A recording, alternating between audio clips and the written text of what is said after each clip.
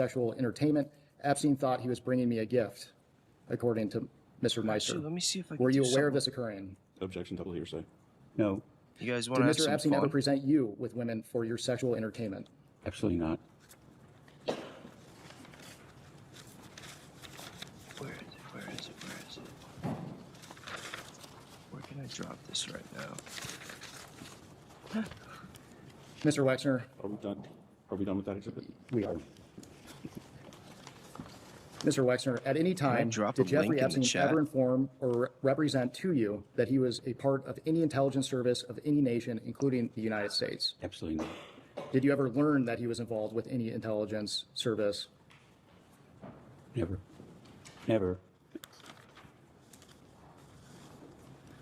Let's move on to talking about Miss Maxwell. When did you first meet Ghislaine Maxwell?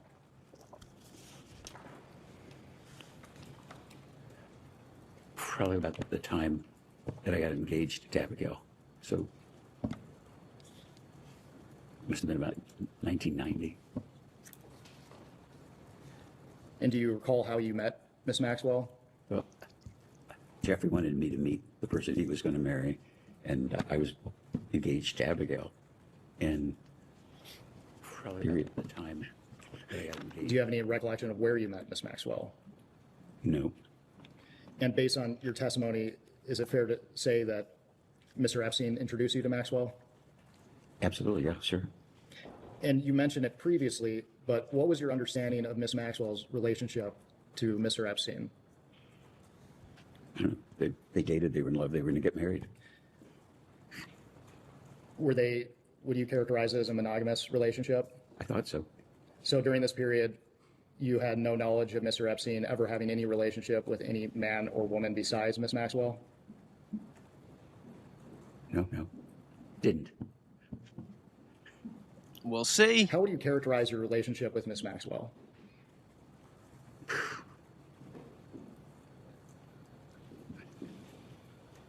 Like Wendy Meister was Bob's wife, and we were friendly and friends. I met Ghislaine Maxwell because she was Jeffrey's girlfriend, fiance. It never went beyond that. I knew she was smart. I think she was an honors graduate of Cambridge or something. So she was like, spoke with an English accent. So I thought he was really lucky because he finally met somebody that was really smart and nice. And you said that Miss Maxwell was Epstein's fiance, so it was your understanding that they were engaged to be married? Yes, remember I if they did. were. I did see. I don't know if if it was like an actual threat though. We'll get to that. But I don't know if it was a legitimate threat or if it was sarcastic. Engaged to be married, or they were I'm planning like to get all married. over the But place here. I was engaged, and they talked about they were going to get married. So I don't know if it was engagement or just they both agreed. Guys, you got to be patient with me. I'm not the most During technical your savvy. relationship That's why I usually don't do With the Miss lives. Maxwell, how often did you see her? I'm like learning everything as I go. Very few times.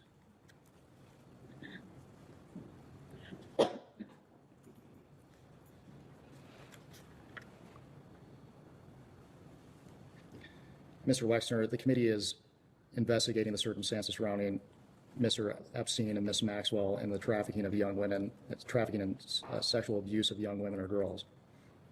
Did Miss Maxwell ever introduce you to any young woman or girl?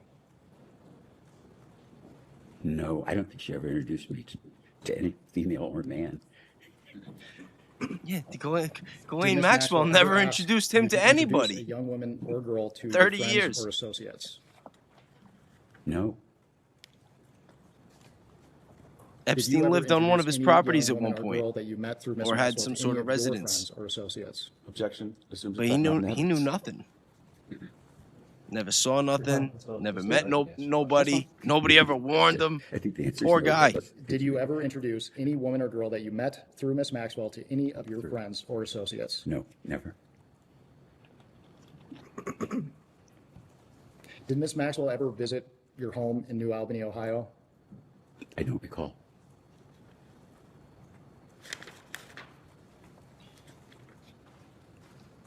New Albany, Ohio, I believe. Epstein going was to discuss president of that your project. business relationship with Mr. Epstein in more detail later, but did Ms. Maxwell ever play a role in your business relationship with Epstein? Oh, never, none.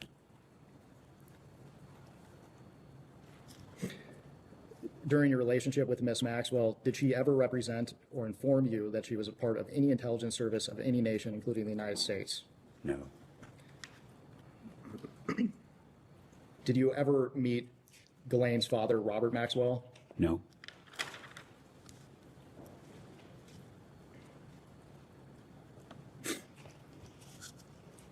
When did you hire Mr. Epstein to officially work for you? I think it was about the mid-'80s. Do you have any recollection of It's how about long you knew Mr. 86. Epstein prior to you hiring him? Okay, thank you. Not specifically. Maybe I met him and that visit in the car, and maybe it was 6 months or a year later that I asked Bob about. I needed somebody to help me, and I think he said, "Did you talk to Jeffrey Epstein?" And I think so. I'm guessing from when I met him first to actually having a conversation, it was probably a year. Just to clarify, that's not actually the time that you hired him, though. That's the time you had the conversation. Yeah, I don't. Yes, that's For the record, you don't recall the exact dates that you hired him. no, I don't. Another member of Congress has joined us. Can she please introduce herself for the record? Yeah, Rashida Tiffany, I represent the 12th Congressional District in Michigan. Oh, I- And Mr. Marson, Man, I wish they would let me interrogate this guy. I keep telling him, he's trying. I would know exactly what to ask. Speak more loudly. Would it help better if I sat more in the middle? I mean, we have the video Okay. set up. Okay, I'll try to speak louder. I would probably start with If I'm his not first speaking, if you acquisition in wave or '78. something, it'll What remind was it, me. Mass Industries? Mr. Wexner, would you characterize your relationship with Mr. Epstein, And I would at least ask if initially, to be Arthur solely Shapiro was business-related? involved in Yes. that deal. Did you at any time ever consider him to be a close friend? No.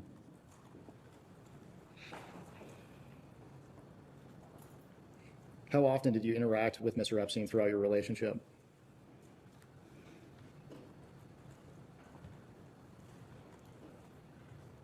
Probably a lot of phone conversations, but meetings, didn't see him much. You know, most of the stuff, I was traveling a lot because of business. So, and it was erratic. I mean, he might call 3 times in an hour and I'd talk to him for 3 months. That's how I remember it. I'm sure it is.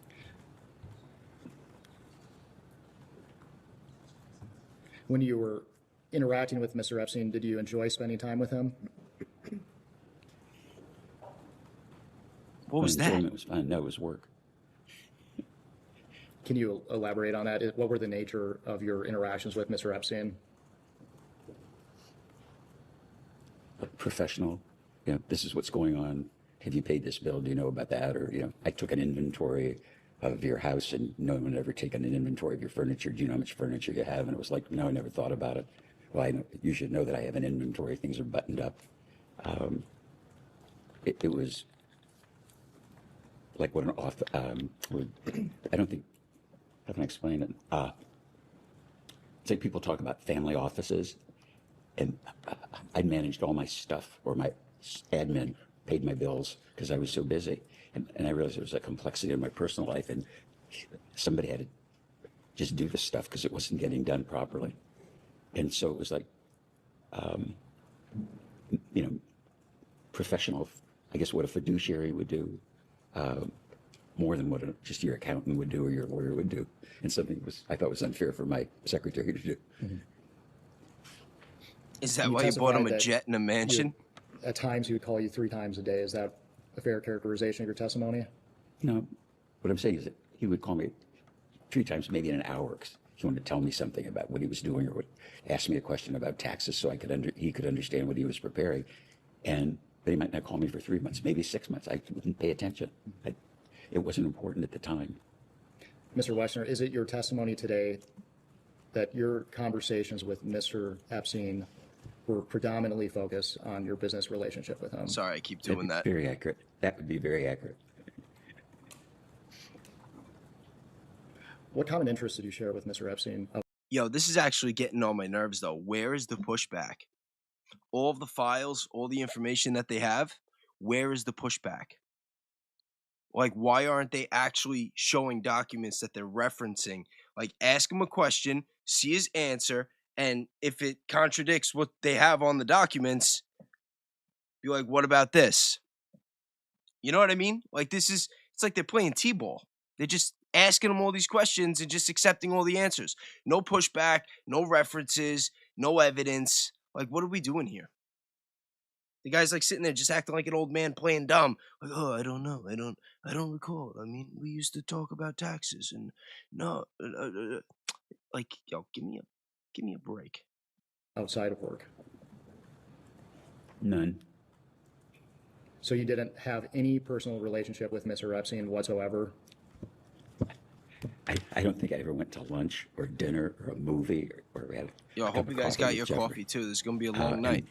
But I've thought about that recently, and I'd say the same thing about my attorney. I'd never been to his office. My current attorney, who's been our family attorney for 30 years. And 100%. I mean, I can't explain to myself how I could have an attorney who's listening The to chat, this, who's not my what he's personal saying. attorney, and I'm friendly with, and never visited his office.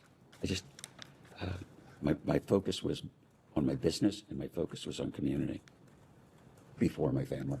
Yeah, what community? That is before my family Right. existed. Until your family, not Until, yeah, that's a better way of phrasing it. This is a general question, but approximately how many years were you associated with Mr. Epstein? I don't recall exactly. And to be clear, you at no point ever considered him to be a friend. No, I didn't see Jeffrey as a friend. I saw Jeffrey, as I see Matt, my attorney, as friend. We're friendly, but we're not friends. I mean, obviously, someone that worked for you in a trust position, you're friendly with. Hey, chat, let me know how many not of you in- are using In a web. hostile adversarial argumentative position with the people that are advising you. It's been reported repeatedly that you were close friends with Mr. Epstein. Why do you think people would come to that conclusion? objection, hearsay.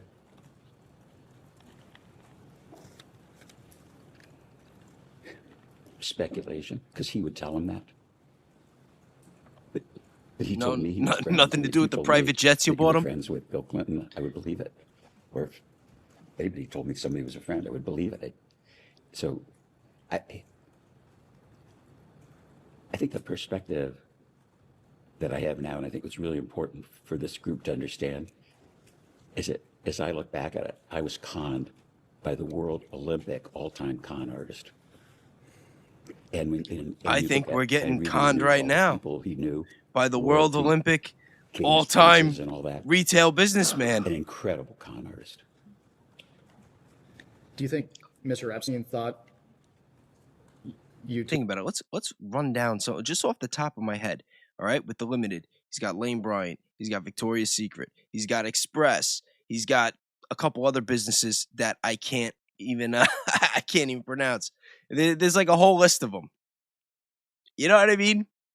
Like literally, if you shopped in any mall in the United States in the last 20, 30 years, there's a really, really high probability that you put money in this guy's pocket and Epstein's. I mean, let's be honest. Let's be real. And he's just like, he just expects us to believe that the person that he signed over control of everything, control of all that money that he bought mansion for, that he bought private jets for, that he didn't really know the guy. You know, his girlfriend, if it even was his girlfriend, he doesn't know because they weren't that close. Never introduced him to anybody. You know, like we see everything in the files with everybody else in that sphere, in that circle. You know, his buddy Charles Bronfman Charles Bronfman's brother Edgar Bronfman was one of Epstein's like main guys back in his days at Bear Stearns. That was like one of Epstein's whales. Probably how he linked up with Wexner to begin with. And that's why he's like so confused. It's like, oh, I met him sometime, I think, between 80 and 85. It's like, well, according to my research, Epstein started working for him around 86, 87. And by 91, he had signed over Epstein everything. And there's a lot of other things that happened in 1991. Some other things that happened in 85, right before Epstein started working for him. And we'll get into that. But, you know, like I said, we're going to have a long night. Get a drink. Buckle up. We're going to go on a ride. It's going to be nice and smooth now. We're going to listen to all this old man's bullshit. And then I'll bust out the stuff. And I want to know how many of you guys are using web, because I might have some prompts for you guys. Hell, I might even just upload my files and just let you guys go nuts with it. Two to be friends? Objection. I don't know what he thought.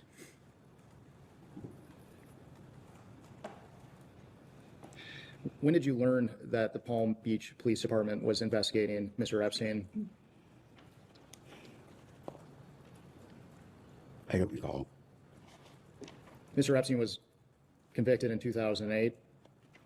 Did you maintain any contact with Mr. Epstein after his plea deal?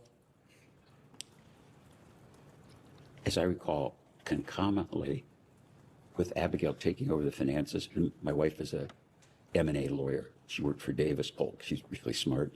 And she took over the finances, and kind of concomitantly she was discovering that he stole money from us, and concomitantly finding out about these accusations and the criminal activity that he pursued. And when we found out about it, we severed relationships with him immediately. Mr. Wexner, I appreciate the context, but when was the last time you were in contact with Mr. Epstein? I have no recall. Did you have... Yo, how funny would it be if he said like yesterday or a couple months ago? You know, because I don't know about you guys, but I have a feeling that he's not really gone. I think he's somewhere playing Fortnite right now. That's just my opinion. Actually, he's probably making up for lost time with Elaine, because apparently she got out too. have any contact with Mr. Epstein after 2008? What happened in 2008 again? Mr. Epstein entered a plea deal related to the solicitation of minors. Oh, okay. Never talked to him, never saw him. As far as I was concerned, once we knew how bad he was dead. Oh, really? Did Mr. Epstein ever By the ask time you you for found personal out, it was favors too of any late. kind? Not that I recall. Did you ever ask Mr. Epstein for personal favors of any kind? No. Really? Not even when you How bought him a involved was jet? Mr. Epstein in your personal Not life? one?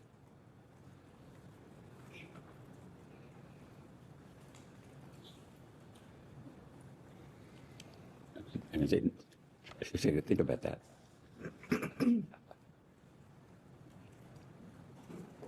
Not at all, really. I think he met Abigail after we were engaged, and he didn't know we were going to be engaged. So I didn't discuss my personal life with him or anything. Just he was kind of the business manager of my personal affairs, and at the time, I probably had 20 CEOs reporting to me, and so I had I was used to having business relationships with people, whether it's attorneys, accountants, investment banks that we were doing business with, commercial banks, but I never had personal relationships with people that I worked with. I was pretty much a loner. Is it true that Mr. Epstein oversaw your prenuptial agreement? I don't recall that I had one. If you did, would you consider that to be a business transaction between you and Mr. Epstein? Objection calls for speculation, but you can answer. If I had one, I would have talked to my attorney. Was Mr. Epstein involved in hiring personal staff?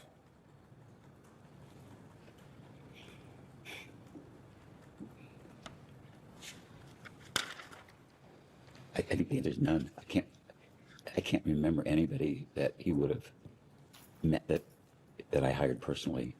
I'm thinking also business and household It's staff. amazing how a guy who's so People like forgetful that. could have been I think so he's an successful. exception.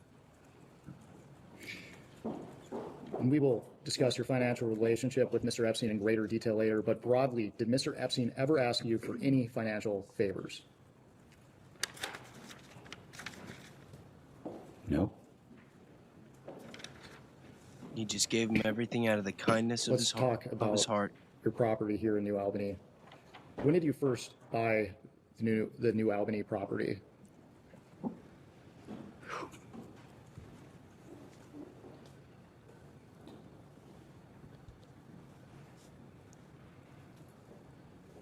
probably in the early mid-'80s, I started buying property as land. This was what you saw today if you drove around New Albany. This was all farmland. Where the house was a sod farm. So it was just in the country. Did Mr. Epstein play any role in the acquisition of the property? No. Did he play any role in the development of New Albany? Oh, no. Pretty sure he was On president your of that property, project. Or Would you vice often president of conduct that business project. meetings? Would he? Would you? With whom? With anyone he's doing business with? Okay, including L Brands? Yes. Okay. I think the only business meetings we ever had in the house were business meetings in L Brands, community meetings, some university meetings, but no, I don't think we ever had like a New Albany meeting as a business in the house. We'd have it at the New Albany office. Mr. Wexner, did you ever meet with, socialize with, or otherwise engage with Jeffrey Epstein at your New Albany, Ohio home? Say it again. Did you ever meet with, socialize with, or otherwise engage with Jeffrey Epstein at your New Albany home? I'm sure he was in the house, but I can't remember a specific time. I don't remember setting meetings with Jeffrey. Most of the business I had with him was over the phone. Most of the business was over the phone. Do you have any recollection of when he first visited the property? No. And do you have any recollection of how often he would visit the property? No.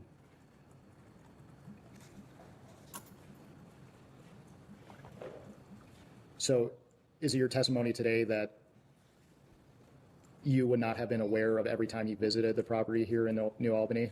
Without question. I wouldn't have known. Something I would explain to you. It's like that I wonder about now. Like Jeffrey might call the office, and my admin would say, Mr. Epstein's on the phone, he has to talk to you right away. And I'd pick up the phone and say, what is it? And he'd say, well, I'm in Switzerland, talking to a Swiss bank about something. And he'd try to explain it to me. He said, well, you wouldn't understand the transaction. It's really complex. But and I'm really busy, but I needed to tell you this or know that. And I'd say I'm in the middle of a meeting, and I'd hang up. And then, as I said earlier, 15 minutes later, he might call me back. And I'd look at it now and say, he was probably in bed in New York. I didn't know where the hell he was. Were you aware that Mr. Epstein stayed on your property? I know he bought Jack Kessler's house, but I don't know when he was there. And that wasn't on your property.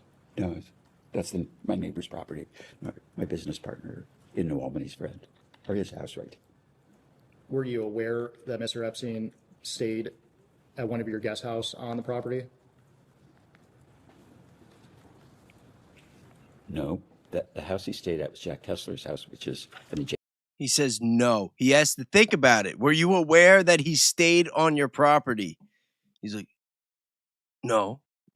adjacent property. It's about a half mile away. Mr. Wexner, Epstein survivor Maria Farmer was reportedly brought to the guest house located on your property in 1996. Objection, he's already told you it wasn't on his property. I am bringing up the recollection of an Epstein survivor for the record. Your client is welcome to provide a statement.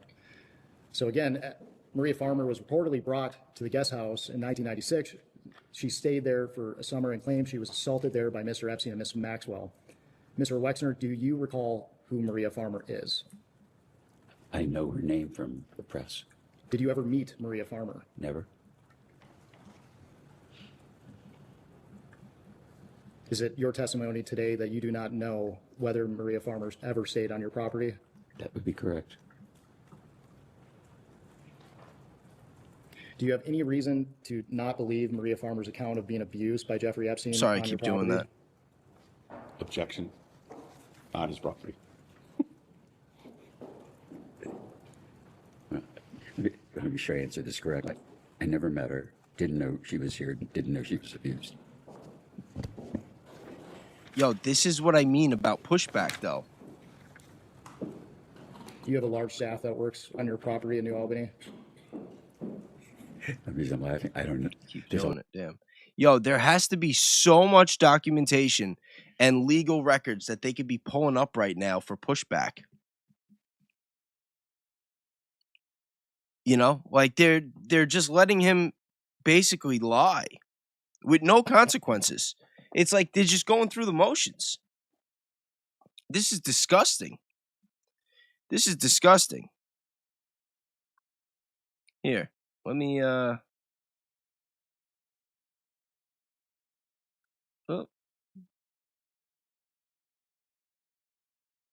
what'd I do? Yo, don't mind me.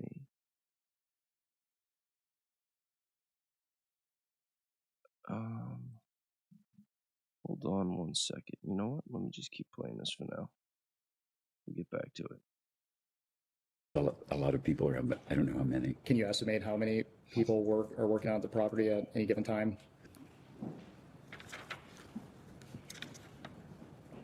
$20. Do you have private security on the property? I've had private security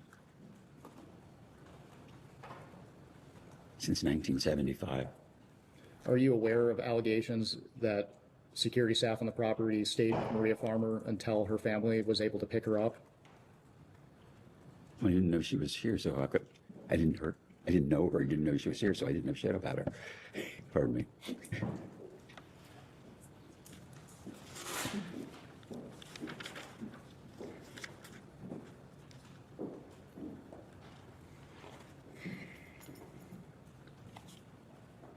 Now, I believe that you testified to this earlier, but to your recollection, did Mr. Epstein personally own property near your home? He bought the house from Jack, so half a mile away if that's near. Was that the address at the 7500 block of King George Drive? I don't know that address. Are you aware of the entity New Albany Company, LLC? I think that's what we call the New Albany Company. Why was this LLC organized? Because it made business sense. What was the LLC used for? I would assume it was for the New Albany project. Was Jeffrey Epstein involved with this entity? Only to the degree as fiduciary financial advisor would be, as Dennis Hirsch was. It was a complex project, and if you would, the family office would look at it. To be clear, the LLC was used to develop surrounding properties in New Albany. I don't know that. I would assume that it's in an LLC, or it could be the New Albany Company or Corp or Inc. I don't really know that. How would Jeffrey Epstein travel to New Albany in the beginning of your relationship with him? I would assume he flew, and either that or he took the train or drove. Did he fly on your plane? Very rarely. When he did fly on your plane, did you charge him for using it? I don't think so. Do you have any recollection of when you first would have started providing flights to Mr. Epstein? I think that's kind of a trick question. I don't think I ever provided flights for Mr. Epstein. And you testified that he very rarely flew on your airplane. Can you elaborate on that? The only time I really remember, that I mentioned earlier, my wife would have surprise parties, and so I'd get on the airplane, and there'd be acquaintances, friends, and I was always shocked who was there. Or some people might fly to wherever the party was, which was always a surprise to me, and then some of guest friends would be at the party when I got there, and that was another surprise. So I don't remember specifics. So Mr. Epstein would have been invited to surprise parties for you? Obviously so, because he was there. You testified earlier that you didn't consider him a friend. Do you invite people you don't consider to be friends to surprise parties? Objection assumes that he invited them. Do I need to answer that again? Why would Mr. Epstein have been invited to these surprise parties? My wife would have invited him. Why do you think your wife would have invited him? Because he was our financial advisor. Did your wife consider him a friend? No, I don't think so. Can we take a quick break? Yes, we can go off the record.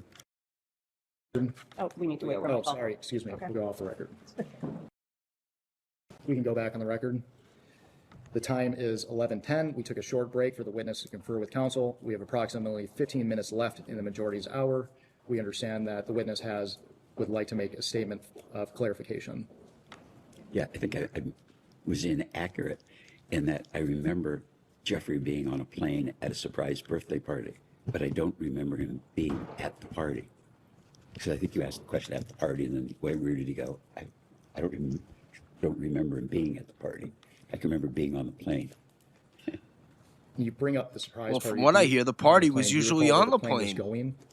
This surprise party wasn't on. I could be wrong. Where was this surprise party? I don't. There were a bunch of them. I don't remember specifically which one it was. Were you on every flight with Mr. Epstein when you traveled on your plane? I don't know why he's so nervous. The guy's not even asking Objection. any tough questions. How's he gonna? There's no pushback. If he doesn't, he's welcome to testify that he doesn't know. So, say the question again. Would Mr. Epstein ever use your plane while you were not present? Never. Did Mr. Epstein have to That's ask you gotta for be a permission lie. to use his plane or use your plane? He would have, but he never did. He didn't have to. I bought him one. In regards to using your plane, would you Well, it wasn't my plane. It was the business's. The business had an aircraft. We didn't. Oh. But whose own business an was it? airplane till maybe 15 or 20 years ago. And he wasn't on that plane either. Do you recall Miss Maxwell being present when you were traveling on your company's plane? No. Do you recall if Mr. Epstein would bring other guests besides Miss Maxwell while traveling on your company's plane? No.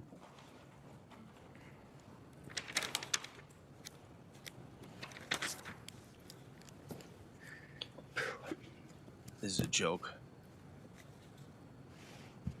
There's an address at the 7500 block of King George Drive. Are you familiar with that property? No. I'm not familiar with that address.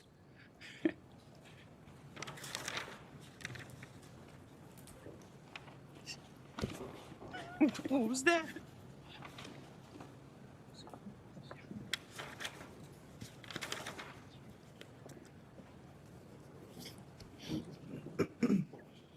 Guy looks like he's ready to drop right there at the table.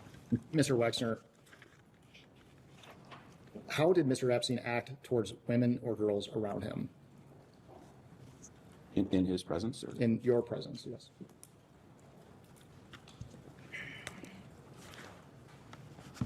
I guess the answer would be kind of normal and nice. He would like send my secretary or admin flowers for her birthday. Courteous, I would say. Did you ever witness Mr. Epstein Wow, he have was sexual courteous. contact of any kind with young women or girls? Absolutely not. Did you ever witness Mr. Epstein sexually abuse young women or girls? Absolutely not.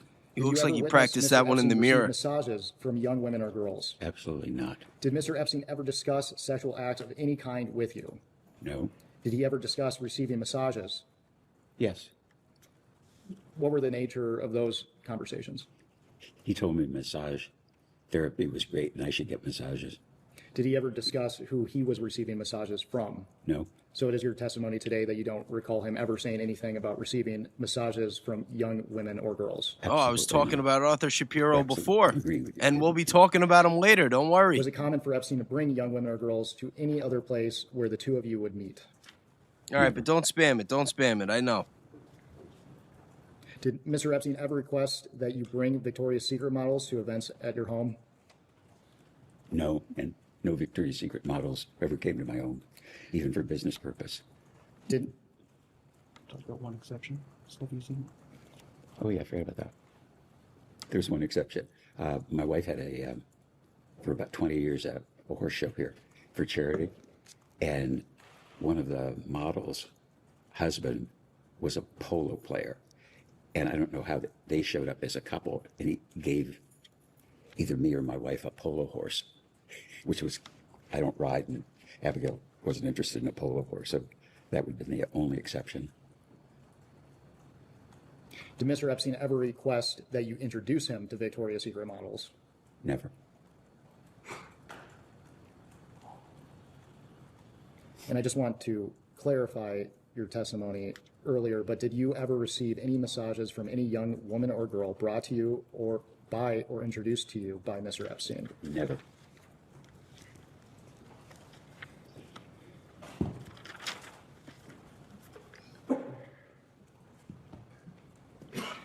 We discussed Mr. Epstein's arrest previously, but I would like to return to it just to make sure the record is clear. In 2005, police in Palm Beach, Florida began investigating Epstein. In July 2006, Epstein was arrested for the first time for soliciting prostitution for minors. Prior to Mr. Epstein's arrest, were you aware of any investigation into Mr. Epstein? Not that I recall.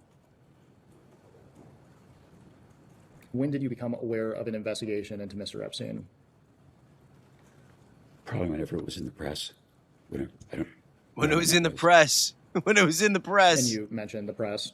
Was there anyone that was a part of your business that may have alerted you to his arrest? Could have been. And for the record, did you have any knowledge of illegal activity by Mr. Epstein prior to his arrest in 2006?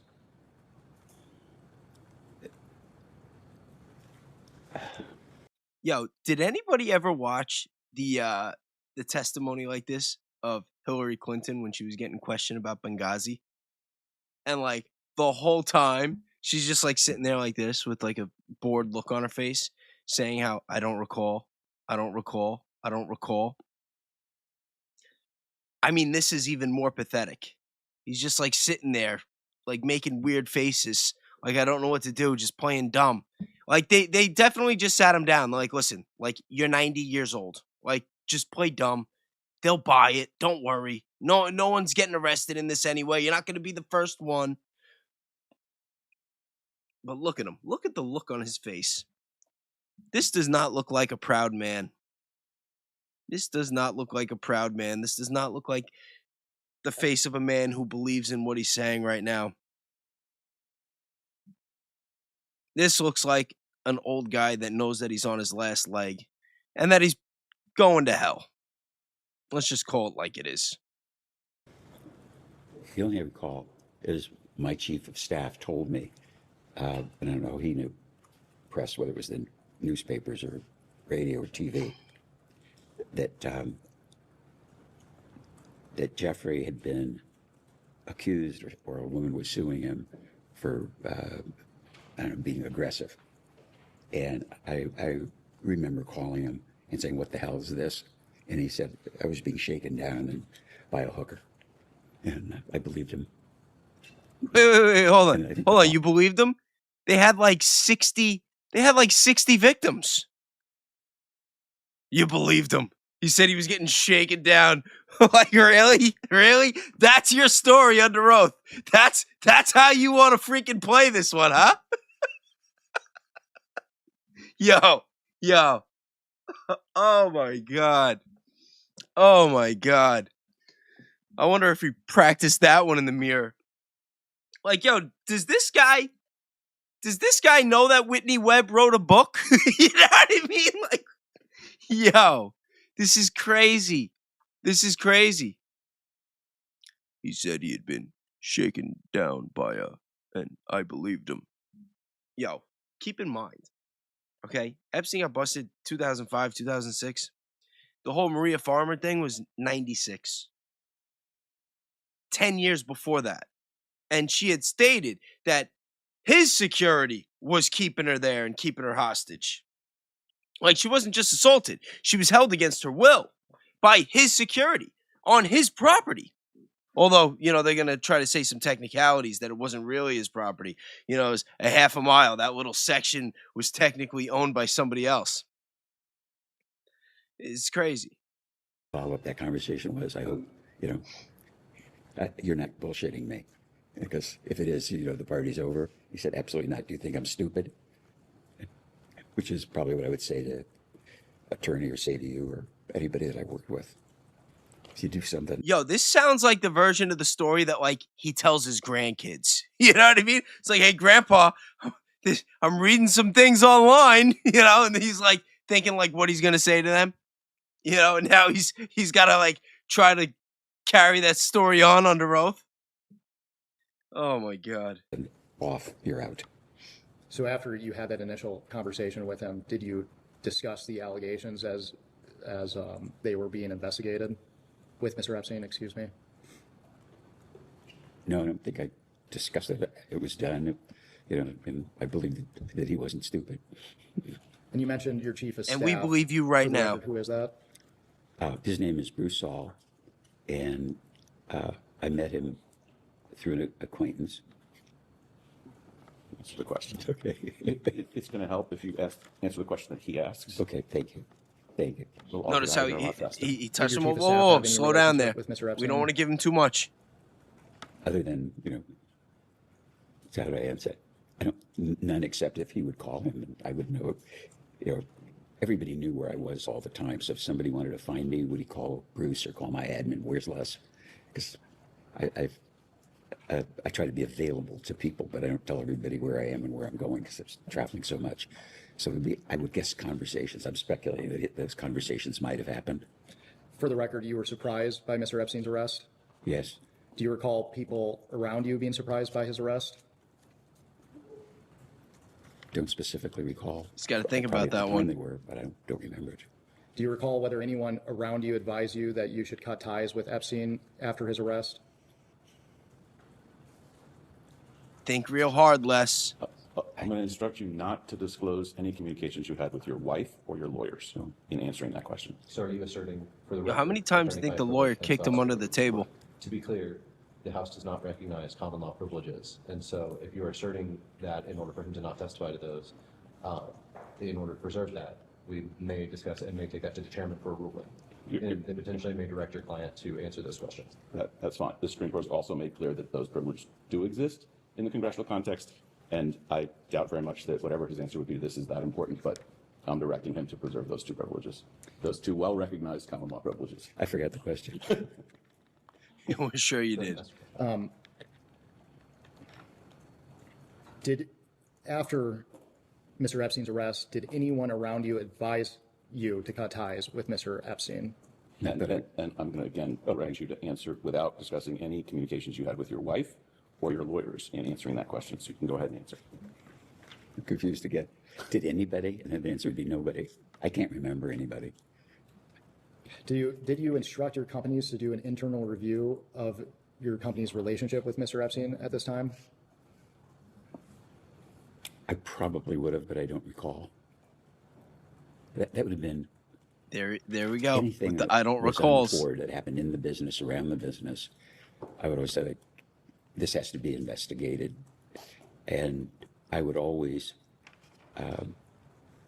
in community and in business, have the same attitude. But I don't specifically remember. Were you suspicious of any others around Mr. Epstein that they may have aided in the solicitation of minors for prostitution when you learned of his arrest? Can you repeat the question? Let me clarify. Mr. Epstein had individuals such as Maxwell, Sarah Kellen, among others who have been identified as potential co-conspirators. Were there any individuals that you understood to be affiliated with Mr. Epstein that you may have suspected to have aided in his crimes? No, because I don't recall any people around him and his business. My business was with him. I don't know my attorney's admin or who his associates are. Mr. Wexner, we're approaching the end of our hour, so I will just ask you one final question before we take a break. With the benefit of hindsight, were there any things you witnessed or observed about Mr. Epstein that could have suggested he was trafficking and sexually abusing women? Absolutely not. I've asked myself that question over and over, why I didn't see that there should have been a clue or something that I should have picked up on. There's nothing I can recall, nothing. So when his security team was holding Maria Farmer against her will in 1996, 10 years before the arrest, that story just never made it back to him. Didn't he get questioned about that? I'm sure if she'd have gone to the police, somewhere along the way, somebody would have been questioning him. Somebody should have seen something. Somebody should have heard something. I mean, you guys got to remember. Look at all the stuff. Look at all the crap that Epstein bought on his dollar. Jets. One of the most expensive apartments in Manhattan. A freaking island. Why do you think he got all that? Think about it. Why would this guy hire somebody like Jeffrey Epstein to manage his finance? And why would he put him in control and sign him power of attorney? And people don't realize he signed him power of attorney in 1991. You know what else was going on in 1991? There was an analytical report of a man named Arthur Shapiro that worked for Les Wexner and handled his taxes before Epstein. In fact, I think Epstein's the one that replaced him. You know what happened to Arthur Shapiro? He got executed the day before he was due to testify before a grand jury because he didn't pay his taxes for like 7 years.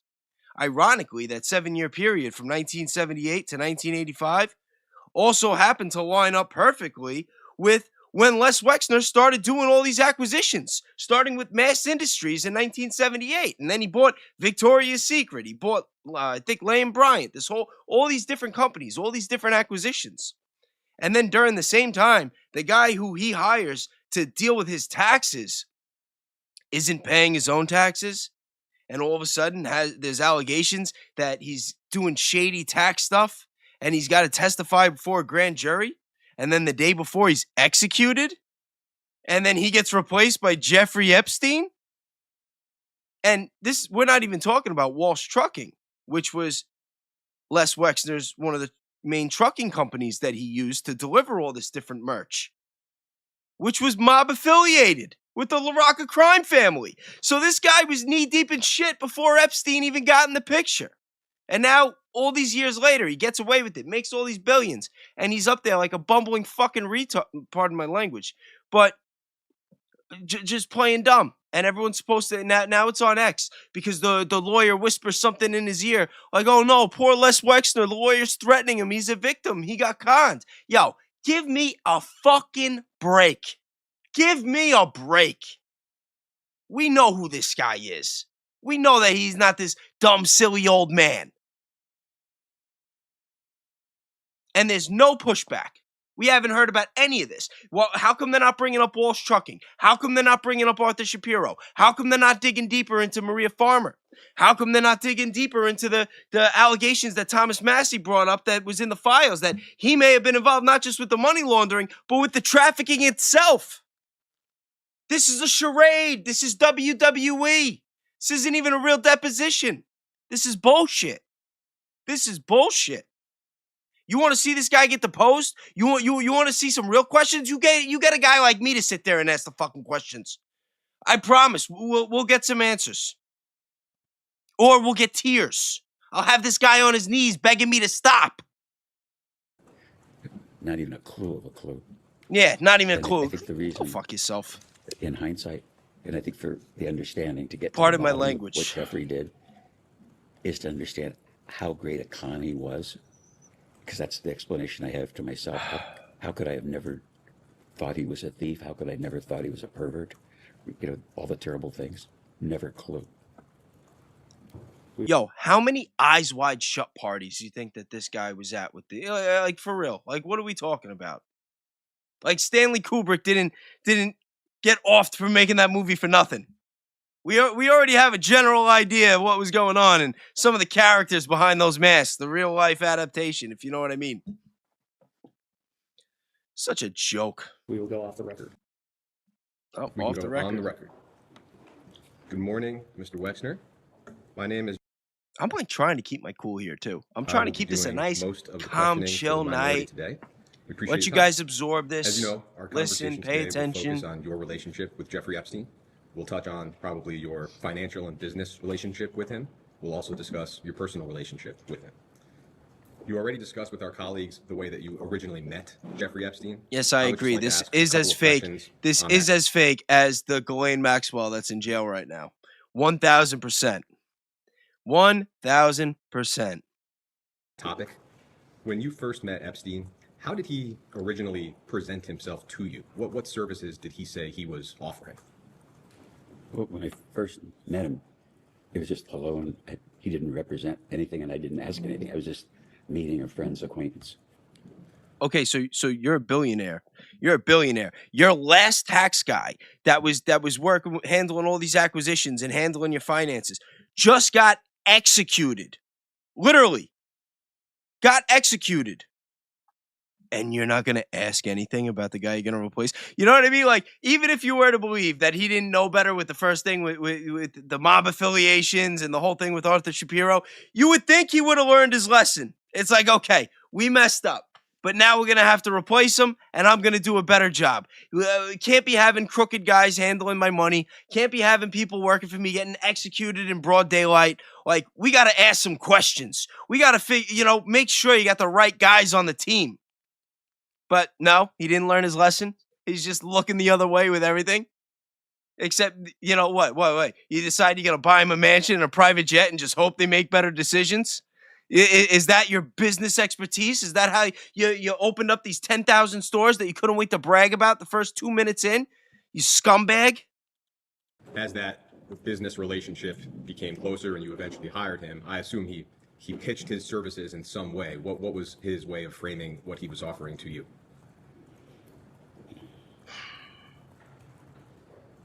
I'm sorry. I'm trying to keep my cool, His guys. experience It's at getting an tough. industrial level, like working for a big company like Bear Stearns, and then he had done personal work for the Rothschild family in France. Oh, now we're getting Personal wealth somewhere. management, essentially.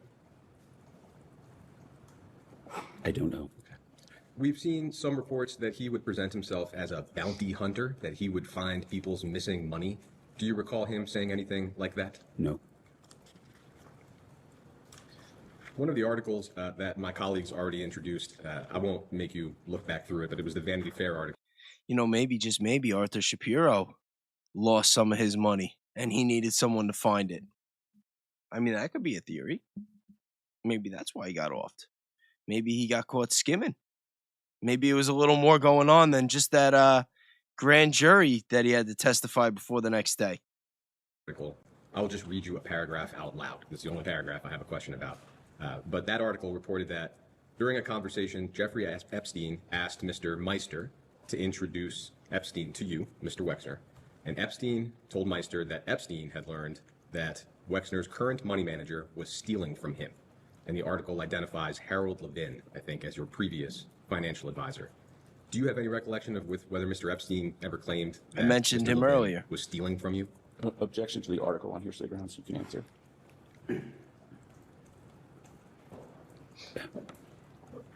As I recall, Jeffrey never thought Harold was stealing, and I didn't think Harold was stealing.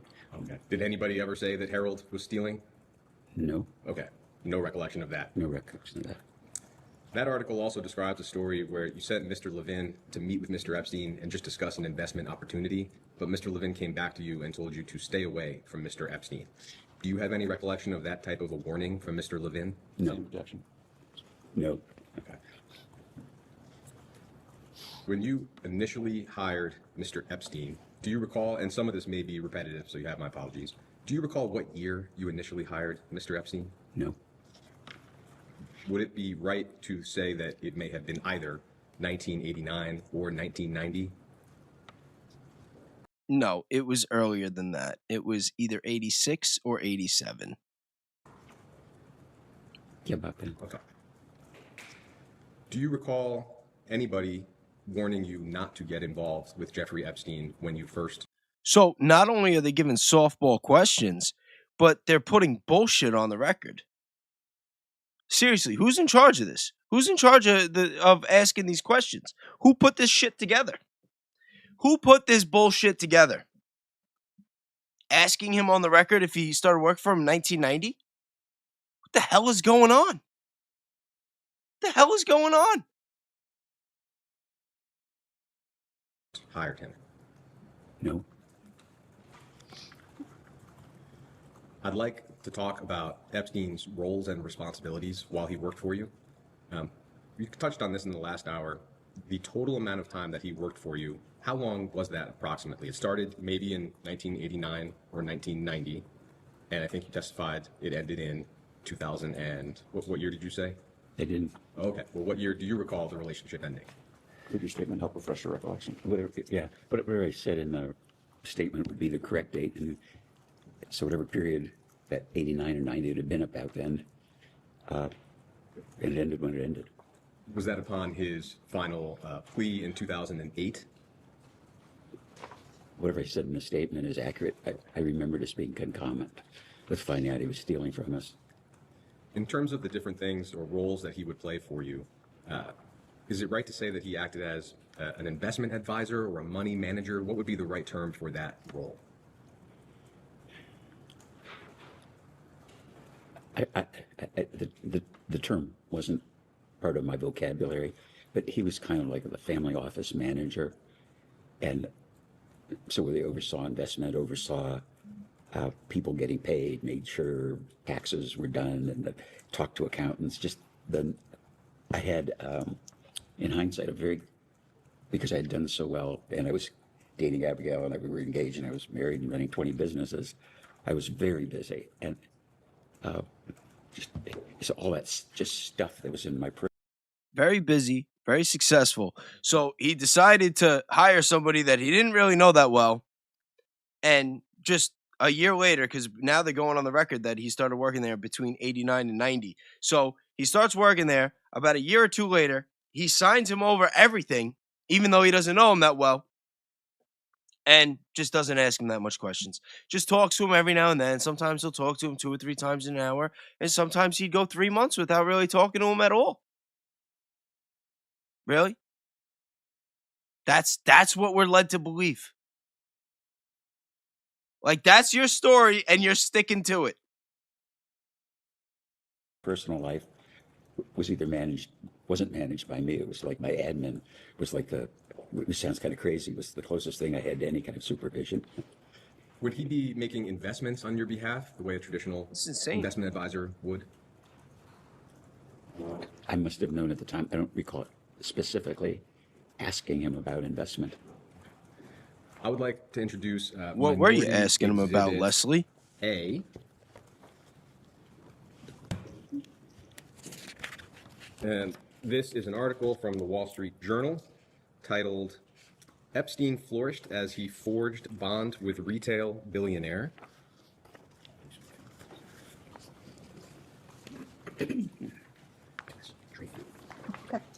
Extra one. And you don't have to read through this whole article, it's just helpful to have it in front of us. But on the bottom of page 3, I will read just a single sentence to you. And the article, identify where sure, it is. it starts with the word soon. It's the very last sentence on the bottom of page 3.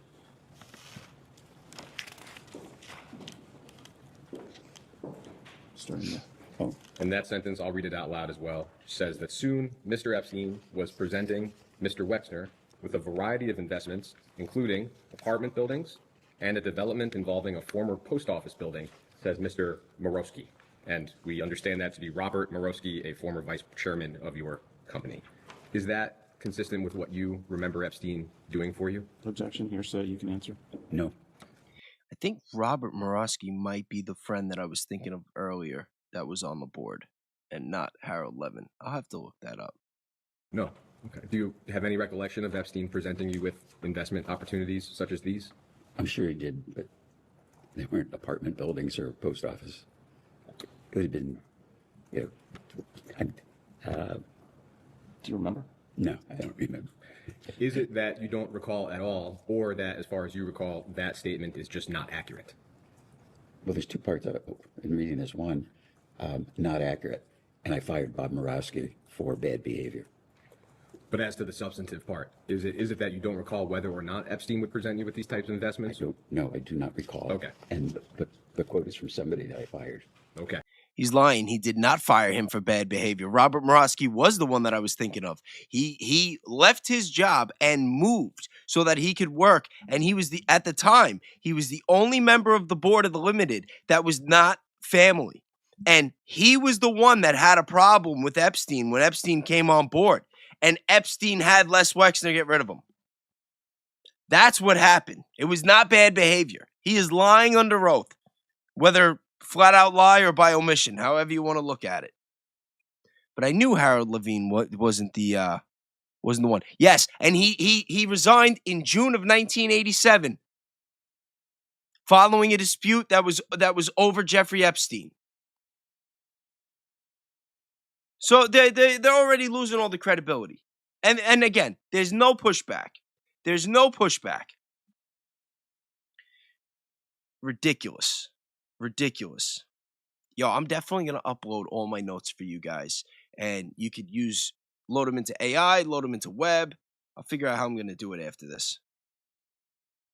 Because I went really deep down the rabbit hole. And the first video that I put up on my channel was a deep dive into Les Wexner, where it was like an hour and 50 minutes, where I went into everything. Went into him starting his businesses, went into the different connections that he had. Guys like, I think his name was Alfred Tubman, the one that had all the mall connections. You know, the whole Arthur Shapiro situation and the Arthur Shapiro analytical report, where Les Wexner was kind of almost under investigation for that murder until I believe it was the chief of, was it Columbus Police? I think his name was James Jackson. Just buried the analytical report. He ended up getting in trouble to some degree later on for the way that he handled the case, but they just buried it.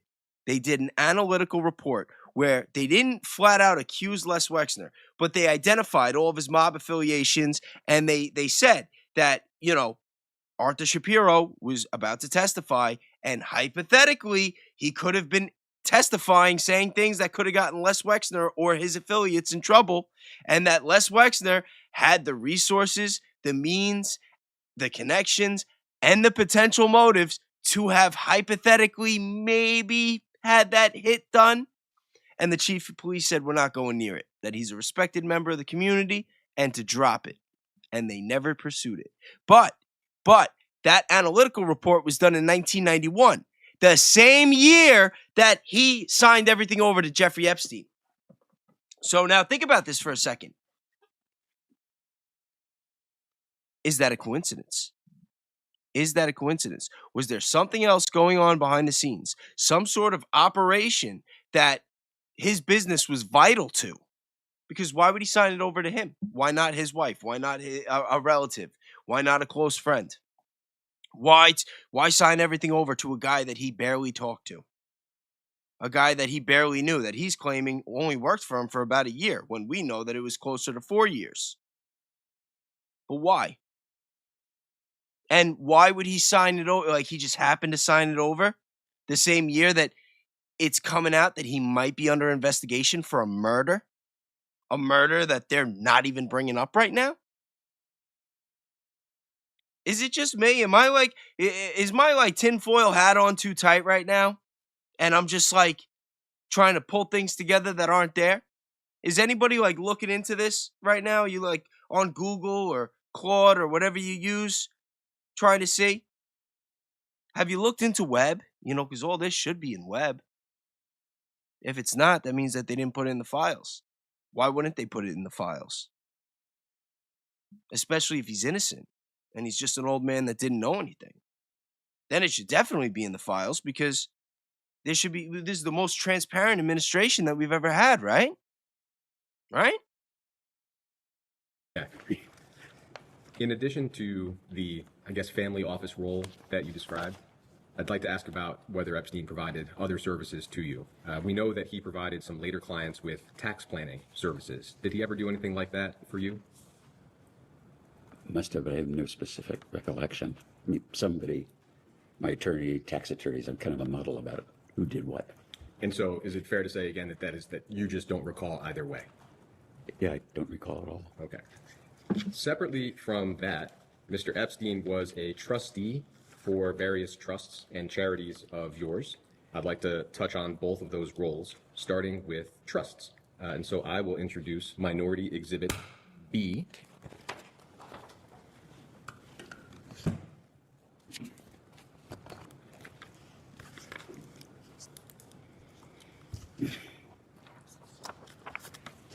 And that article is from ABC News, and it's titled, "Billionaire Businessman Leslie Wexner Refuses to Reveal Full Scope of Jeffrey Epstein's Alleged Multi-Million-Dollar Theft," dated January 23rd, 2020.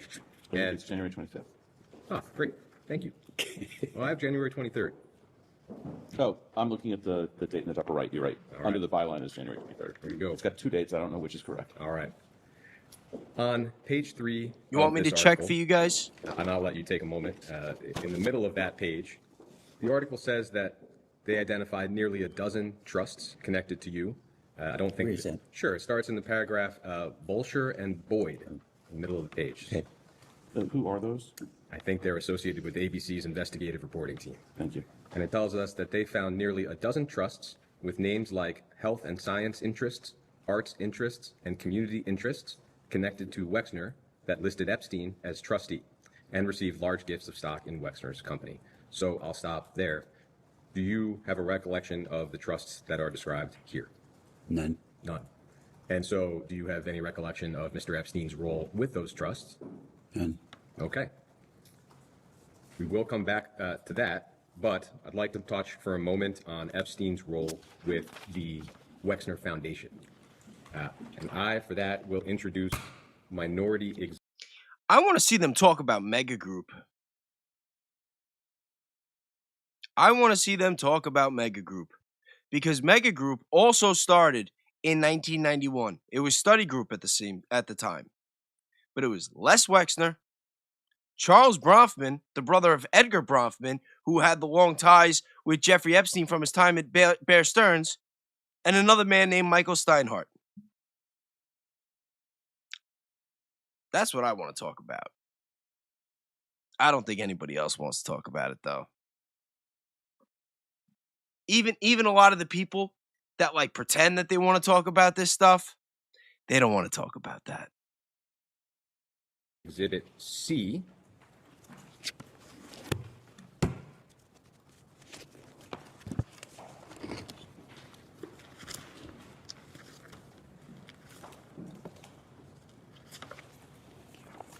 And this document is titled Independent Review of Jeffrey Epstein's Involvement and Interactions with the Wexner Foundation. And the document is dated February 24th, 2020. I'm not going to ask you to read through this. It's a long document. I will point you to a specific part of it. But first, we understand this to be an independent review that was undertaken by a law firm at the request of the Wexner Foundation in the wake of Mr. Epstein's arrest in 2019. Is that also your understanding? I never knew of it. I've looked at this, I'm laughing, because the address is 65 East State Street, and that was the address of my dad's first store when I was 13.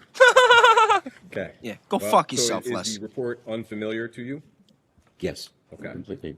And I think page 4 of the report says that you were interviewed by the law firm for this report. Do you have any recollection of that? Nope.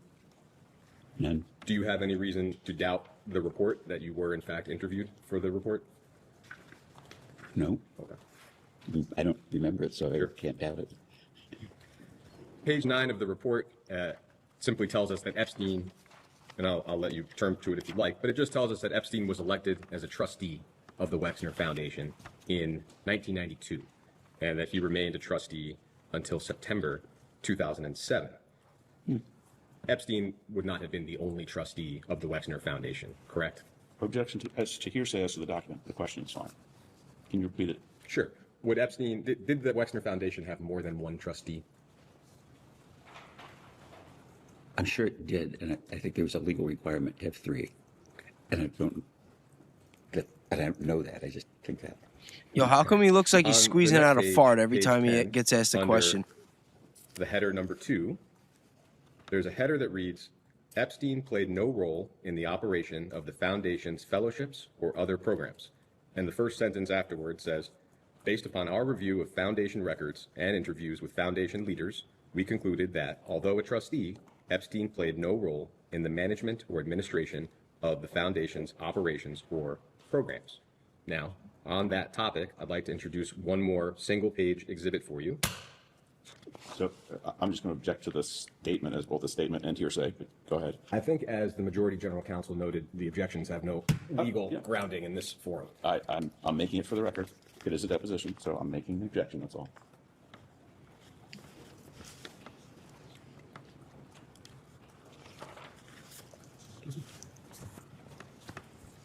So Is this a single page? single page, and I'll give you a moment to look it over. This is D. That's D.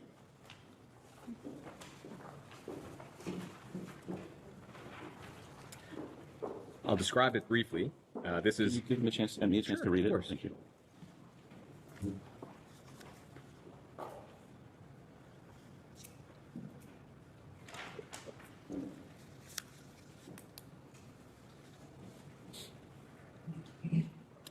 I think I just read it. I'd never seen this before, but go ahead. great. It's an email chain from 2006 between, starting with Peg Ugland, who we understand was the financial controller for your family office, a person named Darren, who we understand to be Mr. Epstein's lawyer, Darren Indyke, and Jeffrey Epstein. And the chain appears to relate to a foundation grant, and the question is whether the funds should come from the Wexner Foundation or some other related entity. Epstein appears to make the decision that if the recipient is a U.S. charity, then the funds should come from the Wexner Foundation. I'll just represent to you, there are other emails with similar themes. This email chain seems to clearly show Mr. Epstein acting as a final decision maker with respect to the disbursement of Wexner Foundation funds. And that obviously does not square with findings in the independent report. So having been interviewed for the report, my question is whether you had any understanding of Mr. Epstein playing this kind of role for the foundation. I'm not sure I understand the question. No problem. Are you asking me, did Jeffrey decide that money should be given to Abeben? Or do I write a personal check or is it a foundation check? It seems in this example, Mr. Epstein was deciding whether or not the funds for this entity should or should not come from the Wexner Foundation. Or from someplace else, not whether the donation should be made itself. Yeah. I think that's the distinction he's trying to draw. I had no recollection of where it came from. I regularly helped Abba Eben after he retired from government.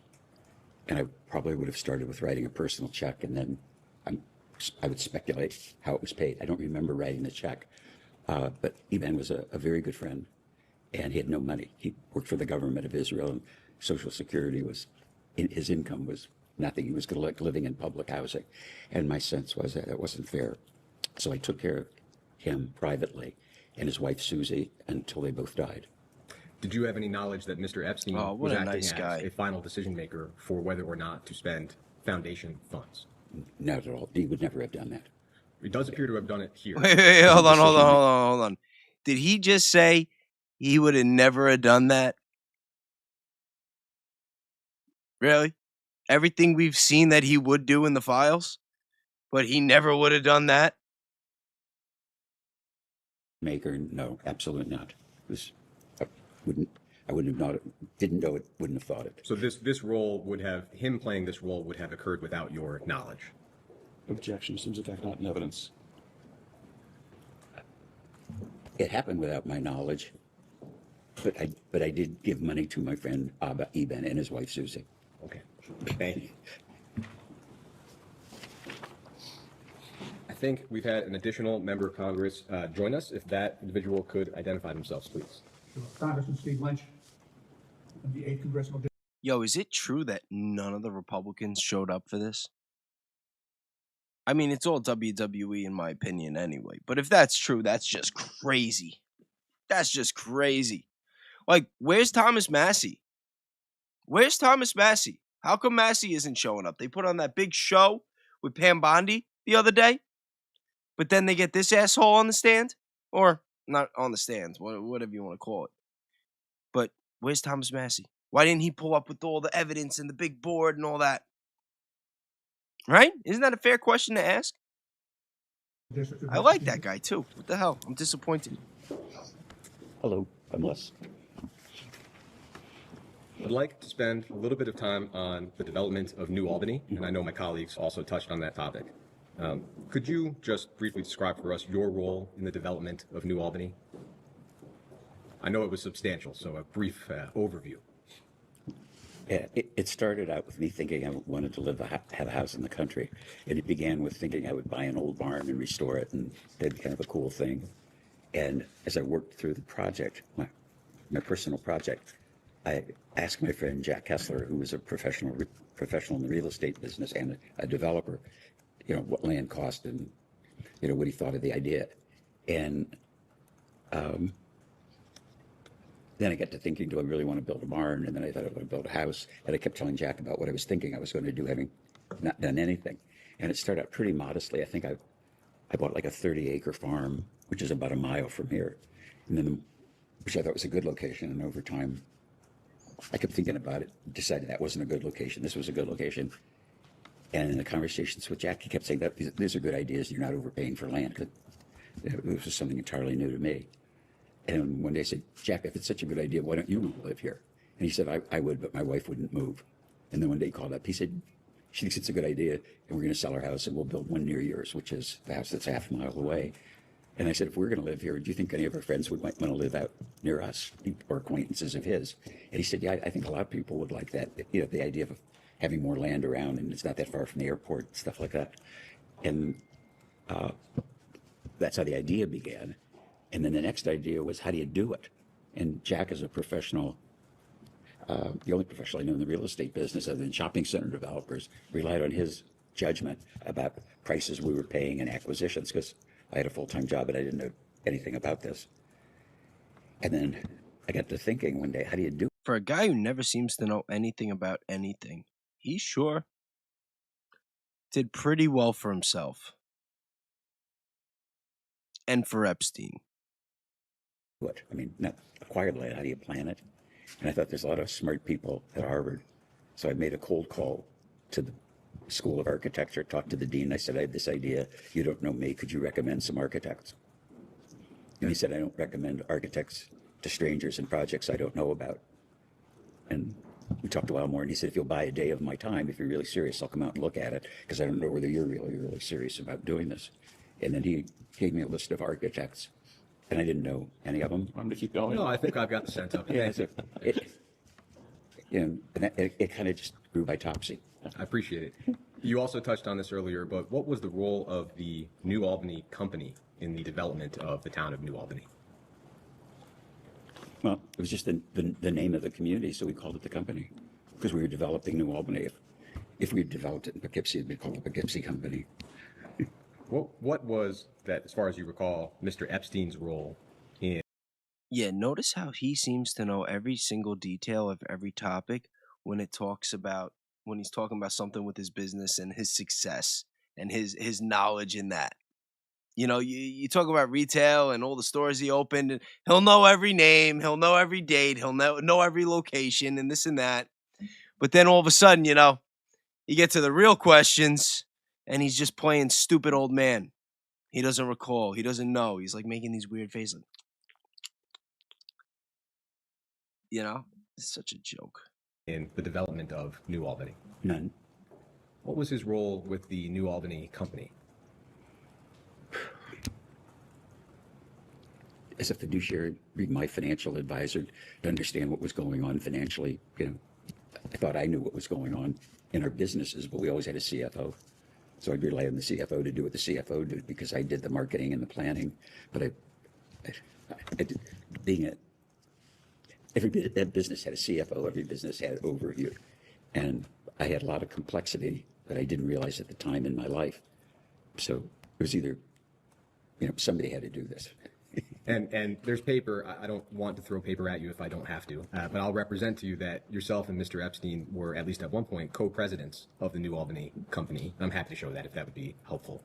I guess my question The first would be, time, we're an hour and 33 minutes into this deposition. And this is the first time there's like a slight, it's not even pushback, because he's like telling him before he answers the question that he has the documentation to back it up. Why not just ask him, let him lie, and then be like, oh, well, I got this. What do you got to say about this? Right? But it took an hour and 33 minutes to even get that. What would his role have been as co-president of the New Albany company? I think, I don't remember it, but if he did it, it was just, I don't know. That I was the president, chairman of the board, and then the CEO of a company, but I really just thought my job was to be the president, so that the titles wouldn't have meant anything to me. It is right, I think, but you tell me that the purpose of the New Albany company was to assist in the development of New Albany. Is that right? It was more than that. New Albany was just a farm village, and I bought land here and developed it. The built the schools, built the fire station, built the police station, did all the community public facilities, platted streets. I can remember, did all the drawings. So I was the master developer of New Albany as a community. Did the New Wow, Albany the company have any master purpose developer. other than to assist in the development of New Albany? No, Okay. Mr. Epstein was at one point president of the New Albany company. Objection. I think you said he was co-president. That's correct, co-president. But just so I understand it, your testimony is that Mr. Epstein played no role in the development of New Albany. absolutely no role. Okay.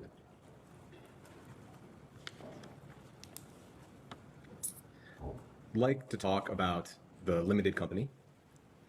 Was Mr. Epstein ever employed by the limited company or any of its affiliated entities? Never. Did Mr. Epstein ever have an informal role with the limited company or any of its affiliated entities? Never. Did he ever provide any services or advice to the company regardless of compensation? Not that I recall. The Vanity Fair article we looked at earlier, I'll just relay the anecdote. You're welcome to look at it if you want to. But it retells a story that in 1996, the Limited was preparing to spin off Abercrombie & Fitch on the New York Stock Exchange. And Epstein, reportedly, flew to Columbus and told your executives that he would decide the share price. Do you have any recollection of that occurring? No, nil, nothing, never. And the article says that Tom Hopkins, who I think was the vice chair of the Limited at the time, told you at that point that Epstein was a con man. Do you have any recollection of that occurring? No. Okay. I'll note there's been a lot of reporting that Mr. Epstein held himself out as affiliated with Victoria's Secret. We will come back to that topic a little bit later. Were there any instances at all? What? How Ghislaine Maxwell went around recruiting girls and using the connection to the Limited and Victoria's Secret, promising all these young women all these dreams about what they could do and the stars they could be? They just got to give old Jeffrey a couple massages first. All the years of that bullshit going on, you're going to tell me that none of that ever got back to him? Like, let's just pretend that we don't, have any assumptions or conclusions in our mind about his actual involvement. Let's just try to pretend that he is just this silly old man that didn't know nothing, and wasn't involved, was never in the room, never partook. But you're going to tell me that all those years that nobody around him ever went up to him and said, hey, like, that guy, Jeff, that you just keep making president of all these things and got his name everywhere and buying him all these jets for no reason at all because you only talk to him once every 3 months. You know what they're going around telling girls and doing to those girls? I don't know. It's really hard to believe you, Leslie. At all that you can recall in which Epstein got involved in the Limited's business affairs? No. In terms of Mr. Epstein's compensation, how was he compensated for his work for you? I don't specifically recall, but I would guess fairly. I should be more clear. Was he compensated with salary, or would it have been investment-based or securities or fee-based? Do you recall? What was the way in which you would compensate him? I don't recall. You don't recall. You don't recall how you paid the guy. Why? Because he gave him power of attorney and he paid himself? Like, I'm sorry. It's just, come on. Come on. Yo, could you imagine? Can you imagine the fucking balls on this guy? We discussed earlier, I think, that the breadth of his theft from you, I think, has been estimated by your counsels to be. That was good. the I'm hundreds of actually millions. Do you really recall crying right now. Approximately what Mr. Epstein's total compensation would have been in his time with you. I'm sure I would have known them, but I don't recall.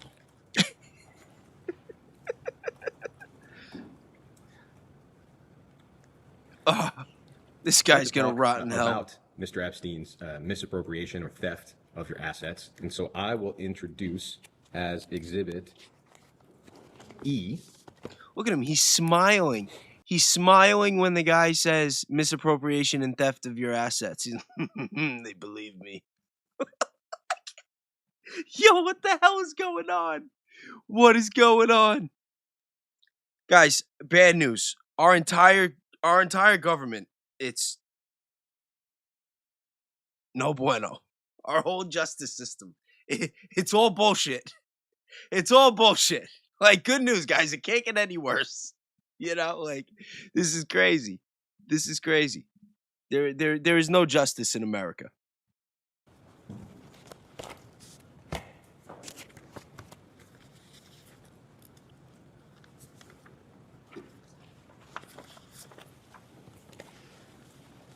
He's laughing So because this he's is an fucking excerpt 95 from a years memo old that the and nothing Department of ever Justice happened. wrote Nothing's gonna in happen. December 2019. And DOJ was assessing the extent to which people around Epstein might have been liable for their conduct. Okay. The memo is long. I've given you only the excerpt that relates to you. There's nothing else This guy probably needed a shot of adrenochrome just to make it to the building today. in this document that relates to you directly. The section that I've given you on the second and third pages of the document, that's 65 and 66 at the bottom. This is a summary of a proffer that your lawyer or lawyers gave to DOJ in July of 2019. With respect to Epstein's theft from you, in the second half of the second paragraph, I'll read it out loud. Your attorneys, quote, explained that over his years handling Wexner's finances, Epstein stole or otherwise misappropriated several $100 million from Wexner. That misconduct, together with the fees that Epstein paid himself for his services to Wexner, appears to account for virtually all of Epstein's wealth. So several $100 million is a large but not precise figure. To the best of your knowledge, how much exactly did Epstein steal? I don't know. I don't think I'll ever know. I'd like to try to understand a little bit better how Epstein was able to steal or misappropriate that many funds. One way, reportedly, is that the trusts that we described earlier, which I know you said you have no recollection of, I just want to be thorough. The trusts that he was trustee of would receive gifts of limited stock, and he would then sell that stock on the New York Stock Exchange and then use a portion of those proceeds for his own personal purposes. Do you have any knowledge or recollection of what I just described? I'm effing surprised. I'm shocked.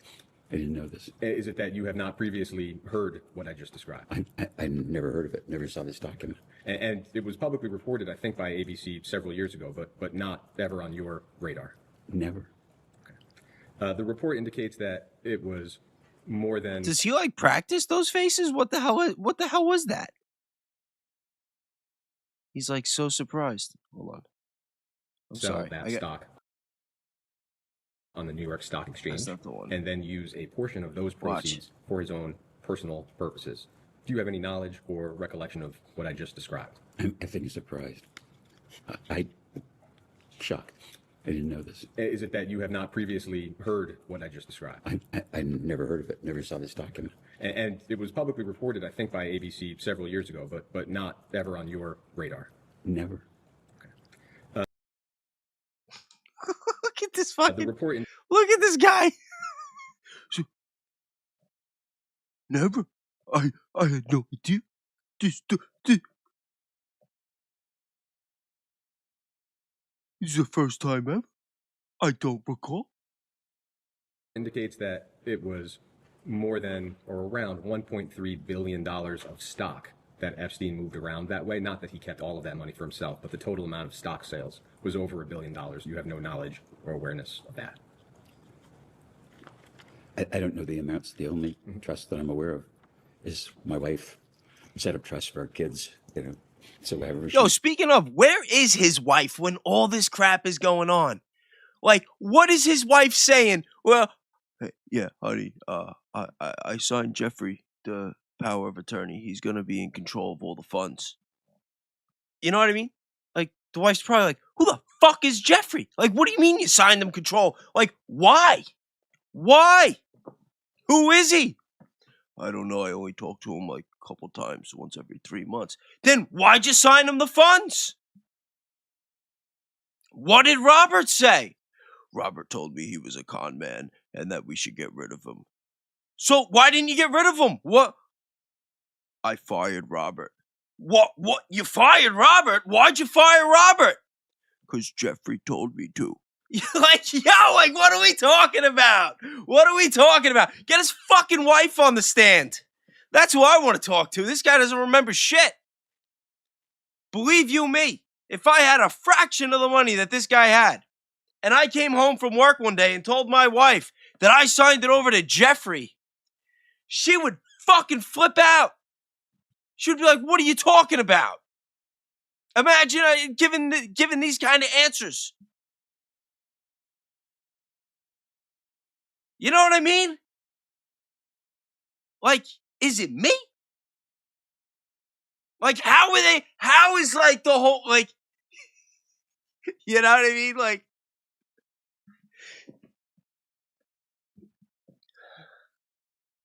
you need the news to be bought out for this kind of fuckery to not make all the headlines.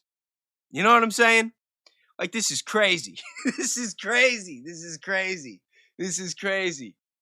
This is crazy. Like, yo, where is his wife? Where is Mrs. Wexner? What was she saying all these years that all this was going on? What does she recall? Mrs. Wexner. I don't know. Set them up in the amounts. I have no idea what's in them then or now.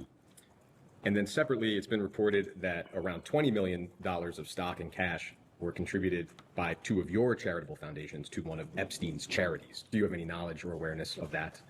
Effing shock. Stacy in the house. I'm appalled. I never heard that. Did you know that? No. Except so. Thank you, Mr. Director. We have some additional questions and with questions from some of the members here. I'll start. I can't. I want to just go back to something. Now, earlier in the deposition, Mr. Director, you said that you were never aware of Jeffrey Epstein or Ghislaine Maxwell sexually abusing minors or adult women. Is that correct? I know Jeffrey was accused by an adult woman of abusing her, and that's the only thing that I knew until the shit hit the fan. So prior to That was the only thing. There was 60 victims, and I'm pretty sure that almost all of them were underage. Unless you're referring to Maria Farmer, which was 1996, 10 years before that, or 9 years before that, on one of your properties, apparently, where she was held hostage by your security. But you were saying that you didn't know anything until he got arrested because, what did you say? That he got taken advantage of by a hooker? And you gave him a stern talking to? Right? Isn't that what you said before? Oh my God. You can't make this up. You can't make this up. becoming public knowledge, you were never aware No. of Jeffrey Epstein collecting. Absolutely not. Were you ever? You have to wait till he finishes asking the question. Sorry. The court reporters will get mad at you if you don't. Okay, so I think you said that. You think you said that you were not. Were you ever aware of Jeffrey Epstein or Ghislaine Maxwell sexually abusing men or boys? No. Okay. How about trafficking? There he men or goes with boys? the faces. No. Prior to it becoming public knowledge, were you ever aware of Jeffrey Epstein or Ghislaine Maxwell arranging for a prominent person to have sex with another person? Never. Okay. Can I ask you, Mr. Wexner, were you ever with Jeffrey Epstein in the presence of women or men in bathing suits or underwear? No. Never in the presence. Yo, that guy owns Victoria's Secret. You're going to tell me all the years. All right, they didn't do the first runway show until 1995, and that was at the Plaza Hotel the last year that Trump owned it, and Epstein and Maxwell were already very well involved in all that. So you're going to tell me right now, under oath, that in all those years that you guys were never at a party. Never at a party with women in bathing suits. They're in freaking bathing suits on the runway shows. Lingerie. Like, yo, like, that come on. Come on. Come on. Less.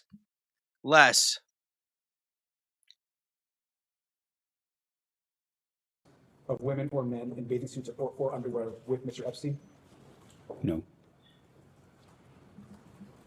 I mean, if he was at the fashion show, he'd have seen women in underwear. But I So, think so, people, so you're saying that if he was at a fashion show with you through the fashion business, Yeah. it may have been the case, but could it have been the case that you were with Mr. Epstein maybe prior to the fashion show or in another space? no, absolutely not. No So did parties. any women or men ever model clothes for you in the presence of Mr. Epstein? No. So not at a fashion show and not in a private home or residence? So, being in the audience at the fashion show would have been the only possible time. Are you aware of any individual that has given either a public statement or any information of anyone that has actually said that they believe you were with Mr. Epstein in the presence of women or men modeling clothes or underwear? I think the answer is no, but I'm not sure I understand the question. I'll move on. Just a direct question for you, sir. Also, did you yourself ever have a sexual encounter with any individual that was introduced to you by Jeffrey Epstein or Ghislaine Maxwell? No. Did you personally have a sexual relationship? That's like the quickest answer he gave for any question so far. How far are we? An hour and 45 minutes in. And that's the one that you don't have to think about. No faces, no I don't recall. I don't know, Leslie. Relationship with Jeffrey Epstein? No. Are you aware? Yo, that that's his tell. others Yo, that claim is his tell. Every time he makes one of those weird faces, like, come on. that you had a sexual relationship with Jeffrey Epstein? No. Did you ever suspect, sir, if Jeffrey Epstein ever had any sexual relationships with other men? No. But since it being public knowledge, you are now aware that Jeffrey Epstein had inappropriate sexual relationships with other women. Is that correct? Yes, what I know from the press, the stories, yes. Okay, thank you. Listen, sorry. Thank you. I'd like to ask you about Epstein's properties and your visits to them. Of course, Epstein's New York and New Albany houses were originally yours, we discussed earlier, and you also had a house in Palm Beach, is that correct? Objection. I think he testified that the house in New Albany was Mr. Kessler's. Okay. All right, I'm just trying to clarify. No, thank you. And the house in Palm Beach, was there a house that you had in Palm Beach, sir? I did have a house in Palm Beach Okay. Did you ever visit Epstein's home in Palm Beach? once. Can you tell us about that visit? He bought a house in Palm Beach and he Oh, thank you, wanted me Stacy. to see it. I think he wanted me and Abigail to see it. And we flew down on a Sunday Spoil me morning always. with friends of ours from Columbus. Looked at the house, congratulations, got back on the plane and came home. So, and it was a pretty modest house. Nothing special. So one trip, in that trip, did you ever witness Donald Trump at the house? No, Do you recall any other prominent figures at the Palm Beach house? no, it was just Jeffrey and my friends, Who were the other friends? Judy and Steve Tuckerman, Dr. Stephen Tuckerman and his wife Judith. I'm sure they'll be delighted about that. No, they won't be. Did in did you ever visit his island in the U.S. Virgin Islands? Yes, Can you tell us about those visits? yes. Jeffrey invited us to see it, and we were on a boat, and we went to the island with our kids. So Abigail, myself, and I can't remember how many kids we had, 2, 3, or 4, but at least 2, walked around for a while and left. Probably an hour visit. Okay, an hour. So on that trip, do you recall seeing any prominent figures on the island? No, and it was a pretty crummy island. Okay. Did you ever visit his ranch in New Mexico or his house in Paris? I'm going to break those up for clarity. Did you ever visit his ranch in New Mexico? It was the same kind of thing. He wanted Abigail and I to see his ranch. We flew down there and drove around for an hour or 2, got back on the plane and came home. And I don't think he had a house. So you would fly just to go visit for 1 hour? Yeah, I would fly to Europe for 1 hour on business trips. As crazy it is, getting on the plane and going places for me was like going to the mailbox. And he didn't have a house on the ranch, and I never knew he had a house in Paris. And in the ranch in New Mexico that you spent an hour at, were there any prominent figures or anyone that you recall else being there? No, I gotta see if it's true that they never searched the ranch. Because I have a feeling that some really, really dark things went on there. And that if they ever actually did a real investigation, that there's probably a lot that we would find. As I recall, it was just Abigail, myself, and I think he'd rented a trailer, so it wasn't a house. And that's all I know. Okay, and so to clarify, you didn't know he had house in Paris? Oh, Stacy, I just saw your comment. They didn't just like take their kids there. Like there are emails where who was it? Was it Eva Dubin? I don't wanna say the wrong name and get myself sued. But there was an email in there where one of them is emailing Jeff saying that their 15, 16-year-old daughter is going to have a bunch of girls sleep over. And it's like, oh, you should come over. My daughter's going to have like 5 or 6 friends here. Like, yo, like what went on? What went on? People just serving their kids and their kids' friends up on a platter? It's demonic. It's demonic. It really is. It's disgusting. Paris, so you did not ever go to the house in Paris? I didn't know he had a house in Paris, and therefore he didn't go to that house in Paris. Okay. Didn't. During any of your visits to any of these properties, did you ever see any girls or women that looked unusually young? No. Did you ever hear rumors of any girls or women who looked unusually young visiting Epstein's properties or islands? No, never did. During any visits to Epstein's property, did you ever see photographs or other images of women or minors? Not that I recall.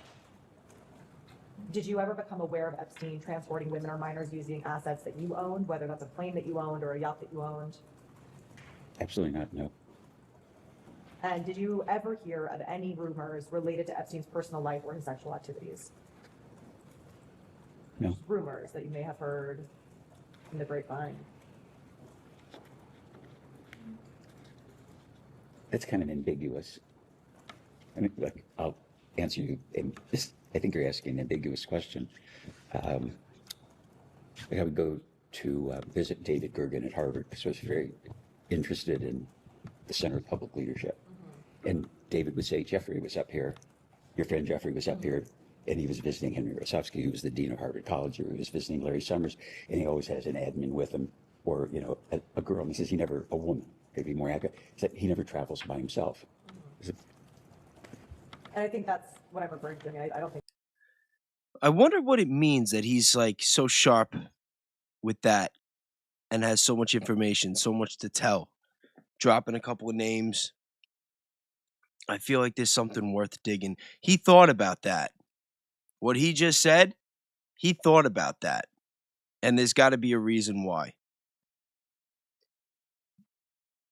I'm gonna definitely load this whole transcript in later. And you guys could do the same, by the way. In case you haven't realized, because it took me a little while to realize this first, any YouTube video, whether it's one of mine, Ian's, Barron's, Candace, whoever you listen to, you can go into the description. You can copy and paste the transcript into any AI, and you could get a whole summary and ask questions and cross-reference it to other things to find contradictions, find common denominators, variables, whatever you're looking for. And what I like to do is I like to try to find bullshit. I like to take transcripts, especially when people are testifying under oath. I did this with Kash Patel, did this with Pam Bondi. You just load it into AI. You take all the other statements that they made, take any factual evidence that you can get your hands on, especially the files themselves, just run it into AI and just cross-reference everything. And it'll do the work for you. It'll break it all down. And then you just ask it to give you a summary. And it's a great way to do research. It's a great way to do research.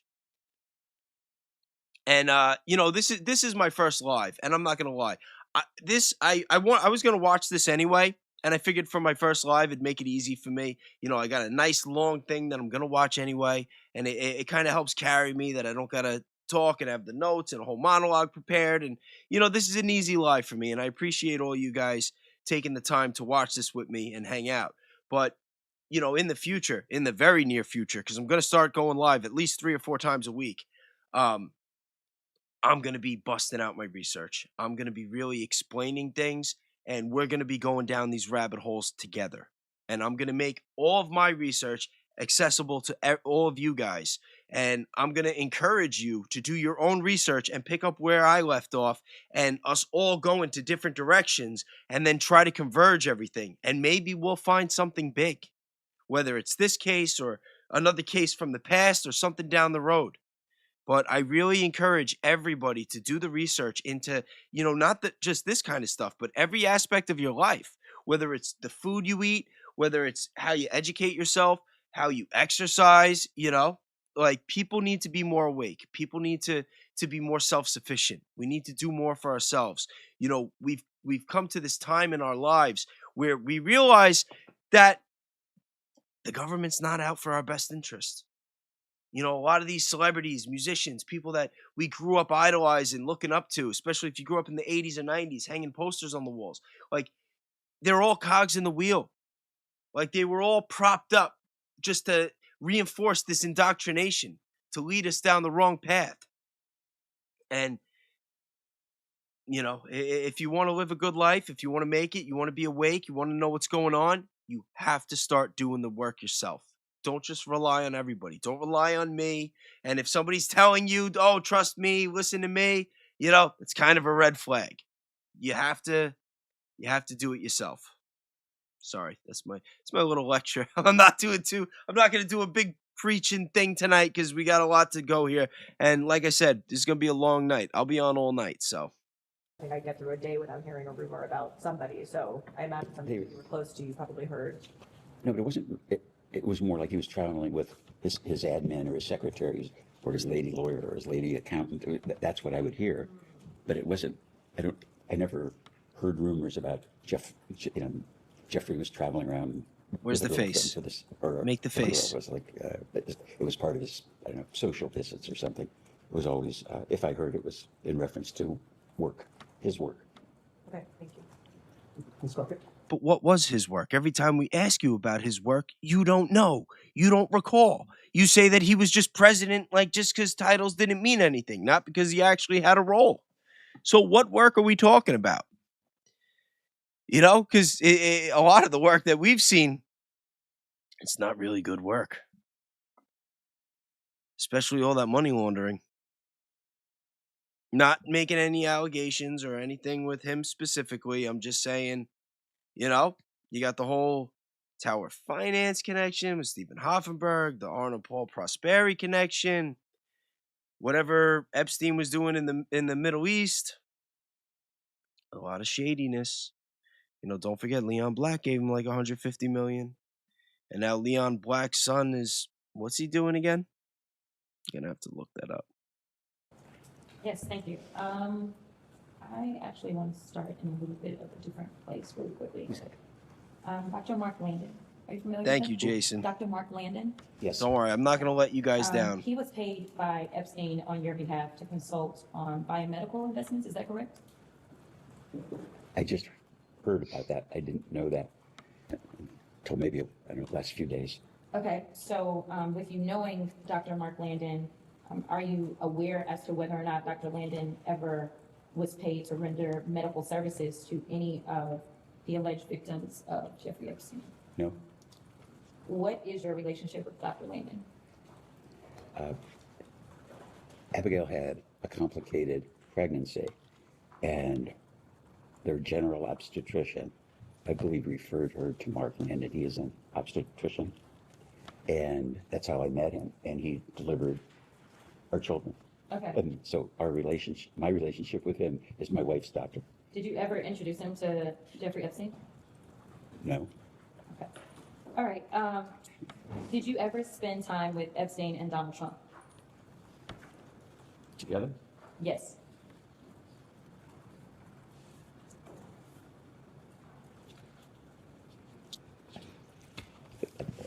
I want to answer this question accurately. I would go to some of the Victoria's Secret fashion shows. It was very important to the brand. At some of the fashion shows, Jeffrey was there and some Trump was there. And I remember, because Trump would always introduce himself to me. And I always thought it was kind of odd that he was at the fashion show because he had nothing to do with fashion. Okay, now let's not forget. You would think that he would remember the first fashion show. And the first Victoria's Secret runway fashion show was in 1995 at the Plaza Hotel when Trump still owned it. And you could bet your ass that Epstein, Maxwell, Trump, and Les Wexner were all there. And that I'm sure there was an after party. And I'd be willing to bet that there were women in bathing suits or bikinis at that after party. You know, I don't think I'm going out on a limb when I say that. So for him saying that, oh, I want to be very careful, like with the answer, like not even going to reference the first one. He's actually going the other way. He's saying that it's odd. I don't know why Trump would ever be there. You know, he had nothing to do with fashion, even though he owned his own pageants and he ran these pageants. I mean, but that has nothing to do with fashion. Like, yo, like, asshole, you're not talking to your grandkids. Like, you're under oath. Like, this is very serious. If you're going to bullshit everybody, at least come prepared. At least try. You know, don't make it so obvious, like the law is on your side and that this is just a charade. And we all have to, like, waste our time here watching this bullshit just to see that it's bullshit. And just try to catch you in some bullshit that there's not going to be any consequences for. Like, seriously, is that what we're doing? You know, like, my bad, guys.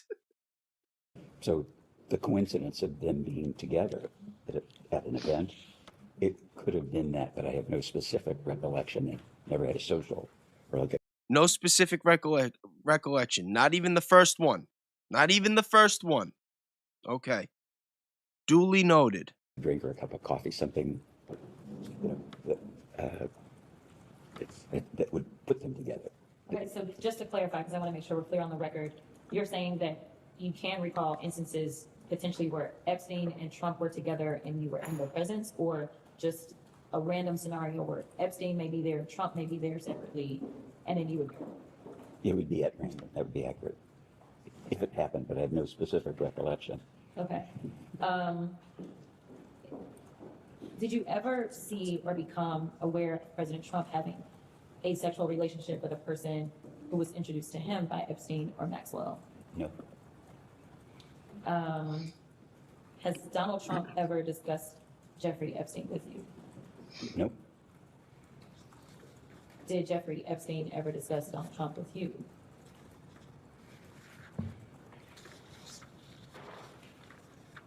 I would describe it, he would name drop it. So he would say things like, I know President Clinton, or I know the Pope, or I know God, or I know you. It was that kind of name dropping, but never, I can't remember a specific place, but Jeffrey dropped a lot of names. Okay. So to clarify, you believe he's specifically dropped Donald Trump's name? No, I'm saying it could have, and I don't remember. Okay. Did Epstein ever share any information with you about Donald Trump's sexual activities? No. Do you have a relationship with Donald Trump? No. But you've met him before. He introduced himself to me at the fashion show a couple of times, but I wouldn't say, hello, how are you? Why did he hesitate so long when he said he met him before? Anyone else catch that? Isn't that kind of weird? Like, why would there be a hesitation for that? Especially when you're going to answer that you met a couple times at the fashion shows. It seems to me that the pause was you were thinking about what you were gonna say in regards to your relationship with him. Like how you were gonna explain how you knew him.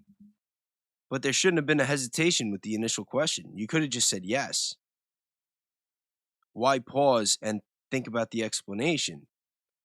Especially if there's nothing to hide.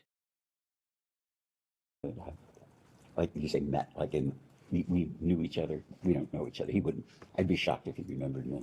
Okay. Yo. And I know that you specifically mentioned that. Yo, one of us is going to have to load in the transcript with AI and ask it to point out every time that Les Wexner says, I'd be shocked if. I have a feeling we're going to have a nice list. I want to see the list of all the things that he'd be shocked if. Island that you have been to, Jeffrey's Island. Do you recall seeing any of those persons that Jeffrey Epstein would name drop while you were on his island? No, nobody was there but Abigail, myself, Jeffrey, maybe somebody cutting grass or something. There was a maintenance person, I think. I don't specifically recall. I know for sure I was there, Abigail was there, Jeffrey was there. And there wasn't anything abnormal about the appearance of the home on the island, and the reason that I asked, just to give you clarification on what I mean by abnormal, we've heard reports of people being thrown off when they walked into his home in New York because there was a massage table that was just sitting randomly in the middle of a room. Did you see anything like that when you visited any property that belonged to Jeffrey Epstein? Well, first to clarify, when we visited the island, there was like a Pueblo building, like maybe a one room and a bathroom or something. It was pretty crummy.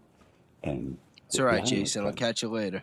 Good night, buddy. There was no sand, there was no beach. It was just, it's a kind of a peculiar thing. It was an island, but it was like a pile of rocks. It was just, I was kind of shocked that that anybody would buy it for any purpose. As far as seeing things, I never was in the houses. I never at his house in New York. The house in Florida, we were there after he bought it because I mentioned with the couple, said never saw a massage table or anything. Well, Thank you so much, Chairman. Thank you, Mr. Wexner, for your ability to answer a lot of questions. I think when you meet the survivors, it becomes incredibly personal, especially for women on this committee, so I appreciate it. But I'd like to introduce exhibit, I believe it's F. The article is titled, Jeffrey Epstein Made Regular Payments to Ohio State Head of Gynecology. Records show, just from a local affiliate, it's dated February 10, 2026, and we'll be able to get it to you. And it's about Dr. Rainey.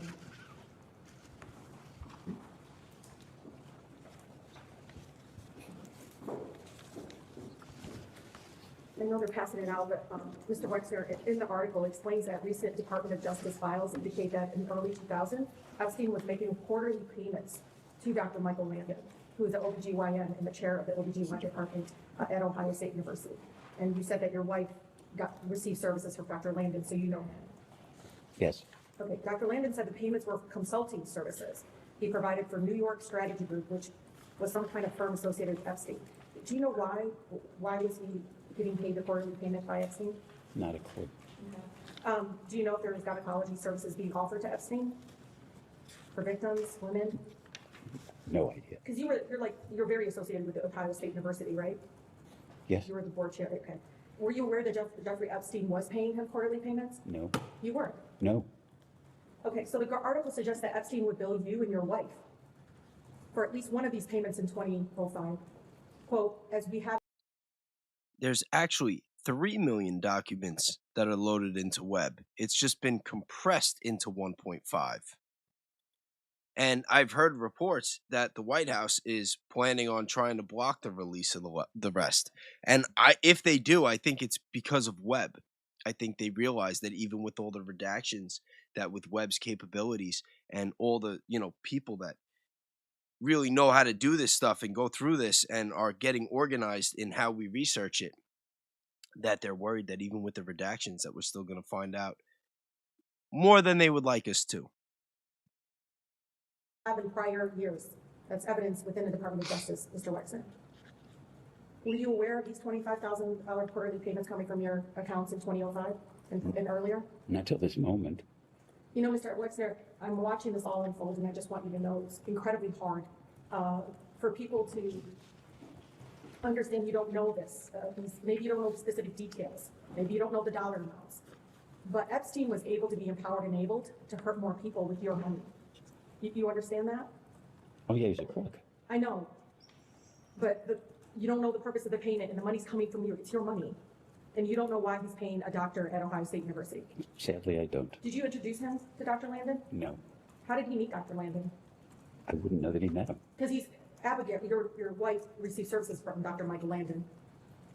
Yeah, guys, don't worry. I'm not trying to force anyone to stay up with me. I just want to let you guys know, though. I'll take a minute to tell you. I want to start doing stuff like this more often, and this is still a very small channel. Like, I'm still growing and getting going. So you guys are all my day ones.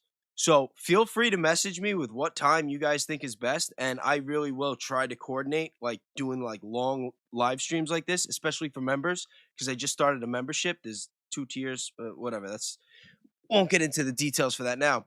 But I do want to start doing like members only live streams where you guys are going to dictate the schedule and what we cover. Like I want to set up a whole Discord and have our own chat on what we're going to go over and do the research together. But I'll get more into that another time.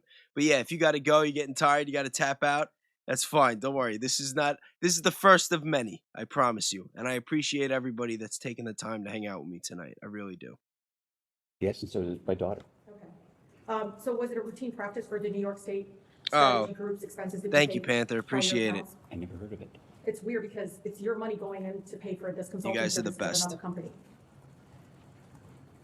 It's weird to me too. So Dr. Landon never talked to you about these Never, quarterly payments? never. Something else that comes up, because one of the claims that you're saying that you're not close friends and everything, but, you know, some of us have access to the redacted email, some of us already, I think majority of us have gone down there. There is constant claims from survivors, again, they're redacted from some of the communication directly with Maxwell or directly with other women that were helping Epstein, and your name comes up synonymously sometimes with Epstein. Did you know that? Well, I know it now. Well, you Stacy, also not said only that you proud know, member, and I Stacy, proud member, and I think at this point the only member, definitely first member, and the first to get the merch, which I didn't ship out yet, which I really should have. But I have everything coming in this week finally.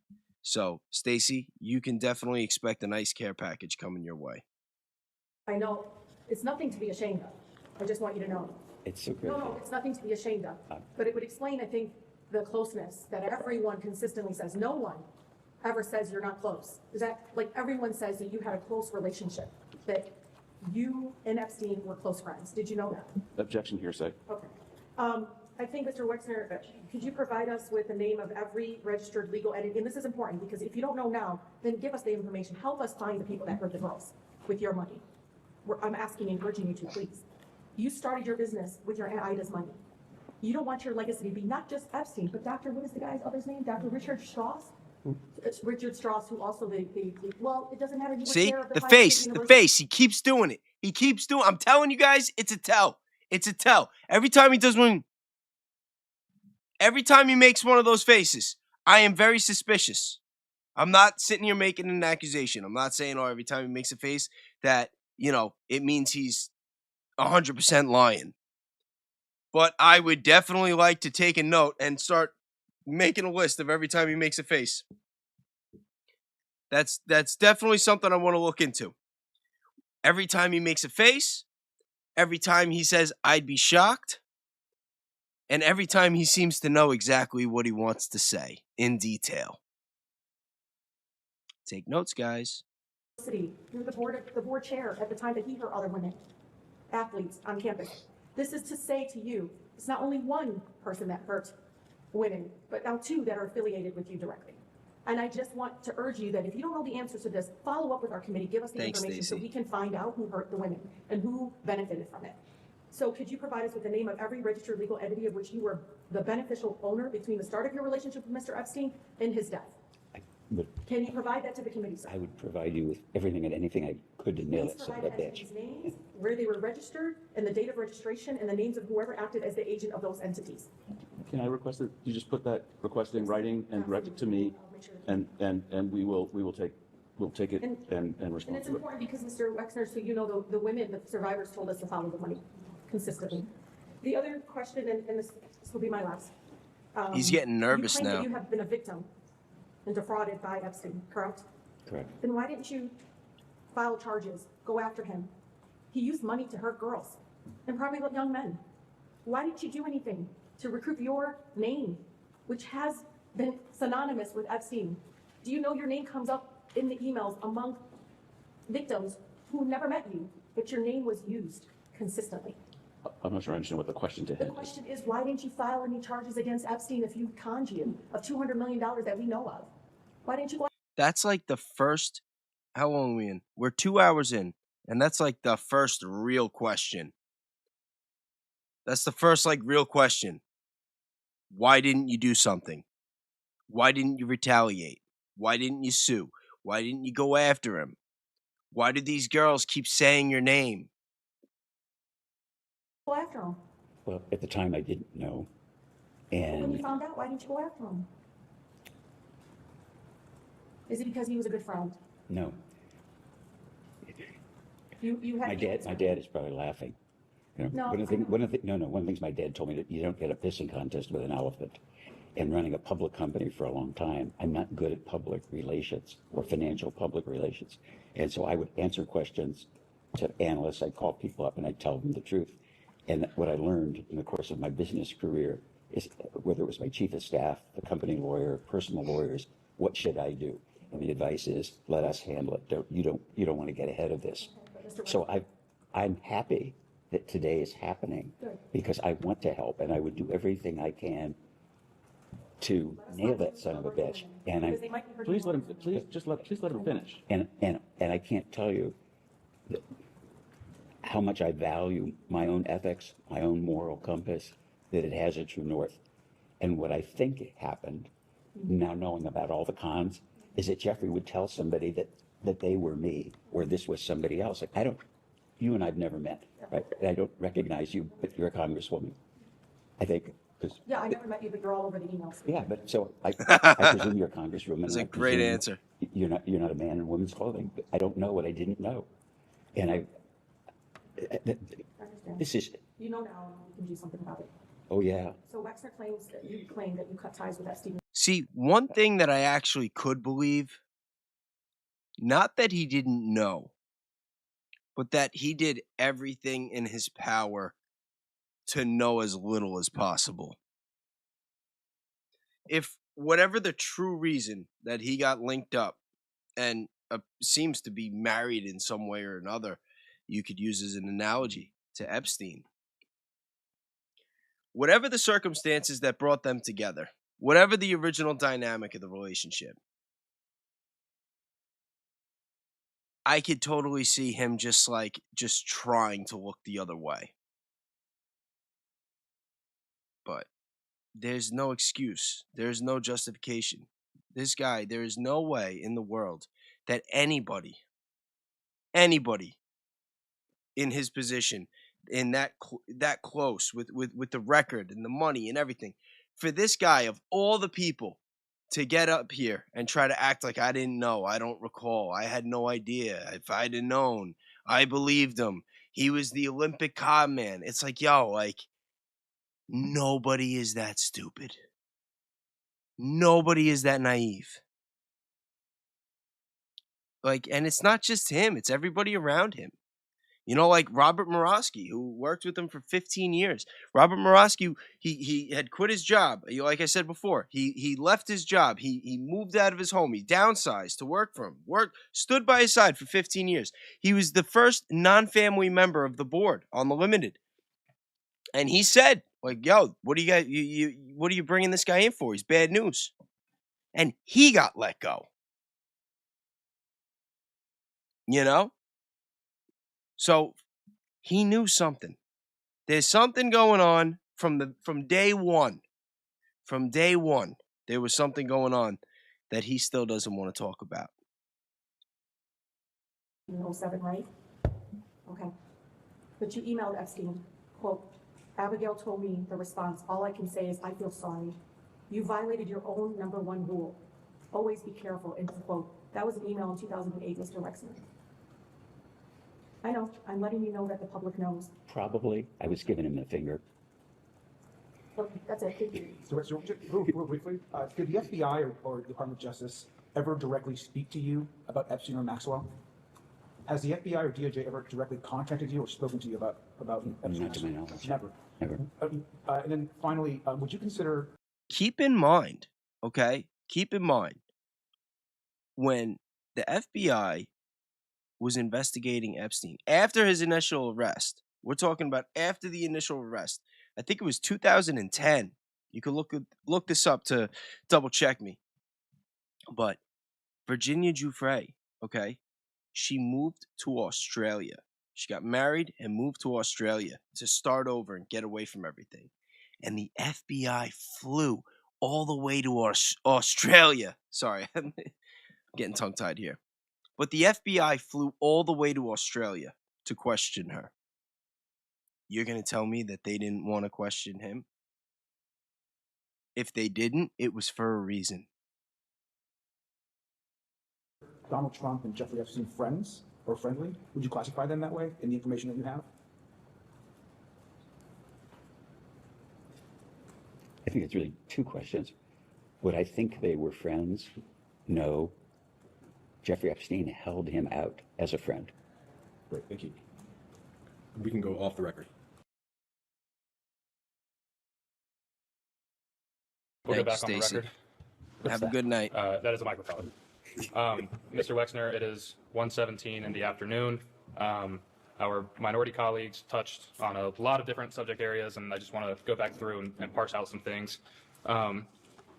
First, though, I want to enter as Exhibit 5 the letter from Les.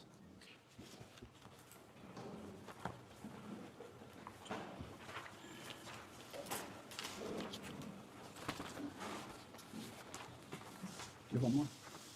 I'll get back to us. This document is titled Letter from Les, General News directed to the Wexner Foundation community. I will stipulate to you there's no date on here. The date it was posted on the website was August 8th, 2019. Do you guys have any reason to dispute that? In this letter that you wrote in August of 2019, you mentioned that you had that Mr. Epstein had various well-known, respected individuals as financial clients and in his inner circle. My question to you is, could you elaborate a little bit to who some of those financial clients were that you were aware of? Well, just Oh, this will it be says good. Epstein represented that he had that. He wouldn't know if he did or not. Were you aware of any of Mr. Epstein's other clients? Let me think.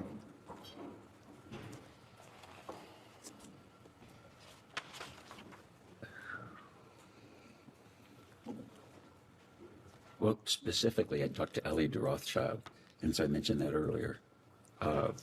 So he represented their whole family. So there have been a whole bunch of people. I mean, most of them I never would have met, but I knew Ellie. I never met people, but there were people that called me that either insinuated or said they knew Jeffrey through a financial relationship. And so, I mean, they could have been actors, but in the time, a guy calls me up. I'll give you an example. It's just a No, because I want you to understand this, because it's so confusing to me. He would say, like, I'm providing financial advice to the founders of Google. I'm providing financial advice to Jeff Bezos.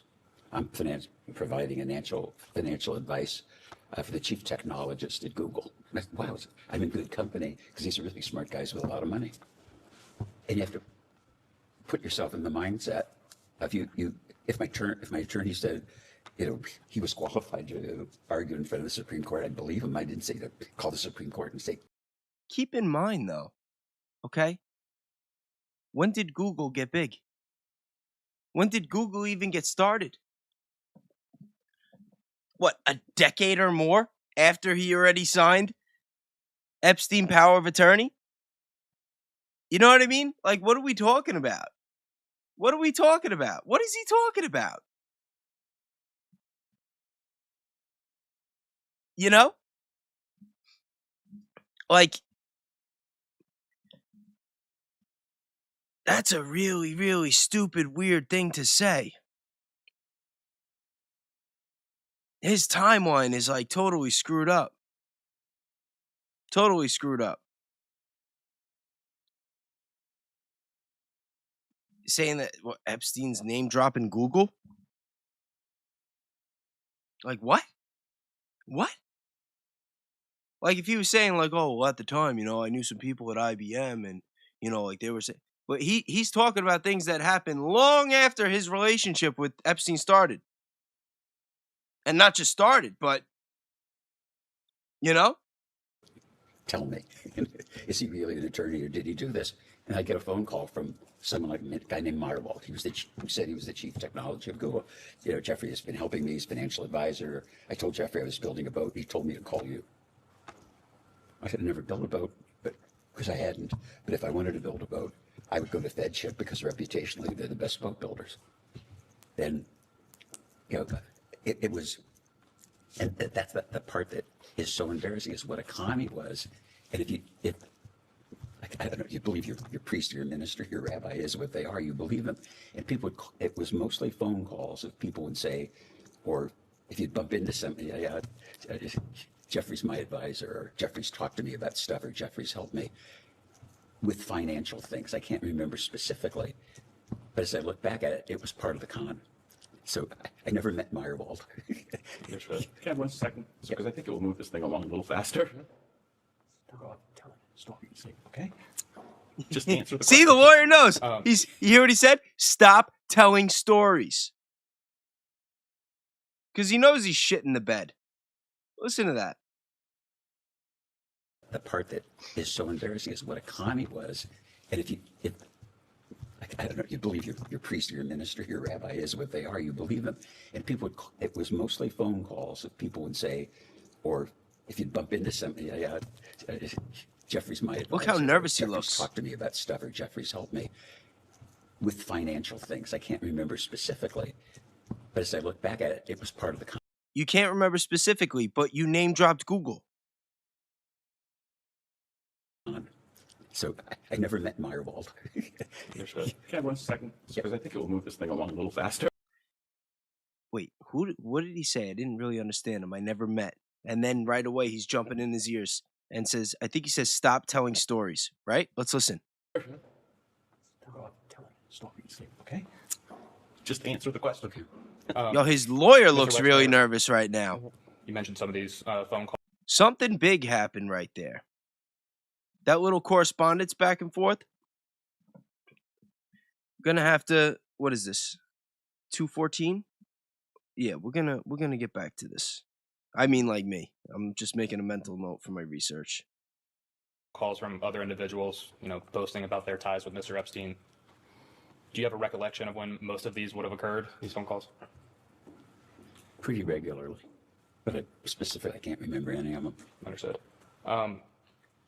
In Majority Exhibit 3, your statement from this morning, your written statement from this morning, you mentioned on the second page, I believe it is, second paragraph, approximately middle of the paragraph, that you consulted Ace Greenberg and Jimmy Kane of Bear Stearns, Epstein's former employer. Did I read that correctly? Correct. What did you reach out to Mr. Greenberg and Mr. Kane about at Bear Stearns with regard to Mr. Epstein? Checking references. And as far as checking those references, did anything come up surprising to you about Mr. Epstein's background? All positive. And All positive. Number one, again, Les Wexner at some point became a close affiliate with Charles Bronson. Charles Bronson, whose brother Edgar Bronson was one of the people that Epstein dealt with at Bear Stearns. Bear Stearns, where Epstein had to step down over some shady business dealings that may or may not have been some sort of insider trading that may or may not have had to do with Edgar Bronfman's account. Edgar Bronfman's account. So, yeah, if he would have been calling people to get references, it wouldn't have been all good. It shouldn't have been all good.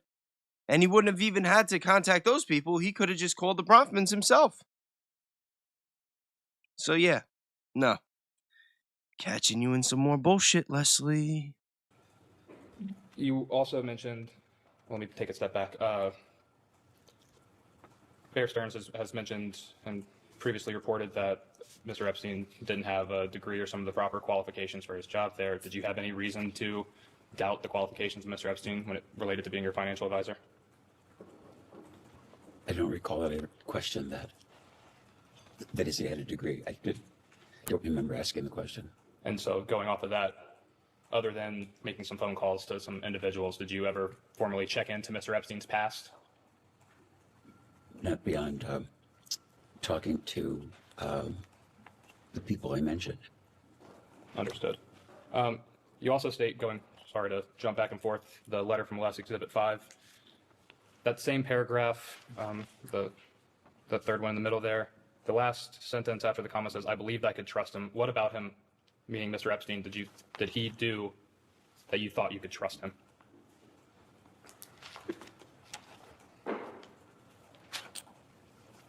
Well, I put him in a position of trust. He was a fiduciary that was act in my interest, and I trusted that he could do that.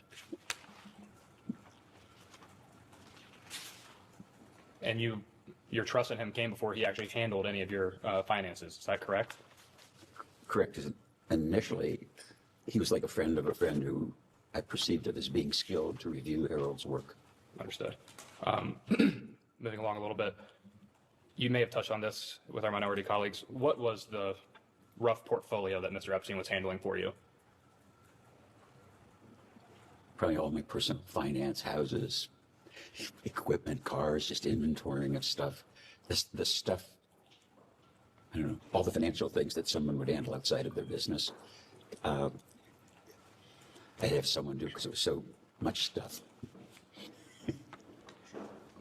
And the financial advisor previous. It's so funny watching like him pick and choose when he wants to give details, what details he wants to give, and when he just seems to forget, like what slips his mind. He seems to remember every single detail about every single thing that doesn't involve Jeffrey Epstein, Ghislaine Maxwell, and apparently Donald Trump. Yes, to Mr. Epstein, did that individual have power of attorney? I don't specifically remember it, but I think he did. And Mr. Epstein did have power of attorney over your financial matters? Yeah, as did Dennis. And why did this become your practice to give them power of attorney? But I'm so busy traveling so much, the papers had to be signed, tax returns filed, people had to act on my behalf, so many things to sign that I needed to have somebody to do that. Understood. How involved were you with Mr. Epstein's determinations over your finances? Did you have any involvement? I'm confused about what determinations mean. More of like did you have any oversight of what Mr. Epstein was doing as your financial advisor? Well, I'm sure he did at the time, yeah. And did he bring every decision to you, some decisions to you? What did that look like? I don't know. I was running a 20-division business, had community responsibility. So if you ask me what the president of the university brought to me or what the head of the foundation, I can't remember, but I was involved in everything except just a lot of stuff. So is it a fair characterization of your testimony that Mr. Epstein had pretty wide latitude over your financial affairs? Yes, that's fair, pretty wide. And Mr. Epstein had access to your personal bank accounts, is that correct? I don't recall. Do you recall if he had access to any of your business bank accounts? I'm sure he wouldn't. Did Mr. Epstein ever ask you to lend him money for any reason? No. Did Mr. Epstein ever make any attempt to blackmail you for any reason? No. That's a really big one.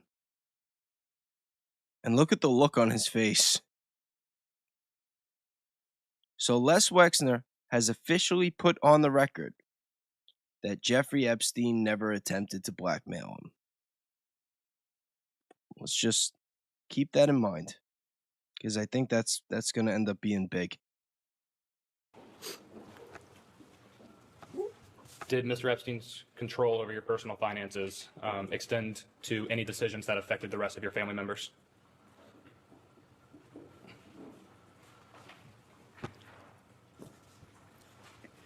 It's like, I want to say no, but I know that he was involved with the Children's Trust because I learned that today. Or what he did. The hesitation there is crazy, especially considering before they would do. Didn't they say that Epstein moved like $1.3 billion in funds? That didn't affect his family at all? Did I like get something wrong? Please tell me in the chat. If I'm saying something, like if I mishear something and I'm speaking on it, please correct me. Don't let me just keep going and make myself look like a jerk off. Did that I didn't know that would have been personal. I don't know what I don't know. But to my knowledge, he wouldn't have, in a civilian way, been involved. And just to clarify to your testimony earlier about setting up trust for your children. Thank you, Hayla Graham. It was Mr. Epstein who helped set up the trust for your children? I don't recall. Oh, Did he see the handle- face? Did Mr. The Epstein face? handle any other financial decisions in regard to your children? Not that I'm aware of. What, and I'm sorry, gonna switch gears a little bit here about your foundation. Why ultimately did Mr. Epstein become a trustee of your foundation? Just convenience for signing documents, financial oversight. Convenience for who? For the not anything that would be the operation of the foundation, its purpose. I find this all most odd, if you know what I mean. Or review of people. It was just part of the complexity of my personal life. And forgive my ignorance, you have usually board members of foundations and separately trustee members. Is that an accurate statement?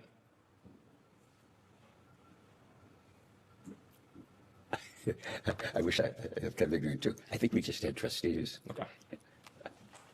And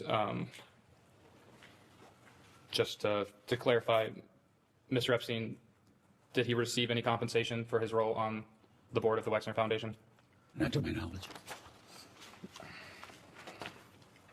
So he did it all out of the kindness of Do his you own recall heart. who Mr. Epstein replaced on the board, or how that board seat became available to him?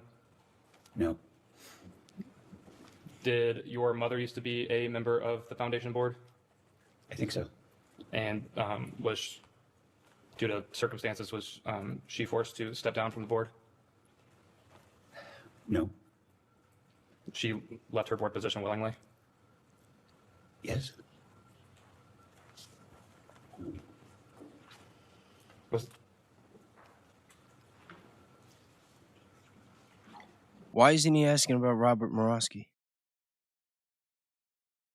I would be pounding him about Robert Morosky. Look at that face. This fucking guy looks like Emperor Palpatine over here. can you describe in a little bit more detail the circumstances for why your mother left the board of the Wexner Foundation? I don't recall. Probably age.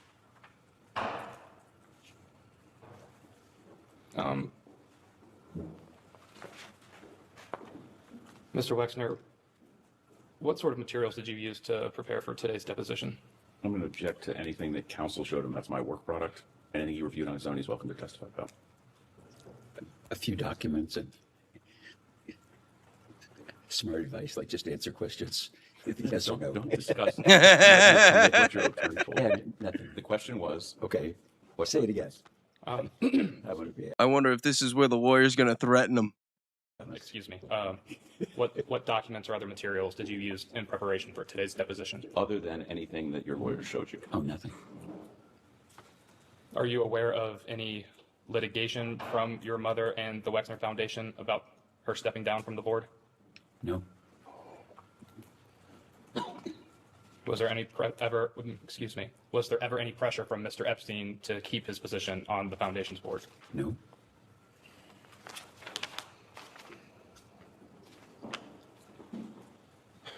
When you were in the, I'll call it the prime of your career as a CEO over your companies and corporation, would you say that you were heavily involved in the operations of the company and its related entities? Heavily isn't a big enough word. Could it be described that you like to micromanage what was going on through your companies and your corporation?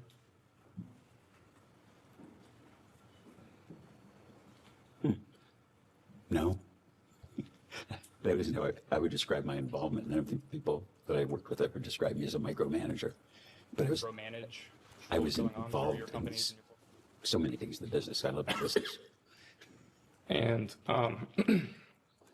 did you ever face any criticism from your corporation or its related entities about allowing Mr. Epstein to handle finances in any way? We never handled business finances, and no one in the business was critical of Jeffrey handling, his responsibilities to me personally. No one ever brought any concerns to you at all? Not that I recall.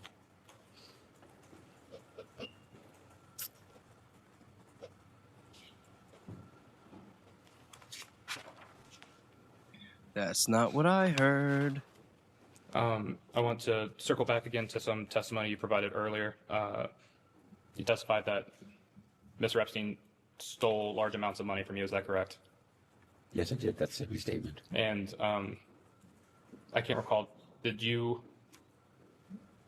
know some partial amount of how much he stole?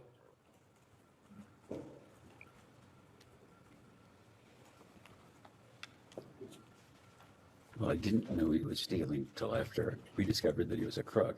Yo, you're gonna tell me that a guy this successful with this much money, who opened up that many stores, he said over 10,000 stores, you're gonna tell me that, let's just say he was like the luckiest dumbass in the world that didn't know about any of this stuff going on, and he just got by the Olympic con man, or whatever he's saying. You're going to tell me that once he found out that all this was going on, that he didn't do like the biggest audit of all time and find every single dollar that got taken from him? Or at least have some type of idea in the back of his head that he's going to like sit there staring at the sky and not have an answer? Yo, I still know people that owe me money from 10 years ago, how much it is. Even when you let it go. Like, there's certain people, especially when you have some level of business acumen, like, if you sign somebody the power and authorization over all your funds, and they're buying jets and islands and mansions and whatever the hell, that should be setting off some alarms. Those should be some red flags coming up. And then you find out after the fact that he's stealing from you. You're going to find out how much. You're going to find that money. You're going to want to find that money and find out what he did with it, who else has it, if anyone else was involved. Like, you're going to want to get to the bottom of that shit. And you can't convince me otherwise. That he's just sitting, I didn't know. And no, I don't. I mean, I want to say it didn't affect my family, but I guess it might have. Like, yo, what are we doing? And my wife's attorneys told me about Not what they told you, Okay. what you understood. Oh, what I understood. I only understood what they told me. So I didn't discover it or. Look how nervous he is. That's the essence of your question. Does $46 million sound like an approximation of the amount that you were alerted to after the fact?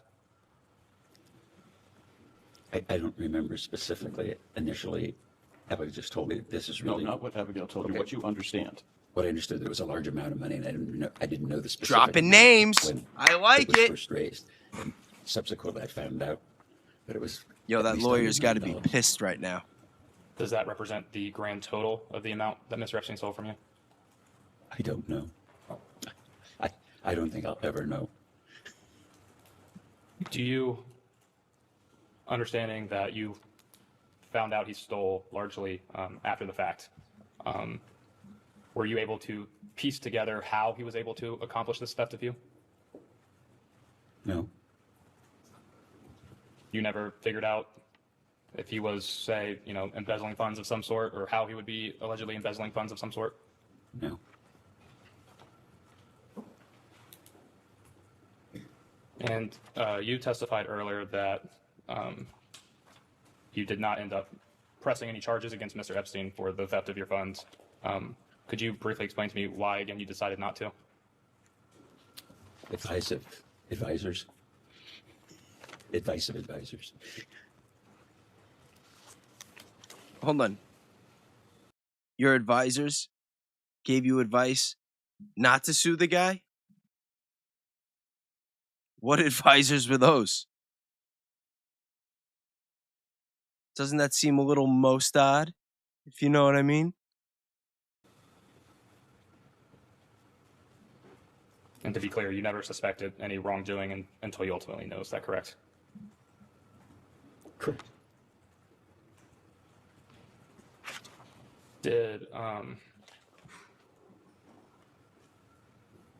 Are you aware of any advisors fearing any type of retribution from Mr. Epstein if you pursued litigation over the theft of your funds? Say that again. Did your advisors have come to you with any fear of retribution from Mr. Epstein if you threatened litigation over the theft of your funds? No, no, I don't remember that at all. Are you aware of Ghislaine Maxwell having any role in the theft of your funds? No. I want to move now to the New York City townhome, 9 East 71st Street. I believe you first purchased that home before Mr. Epstein lived in it. Is that correct? Correct. Do you remember the time period in which you would have bought it? Best guess?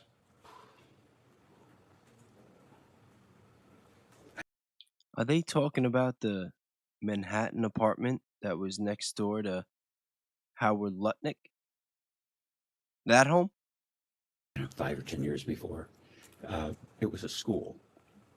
And then the remodeling took 3 years, and so I don't remember when it was. But I'm guessing it was, I don't know, And in the 80s sometime. excuse me. And you said 5 to 10 years before. 5 to 10 years before what exactly? Before I met Jeffrey. Okay. Did you ever live in this house yourself? I visited it, but I never lived in New York, really. I hate New York. Now remember, earlier he had said that he met Epstein sometime between 1980 and 1985, and that he inquired for him to work for him a year later. Then later on, he was asked if Epstein started working for him around 1990, which he said yes, around 89, 90, which we know is bullshit. We know it's more accurately between 1986 and 1987. Now he's saying sometime in the 80s, it was 5 to 10 years before he met Jeffrey. You know, like his timeline is not consistent. There are a lot of inconsistencies. Once we run this transcript through AI, especially with, my commentary over it with the corrections, you could get an assessment. You could see who's more accurate, and and reference it based on web, which we're going to have some fun with too. When are you first aware of Mr. Epstein moving into that mansion?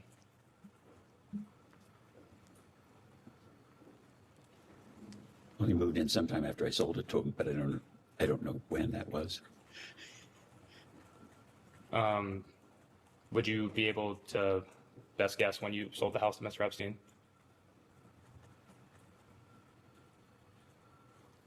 It would have been after 1993. Okay. What's so Are funny? you aware that the deed to the property did not officially change hands to Mr. Epstein until the mid-2000s? No?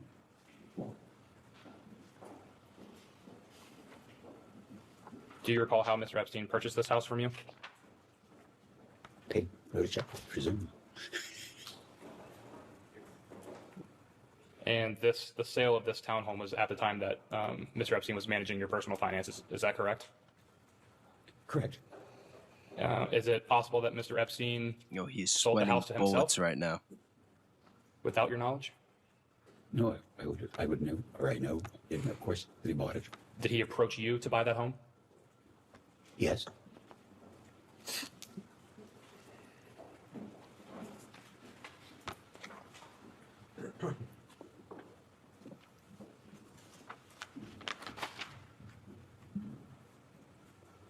Do you recall approximately how much money you sold that townhome to Mr. Epstein for? I think about $20 million. Do you recall what the market value on that home was at the time? I believe it was $20 million. Now So it's you about believe you got 80. a fair deal for selling that home? I believe so, yes. It's been recently reported that your company, or I guess technically one of your subsidiaries, the 2 Inc., was transferred to Jeffrey Epstein's financial trust company in or around 2001. Do you have any knowledge of that happening? I don't know what 2 Inc. is, and I have no knowledge of what it did. 2 Inc. wasn't one of your clothing brand subsidiaries? It was called Limited 2. That was a business that was part of the company. That's the only thing it means to me. Did you have any of your subsidiaries of your company transferred to Mr. Epstein's personal business side control? I don't think so.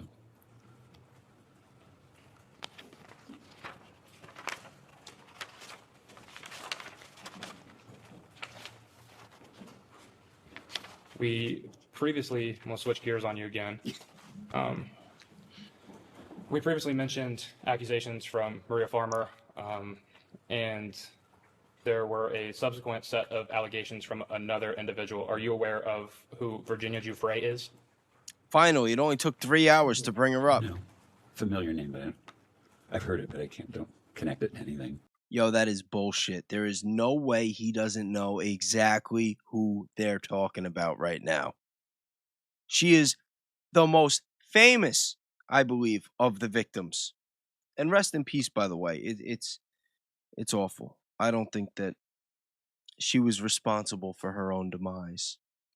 And that's the one that I spoke of earlier, that when the FBI wanted to talk to her, they went all the way to Australia because she just wanted to get away.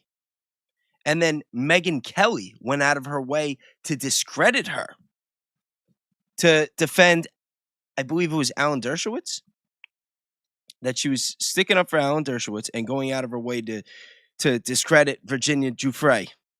That's why I don't know. I'm not a fan of Megyn Kelly. I think that she sits on the fence a lot. Whatever, I'm not going to get into that. But I was really disappointed in that. Did you ever have any sexual contact of any kind with Miss Giuffre? No.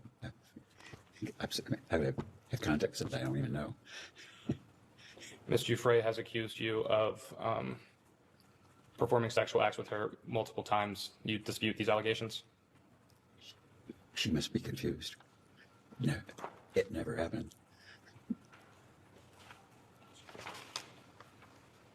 Did Mr. Epstein ever bring up Miss Giuffre to you? No, not a familiar name. Ever mention Miss Giuffre giving you a massage? No, Did Miss Maxwell ever bring up Miss Giuffre to you? no.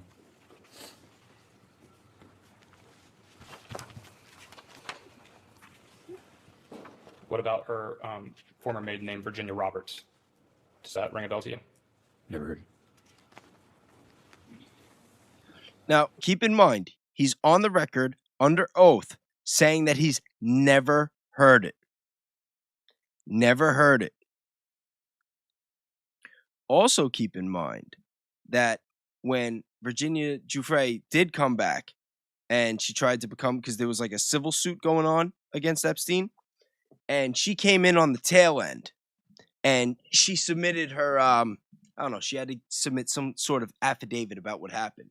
And that's when it came out about Prince Andrew, because she was the one that made the allegation. And then Ghislaine Maxwell called her a liar. And Virginia sued Ghislaine, and Ghislaine settled. Sued her for defamation, we'll make clear. And Ghislaine settled. And when you consider the fact that all these women had that civil suit going on for years, and that at the time, Virginia didn't even want to be a part of it, that she left the country and started a family and tried to start over. And it wasn't until later that she came back. She never seemed to me, because I studied her pretty extensively too. And if you're interested, her book is called Nobody's Girl. I would definitely recommend it. But it's a really very sad story. But she was not an attention seeker. And she was not to be discredited the way that Megyn Kelly said. I believe her. Personally, I believe her. And rest in peace.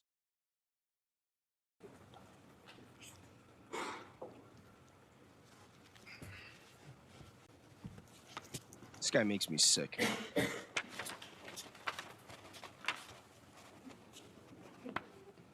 I want to return to some things we discussed earlier in the day about travels with Mr. Epstein. I believe it was your testimony that Mr. Epstein was only on your corporate jet when you were present. Is that accurate? Yes, to my knowledge. And to your knowledge, I believe it was your testimony earlier that there would be surprise parties in which the jet was traveling to a location for one of those parties. but you could not recall Mr. Epstein being at the party. Is that correct? Correct. If Mr. Epstein was not attending the party, what were the purposes of his travel with you on your corporate jet? I don't know. Oh, shit, sorry. Do you have a rough estimation of how many times you would have traveled with Mr. Epstein on your corporate jet? I don't specifically recall any, but if it would have been once, twice, it would have been very few times. Because the aircraft was used primarily for business purpose. And when we used it personally, we paid for the airplane. So the notion of, of him using the plane or being on the plane for kind of social reasons or just bumming a ride kind of thing just never happened with anybody. Bumming a ride. And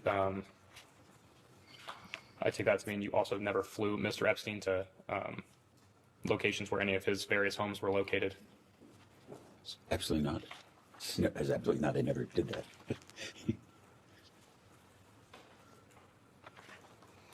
And just to clarify, I believe this might have been asked earlier. Did Mr. Epstein ever bring guests on these flights? Not that I recall. Your corporate plane at that time was a Boeing 727. Is that accurate? We had two aircraft, a 727, and we replaced it with a 737. And I don't remember. They looked alike except for their motors, so I can't remember. I know which came first and which came second, but I can't tell you in time. And just to back up for a brief second, did you keep detailed flight logs for the personal travels on your corporate jet? I believe we kept flight logs on our business aircraft and our personal airplane, always. And the corporate jet, did you sell one of these airplanes to Mr. Epstein? Are you doing the company? The company, yes. Yeah, the company sold an airplane to The company. Mr. Epstein. Do you recall when that sale was made? No, Can you guesstimate when that sale was made? when they delivered the 737, I don't know when it was. Do you I'm pretty sure, didn't Epstein work out a deal?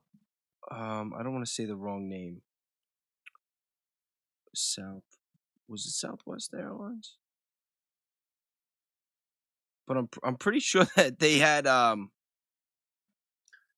gotten like an ex-CIA plane or something for the business. I gotta look into it more later. I know that Mike Benz did a report on it about a month ago. I don't remember off the top of my head. What was that airline?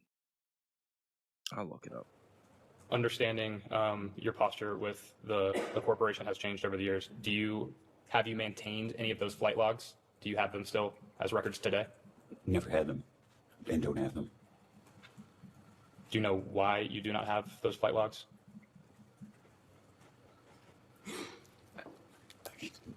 I would assume CEOs don't keep flight logs of their company airplanes. That's a kind of shocking question. You wouldn't have the corresponding flight logs of when you personally used the jet on your own your personal finances? I think there are probably two reasons that I know we kept flight logs. I'm silly. I said Southwest. It was Southern Air Transport. It was a cargo line. That's what I was thinking. And I think it's a government requirement that you have to have flight logs on an airplane. But two, so many people in the business, different CEOs would be using the planes, and every plane request would come to me because I wanted them to travel, and I wanted to make sure that they were then traveling with the people that they were traveling with. So I know I approved, or my admin approved on my behalf when I wasn't around, who was on the airplanes and the trip. Because, like, funnily, a CEO would request a trip, say they were going to go to Denver to visit stores, and there were 8 people that were going on the store visit. Then I'd approve it because that would be a good use. And then so say the CEO went by themselves, and it's like, no, it's not the purpose. So it was a very expensive and valuable asset to the business, and I wanted to know that it was being used appropriately. But I never reviewed the flight logs. You know, it's just that level of minutia was beyond me. Understanding you might not have reviewed flight logs or, you know, even necessarily had a reason for acquiring them, is that a record that would still be kept in the custody of either yourself for personal travel or for the business, if those records were ever needed for some sort of purpose? I don't know what the business kept, but if they're there, I'm sure they're welcome to look at them. And so would you be able to obtain those records, assuming they do exist? From the company? Yes. Or personally? I don't think he has access to them at the company. You guys have subpoena authority. Yeah. Do you recall how much you sold the plane to Mr. Epstein for? The company? The company sold, sorry, my apologies. Yeah, I did. It was approximately $6 million. And what would have been if you recall, what would have been the market value for that aircraft at that time? $6 million. Do you believe you got a fair deal for that aircraft? The company got a fair deal? Sorry, yes, the company got a fair deal for that aircraft. Yeah, I thought it was a very fair deal.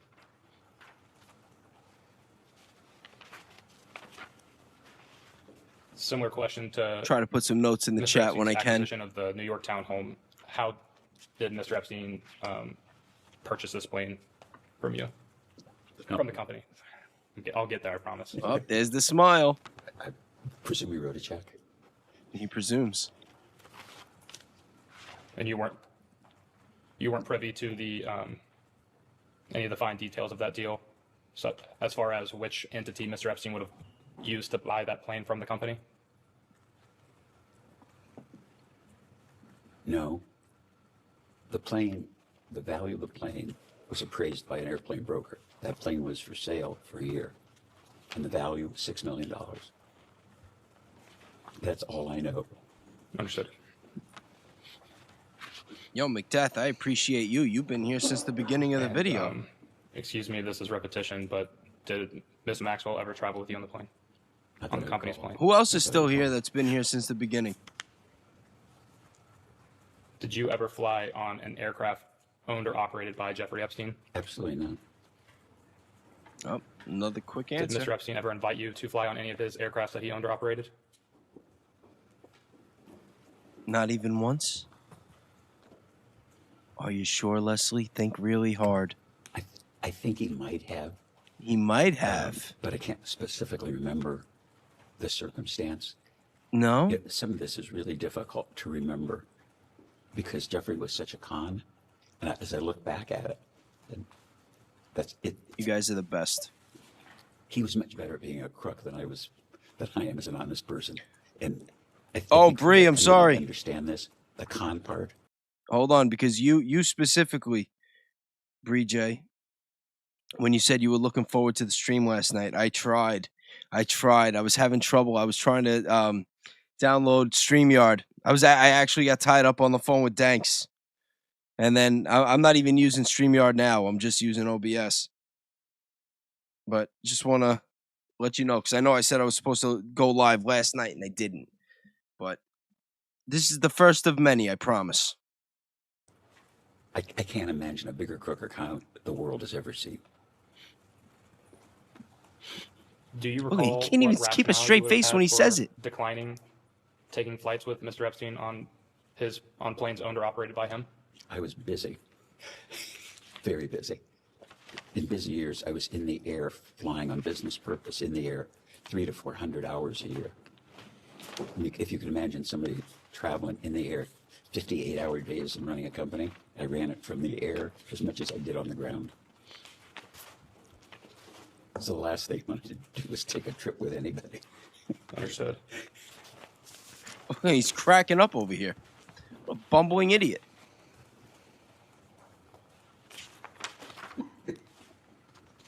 What's with these faces? Same people? I don't recognize all of them. Oh, okay. Lawyer's telling him to shut up. One of the subsidiaries. He's getting comfortable. of, This is when he's going to your crack. corporation was Victoria's Secret. Is that correct? Correct. And what is Victoria's Secret known for primarily? I said the biggest, best lingerie brand in the world. And Kind of like Nike is to running shoes. understood. And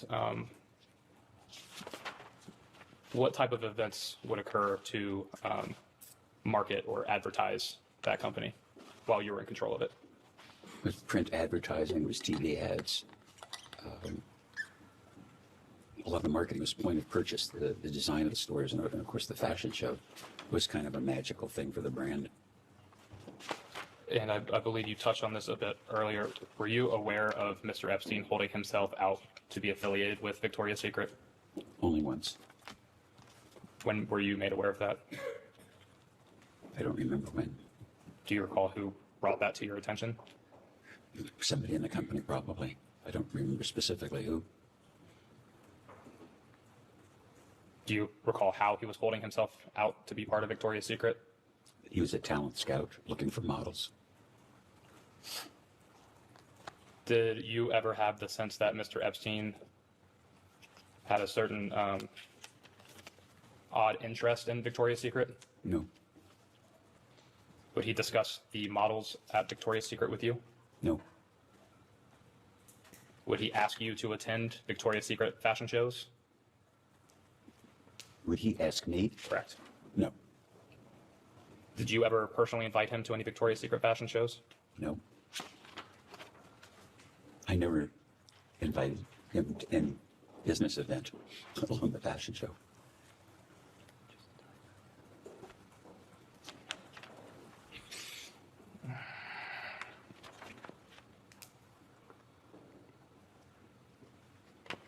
Do you, or sorry, let me rephrase. Are you aware of how Mr. Epstein would have been able to attend Victoria's Secret events if not invited by you?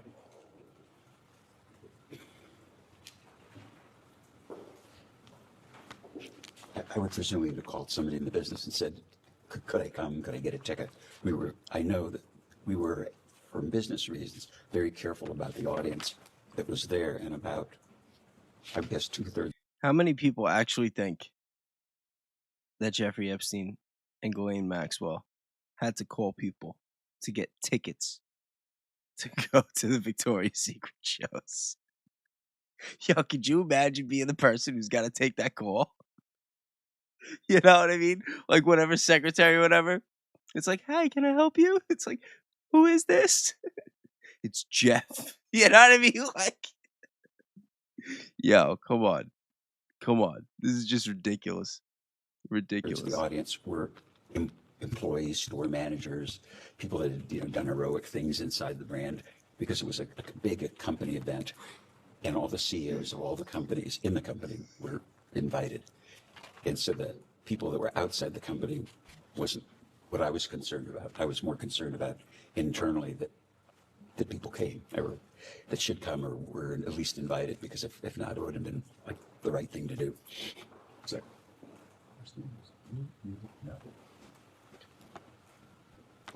Wait, what did he say? My answer is, I really don't know. Oh, he tells him to say, I don't know? Yes, to tell him The that. marketing was point of purchase, the design of the stores, and of course the fashion show was kind of a magical thing for the brand.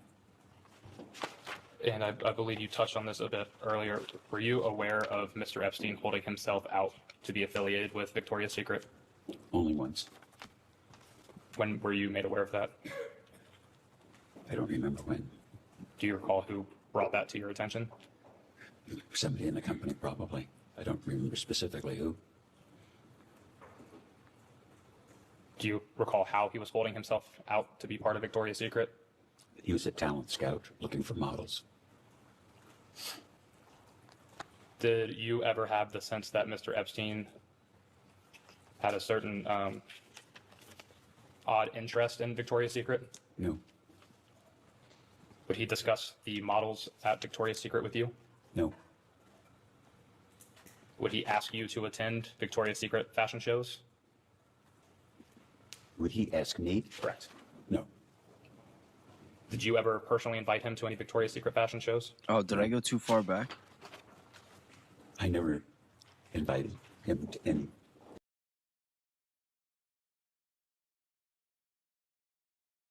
Where was I? Damn it.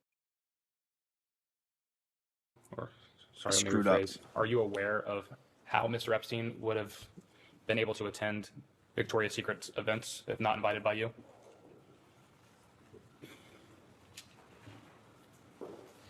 Was where he says get a ticket. I would presume he would have called somebody in the business and said, could I come? Could I get a ticket? Yeah, that's. I know. You can't. After he was caught lying that he was a scout for Victoria's Secret? I guess the answer would be, if I thought he was, I would have fired him. Sorry, guys. I lost track of where it was when the lawyer was whispering to him.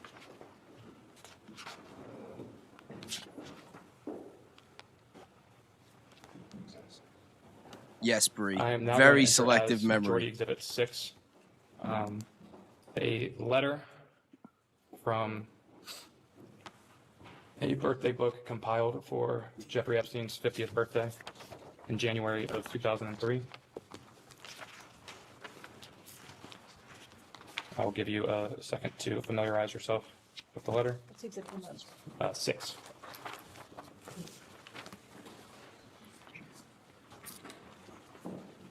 This should be good.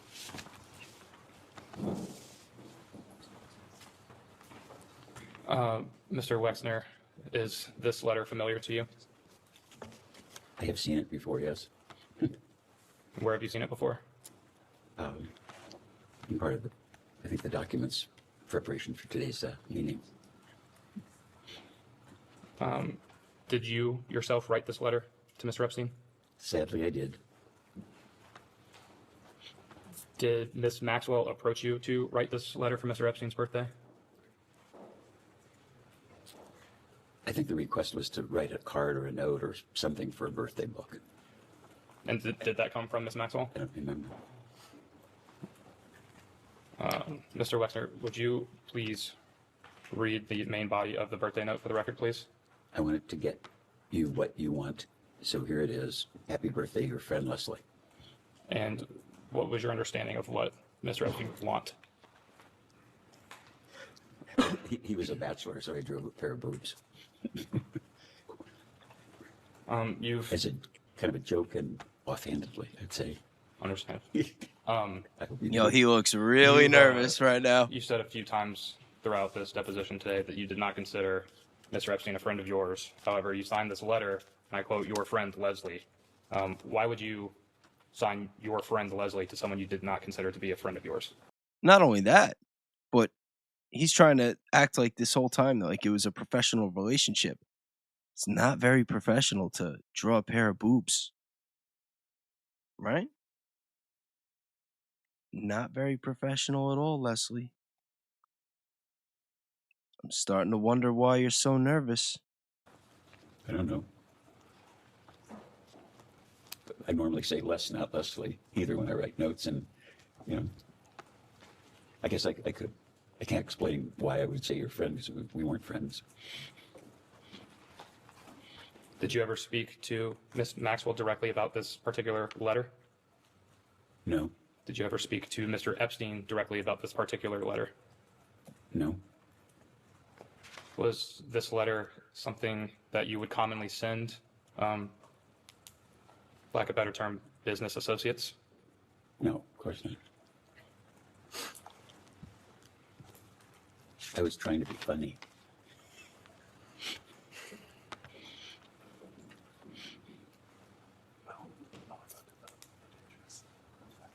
I'm going to mark as Majority Exhibit 7, a photo.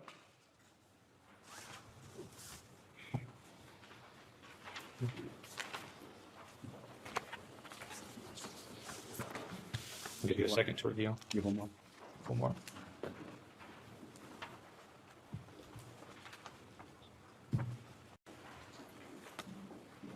Are you in this photo? Yes, And Mr. Epstein is also in this photo? yes, And a third individual is redacted in this photo? yes. I know a Do photo you have that any way is. of knowing who the redacted individual in this photo is? I know who the redacted person is in this photo. Who is that redacted person? My wife. Understood. Do you And recall? the man in the back is Peter Larson, and the picture was taken in Bremen when the boat was launched. And we had a bunch of pictures of the boat launching.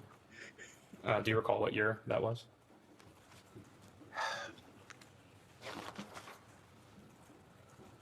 We had 2 children, probably 3 or 4 years after we were married.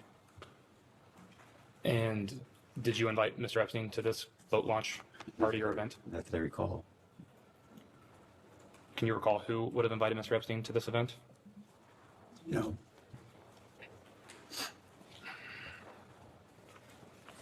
That's an odd answer.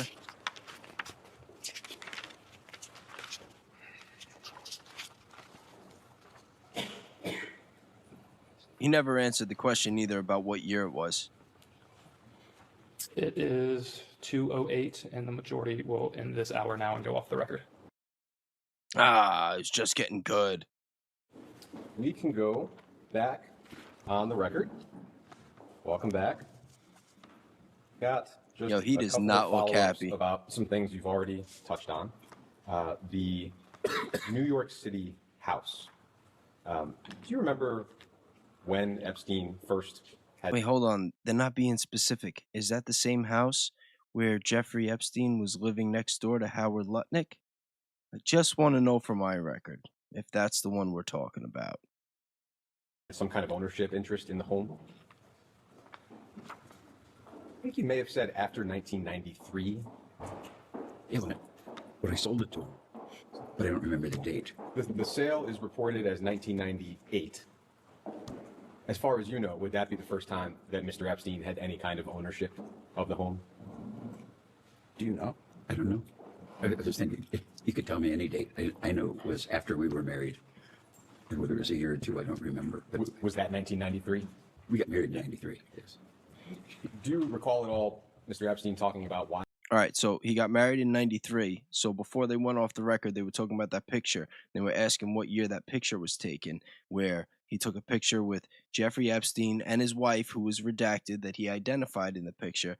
And it was at an event, some kind of boat launch or something, that he says that Jeffrey Epstein, that he did not invite him to, but that he got invited, but he doesn't know who invited him.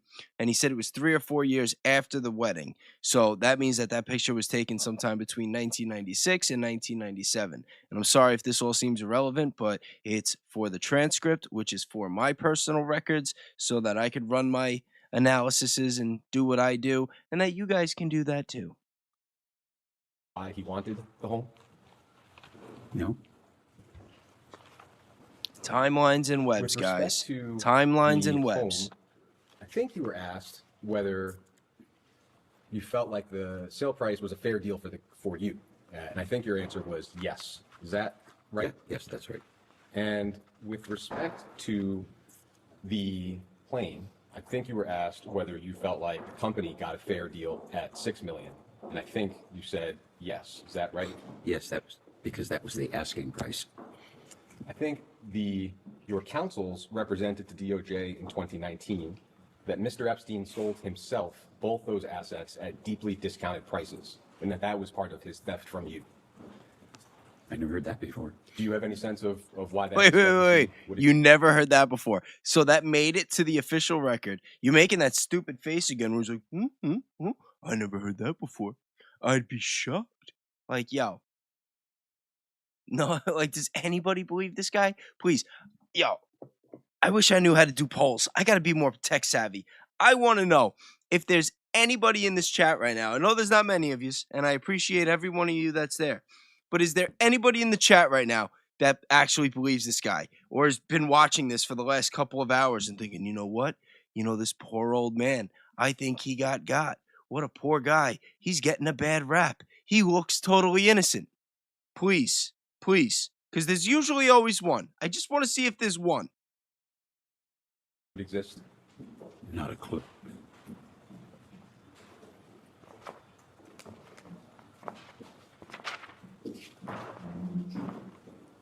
In terms of Mr. Epstein's Weird face. repayment to you, I think your counsels also represented that he repaid you about $100 million in 2008.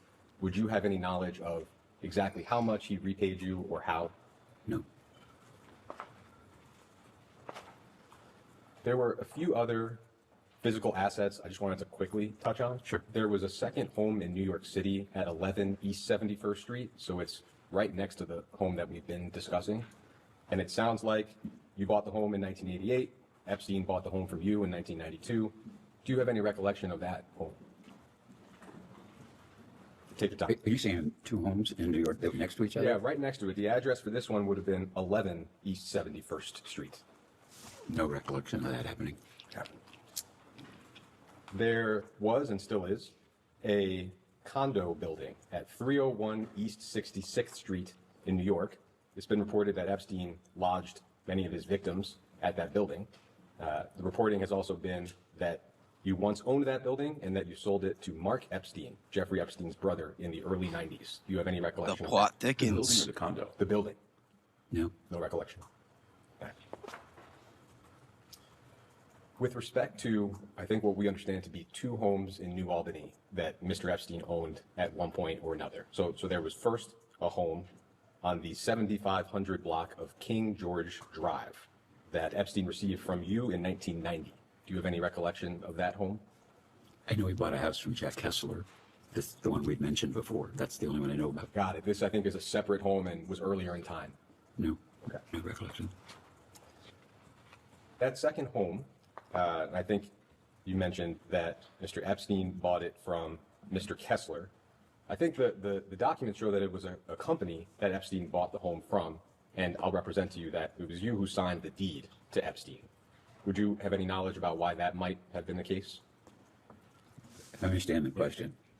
I signed the deed to sell the house to sell Jack Kessler's house to Jeffrey. Yeah, and it was in your capacity representing an entity of some kind that seems to have been associated looks with so yourself and surprised. Mr. Kessler.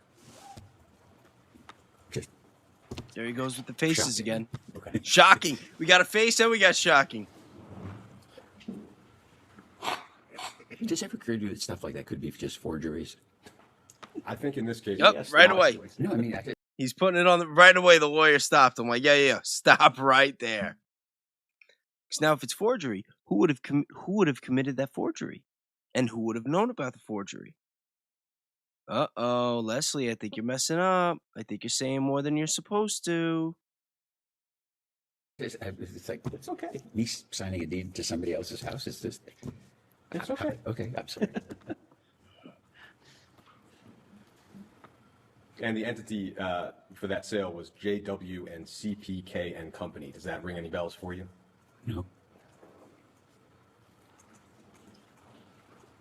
What is the history of that home, if you recall? In other words, was it originally built for Mr. Kessler to live in? Was it his primary residence? Yeah. And what do you recall as the purpose of the sale to Wow, Mr. so bad. Epstein? Why would Jeffrey Epstein, why did he buy that home, if you recall? First of all, I didn't recall he bought it. I don't remember that. I know Jack had financial problems, and he came to me and said, I've got problems. I got to sell my house. That's all I recall about it. I don't think I was ever in the house. Do you recall Epstein purchasing it at the time? Were you aware of that? No, I wasn't.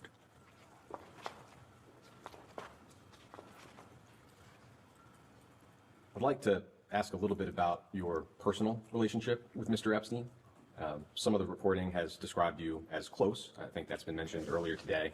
I would just like to ask about a few examples that have been reported and just understand your knowledge of them. Sure. The New York Times, for example, has reported that sometime in the late 80s, Mr. Epstein managed the design and construction of your yacht, the Limitless. Do you have any recollection of that being the case? Furthest thing from the truth. Not true. I worked on the design for 10 years. Me.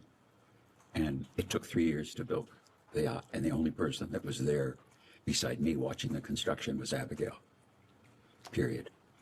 And a gentleman who represented himself to the New York Times as your former captain, Craig Tafoya, Yeah. seemed to be of the understanding that Mr. Epstein had a role in designing the yacht. Mr. Tafoya, from your point of view, Mr. Tafoya is simply mistaken. Absolutely mistaken. If you wanted to, I can draw it in detail for you right now. The Wall Street He Journal doesn't has seem to reported like that giving Mr. Epstein credit. would sometimes do personal tasks for you, such as helping your wife Abigail find a nanny or showing up at a restaurant with a gift for a mutual friend. Do you have any knowledge or recollection of those types of activities? Never happened. No recollection, or you believe that those things did not happen? I have no recollection and believe they never happened. Vanity Fair has reported that Mr. Epstein once broke up with a woman for you here in Columbus by going to her house. This, of course, was before you met your wife. Do you have any knowledge or recollection of that? No. Did I break up with a woman? Yes. Did Mr. Epstein perform the act directly or indirectly? No.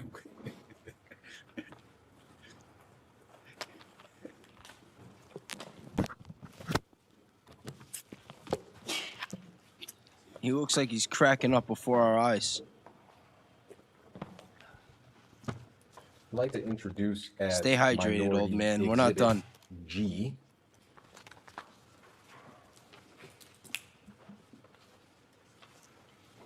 An email from 2006. I'll give you a moment to look at it.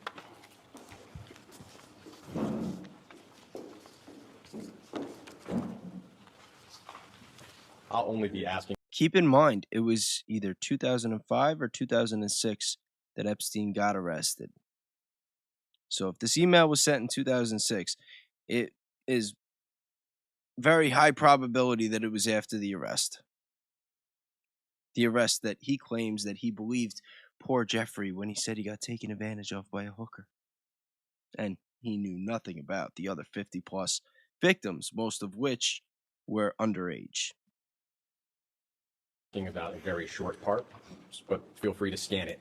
What it looks like is an email from Mr. Epstein to somebody with a limited brands address, D. Larson. I don't know if you would have an idea of who that probably is. My admin, Don Larson. Great. Can we have a chance to just read the email? Sure, of course. Thanks.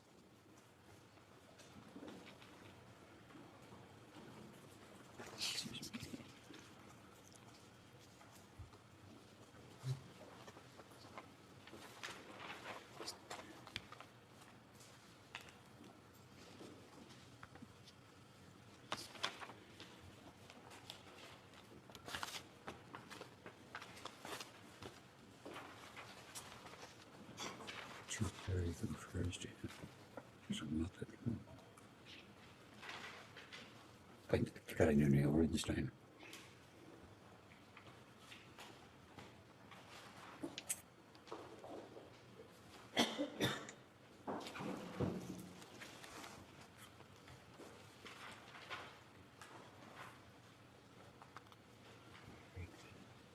And at a certain point, I'll just direct your attention to a sentence. Yeah, no, that's fine. It's just, he's not on this, so. Yeah. So Don't get it. at the very end of this email, Mr. Wexner, I would say close to the very end, there's a sentence that starts with, I believe that this information. And if you see that, No, I'm we sure should. your counsel can guide you to it. And I'll read that out loud. This is a long email. It seems to relate to business topics and people. But Epstein signs off by saying, I believe that this information belongs to you, and under gang stuff rules, I cannot simply be the repository of people's hushed calls and not share with you. And the subject of the email is, for Les's eyes only, please do not circulate. So the phrase gang stuff rules, is that a familiar phrase to you in this context?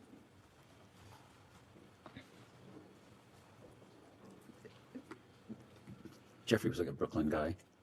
And he, in hindsight, he didn't use words like have a confidential discussion or my opinion or this is secret or private or confidential, personal things that lawyers or accountants might use in normal language. He'd say this is gang stuff. Got it. So And that's the kind of guy that you hired to handle all your finances and that you signed over power of attorney to? A guy that you spoke to every now and then that had all this control over your business? That didn't speak like a lawyer or an accountant? He used terms like gang stuff rules? Oh, Leslie, I don't know. Especially, you know, it's very, very odd and it's very suspicious, especially when you consider the fact that the guy who was, you know, doing your taxes before Jeffrey was Arthur Shapiro, who was executed in a mob-style execution the day before he was supposed to testify before a grand jury for shady tax dealings. I don't know. Why would you go in that direction? But that was just how he talked it was a phrase that Mr. Epstein would use to mean confidential conversations. to me, yes. Okay. And this, I don't think I never used the other words, which in hindsight, I didn't. But my wife would never say, it's between us, dear. You know, they're words or phrases that you associate with some people. And to me, it was just kind of funny that this Brooklyn guy would talk about gang stuff and, you know, gang stuff might be what he ate for dinner or something. Would he use that phrase pretty commonly, whether it's in a verbal conversation or a written email? I don't specifically remember, but I don't think he ever said confidential or private. It was like his language. Okay, thank you. With respect to, we can move on from that email. His With lawyer's respect got to to be pissed the right now. Power of attorney that you gave Mr. Epstein in 1991. I know it was discussed earlier. Could you just flesh out for us a little bit the theory of an unfettered power of attorney? In other words, it wasn't conditional or restricted to a particular account or particular type of asset. It covered, as we understand it, all of your assets, which is an enormous, I think, step of trust. What is your recollection of why you made that choice? Funnily enough, I think power of attorney is that. So the notion of having a limited power of attorney was kind of, and that's just not how I would think about it. So Harold had a power of attorney, Jeffrey had a power of attorney, Dennis Hirsch had a power of attorney, because they needed it to do their work. And did the advisor, as you recall? And they also needed it to buy jets and mansions and islands and whatever else he was buying with your money, where you can say that you could deny any knowledge of knowing and just, oh, I had no idea. Right? Right? Because if you did have a power of attorney without all that authority, then you wouldn't have that deniability that you have. Right? Right? Call, it sounds like the previous advisor before Mr. Epstein and the subsequent advisor after Mr. Epstein both had the same scope of power of attorney. I don't know specifically, but I would think they were. I don't recall what the words say, but I think power of attorney is that. We've seen reporting, I think in the New York Times, that you accompanied Mr. Epstein to visit the White House in 1993, a few months after President Clinton took office. Do you have any recollection of that? Absolutely didn't happen. Didn't happen. Well, I'd been at the White House, but the only time I was at the White House when Clinton was president, he invited a group of like 20 CEOs from around the country to get feedback on the economy, and that was it. And I was there like the president of one of the lumber companies, the chairman of J.P. Morgan, Sears, companies like that. I was kind of the smallest fish in that bowl, but it was that purpose. And Mr. Epstein was not present. Of course not. So, as far as you know, you did not visit the White House under any administration with Mr. Epstein.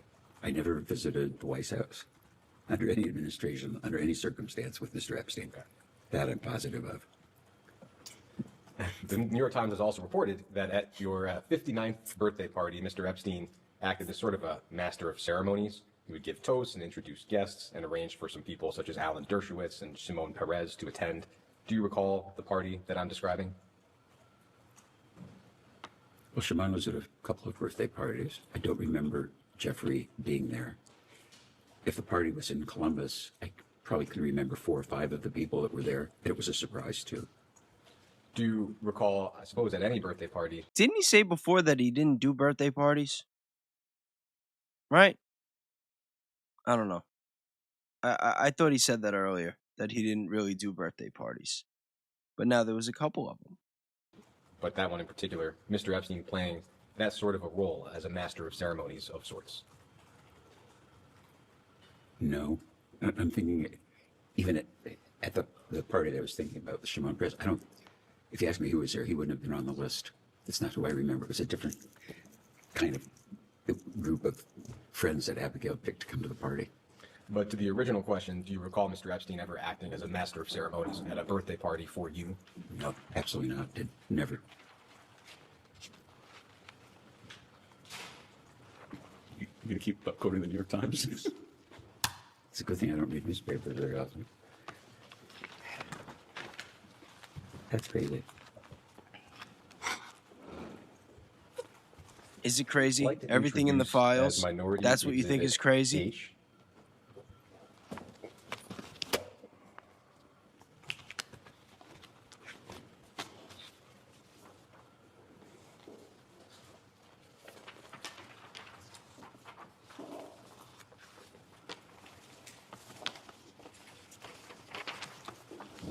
I'll give you a moment to look this over. It's just one page.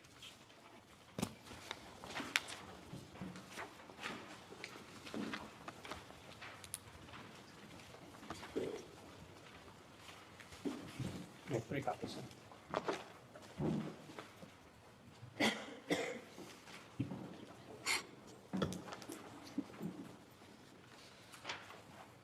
Stanley's name.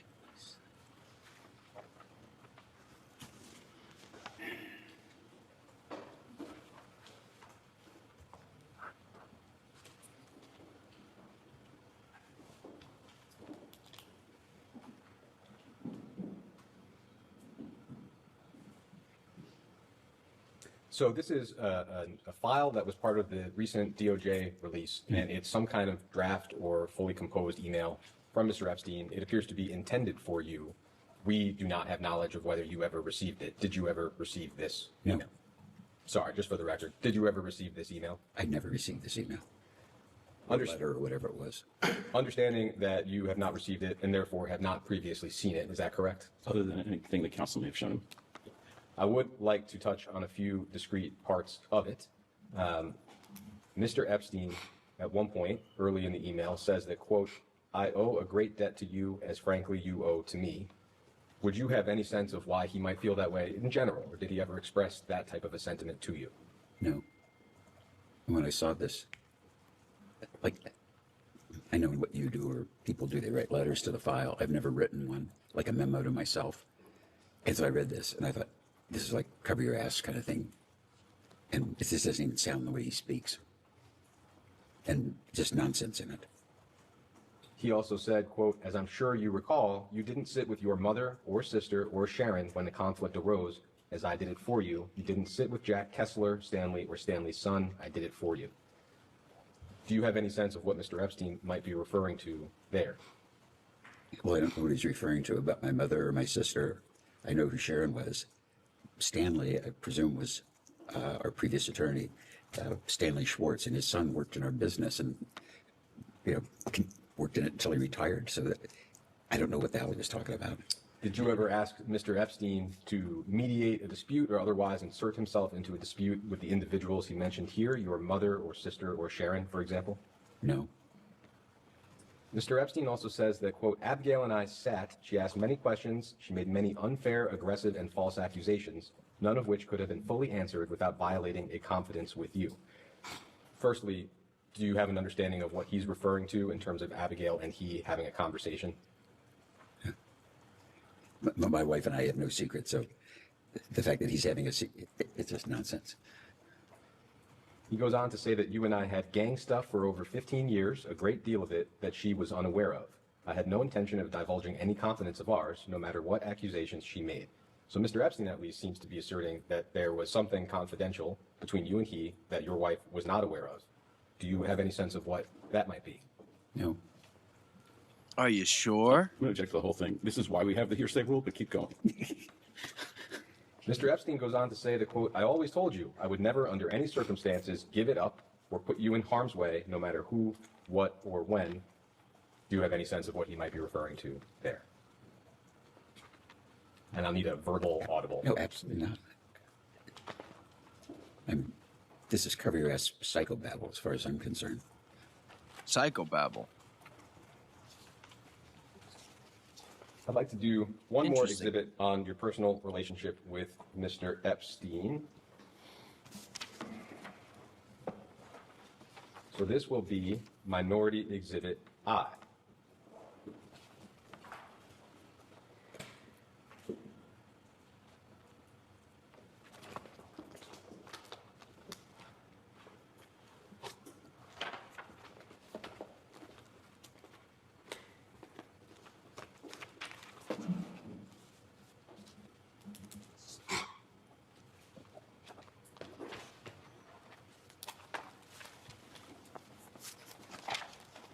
I'll just tell you briefly what this is. Oh, good. It's long and you're not going to have to read it. It's a PowerPoint presentation that the FBI Sorry, put don't together. mind the yawning. It looks like within the last year. What's up, Star summarizing Dreamer? Their investigations into Glad Jeffrey you made Epstein and Ghislaine Maxwell. It's just their summary of the steps they took during their investigation and who was charged with what. That's what the document is. There is one page of the document that mentions you, and I'll direct you to that. It is all the way toward the back. So I've never seen an FBI document. I'm thinking, should they be giving this shit to me? So there's one Did page he just towards say the he's back never that ends been in given a- 956. I think it's the third from the last. Or never page seen of an the FBI document? presentation. There's an earlier reference crazy. on 949. Ah, right, confirming the proper. Apologies, there is. Agreed. Which page you want me to look at? Ending in 956, the only substantive mention of you. Yes.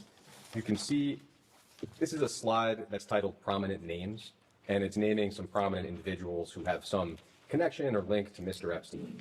Your name appears in the middle column, all the way down at Yes. the bottom. And under Les Wexner, it just has one entry. There's a name that's redacted, and its redacted name stated, Epstein earned his money from having homosexual sex with Wexner. I know you were asked this question earlier, Whoa. but in the context of this FBI report, is it correct that you did not have any sexual or romantic relationship with Mr. Epstein? Absolutely not, or any man ever. I'm very straight, super straight. Thank you. He's making that face, though. I don't know. I don't know, Leslie. I mean, you do have kind of a girly name, Leslie. Do we get to keep that? No, I just never read an FBI report. The second time you said it now. Wait, how is it possible that he's never read an FBI report? I just find that really weird. And was he asking to keep it? Is that what he said? Do I get to keep it? You want to keep it? The FBI report where they made a report about allegations that you had sexual relations with that man? You are one sick individual. Seriously, look at that face. Ah, shit, it's kind of creepy. Kind of like looks like he's looking at me. I gotta hit play. Don't beat yourself up too hard. For, your testimony here today. Just wanted to start with a question around Oh my God. U.S. Senator John Husted, and it's been reported that you gave him something like $117,000 in donations. Is that correct? I think you mean John Husted. I know, John right? Husted, yeah. Disgusting. I don't know how much money I gave him. Would that sound about right? It's a substantial sum. But I'm thinking, I met John when he was a state representative. I'm sure I helped him. I helped him politically. He ran for lieutenant governor. I probably contributed to senatorial campaigns. So is it possible over time I would have given him that much money? It is. Well, let me maybe be But more I don't accurate. I think remember. it's recently reported that you gave him $117,000 sometime shortly before he voted no on releasing the Epstein files. Would that sound familiar? No. No? Did you or any of your representatives ever lobby Senator Husted or anybody else in the federal government to prevent the release of materials related to Jeffrey Epstein files? Absolutely not. Hold on, did hold you or on. your- They're saying, did you or anyone else ever try to lobby to prevent the release of the files? Okay. That I just want to point out, make sure that we know that we have on the record. Because I'm going to definitely be digging into that. I'm definitely going to have to call bullshit on that. Your representatives ever request that the Department of Justice redact your name in any files? Absolutely not. Wanted to Absolutely move not. on. Now, I remember the document you referenced a little earlier mentioning former Prime Minister Ehud Barak. Did you ever have a relationship with the former Prime Minister? Can you define relationship? Sure. Any relationship? Do you know do you know Prime Minister Barak? How, if so, could you elaborate on how familiar you were with him? Well, I was only with him a couple or three times in my life. I happened to be in Israel when he was elected, but before he was sworn in as prime minister. We had a brief meeting in his political office. It wasn't the government office. May have met him in Israel when he was prime minister, but I don't recall. I know that I had dinner with him and I think his wife and daughter and Abigail in New York after he was out of office, I think. I don't think he was prime minister. Did you ever communicate with the Prime Minister outside of personal meetings, phone calls, emails? He came here once, I think, for Jewish community stuff, and we went to a football game. That's all I remember. Did you ever communicate by email or phone call or other correspondence? No, I don't think I ever had his address or phone number or email address or text number or whatever. Are you aware of the Wexner Foundation or any other trusts or foundations or organizations affiliated with you ever donating money to the former prime minister? No. Would it surprise you if I told you that an FBI report stated a report that the Wexner Foundation transferred at least $2.3 million in U.S. dollars to former Prime Minister Ehud Barak? Shocked. Shocked. Okay. Here's that word. Shocked I want to and the move to a face. different topic here. Are you familiar with the gentleman named Richard Adrian? Who? Richard Adrian. No. Do you remember anybody being a bodyguard from you by that name? No. No? 1991 to 1992? No. How many bodyguards have you had over the course of your career? I don't. Hundreds? Dozens? No, not hundreds, but I don't know. Dozens. Okay. Now, Mr. 50 or Adrian 60. reported that he had accompanied you between 1991 and 1992 when he was your bodyguard to Epstein's Palm Beach home. Does that sound familiar at all? Objection, that's not what it says. That he accompanied Mr. Epstein, Mr. Wexner to Epstein's property? No, it doesn't say that. Are you looking at the? EFTA 1249191? Yeah, it should. I don't have it in front of me, but No, it says that he did accompany him, and then it says the bodyguard was at the Epstein residence. It doesn't say the bodyguard was at the Epstein residence with Mr. Wexner. I'm sorry. Did you ever accompany the bodyguard to Epstein's Palm Beach home? Everywhere went Okay, I had so, yeah. security. And so would it surprise you then, I believe that this is correct, that the bodyguard said that he noticed a number of young girls there, noticeably young. You've never seen young girls at the Epstein property? But I was only there once for an hour, and I was there with my wife and another couple. Okay. I have one last question, and then I'll kick it back. See, I don't know how the process is supposed to work, but if it was me asking these questions and he's saying, "Oh, this one time here or there," I would be getting dates every single time. Oh, you were there one time? When? Oh, you don't remember the exact date? Ballpark it. Was it near your birthday, an anniversary? Did you have a kid? Did you get married? I would want to get dates on every single thing possible and create a web. Who else was there? Who do you remember? Like, these are the kind of details that you constantly have to write down. You constantly have to keep track of. That's how you build a case. That's how you get the truth. That's how you identify the lies. Every detail matters, especially when you're using Bayes, because it's all a math equation. You could turn everything into a math equation. That's my motto. I always say it. Math is the language of God. The numbers will not lie. You mentioned a couple of times that you received $20 million for the mansion on 71st Street in Manhattan. How was that money transferred to you? I don't know. You don't know. Every time they mention that mansion on 71st Street in Manhattan, I just want to point out that it was when Jeffrey Epstein was living next door to Howard Lutnick. All right, don't forget that. I think that that's very important, that he lived next door. Like, nobody, how do you know it was ever paid to you? Well, I guess Abigail would have known. Abigail wouldn't know? Whether it was a check, whether it was a money order, whether it was, a bag of money. I have You no said idea. $20 million and you just like, hey, someone say so for it. No, $20 million is a lot of money, and airplanes cost a lot of money too, and I don't know exactly how we pay for them, or if we sold an airplane, exactly how we get paid. But we've bought and sold personally a few airplanes. And you could ask me the same question. I don't know. And so I think we have a number of media references, New York Times, I think the Wall Street Journal, Bloomberg, all noting that no cash was transferred at the time of a essential transaction. No exchange of money was noted at the time. So do you have any records, like after the fact, after you learned that Jeffrey Epstein, as you put it, stole from you, did you ever look into how that money was transferred to you? No. No? Didn't strike your interest, even though you knew that Jeffrey Epstein was stealing from you? Once I knew he was stealing from me, it was, again, my wife is a very competent business attorney. We have good accountants. I believe good counsel, and that's not what I do. And I don't. Can't be that competent if it took over a decade or two to figure it out. Follow him to see if. And that you never actually figured it out. That's just. Let me then follow up and ask, did your wife ever mention to you that how the money was transferred? No. Or that it was transferred? Objection is to spousal privilege, but he's already answered. All right, thank you very much then. Mr. Wexner, Steve Lynch, Massachusetts.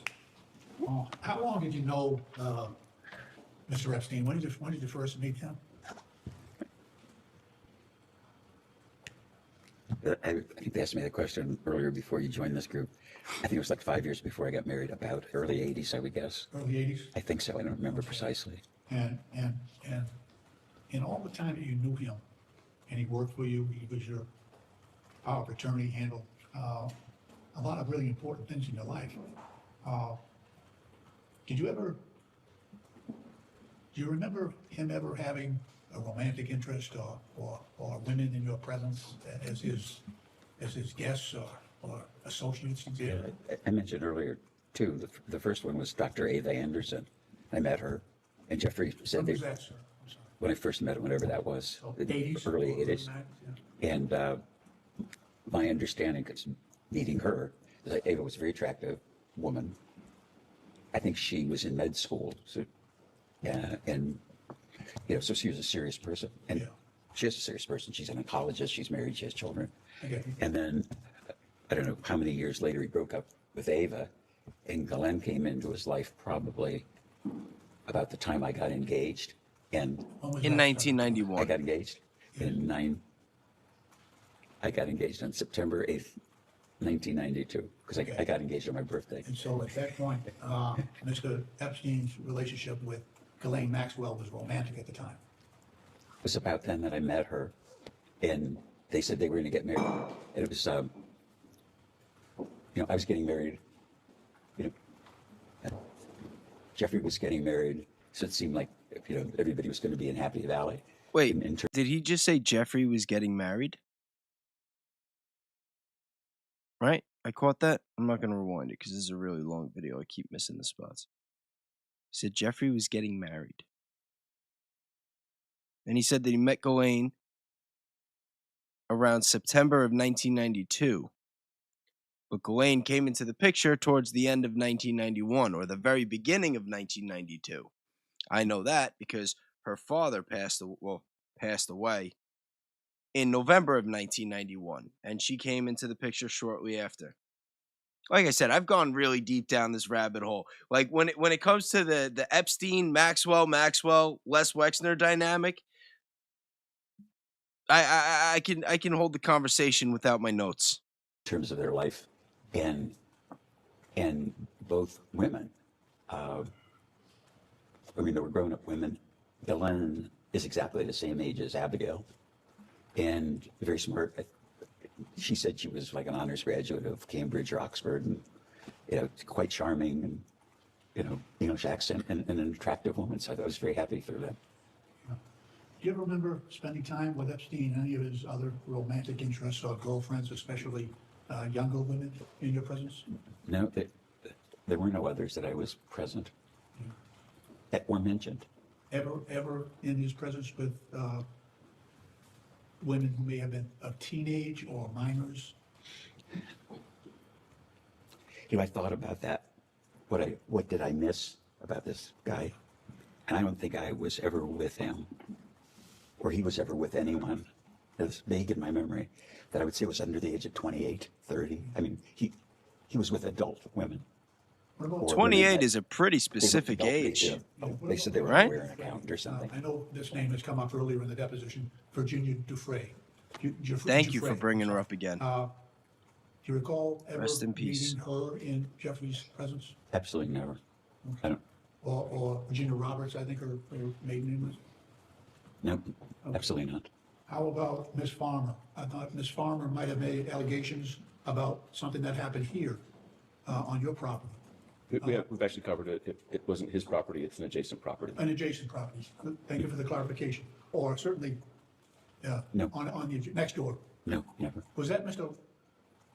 Guess what? Whose property is next door? I'm sorry. My friend was business partner in New Albany, Jack Kessler. So no women who seemed unusually young then? Absolutely. Okay. We also understand from your counsel's proffer that you interacted with a number of other prominent people who knew and had dealings with Epstein, including Prince Andrew, various professors at Harvard, perhaps a He's getting sultan of some frustrated. sort in Dubai, perhaps Howard Lutnick. With respect to Prince Andrew, who has also been accused of sexual misconduct in connection with at least one woman trafficked by Mr. Epstein, did you ever see or become aware of this interaction between? Well, isn't it at least two now? Can't we say that because of that picture where he's like hovering over the body that's passed out? Yeah, right? I think so. Prince Andrew and one of these young women? I never met Prince Andrew, so I wasn't aware of anything other than No chatter about that in terms of, you're dealing with either introduced by Mr. Epstein or by Ghislaine Maxwell. That whole interaction between those two and Prince Andrew. You have any knowledge of that?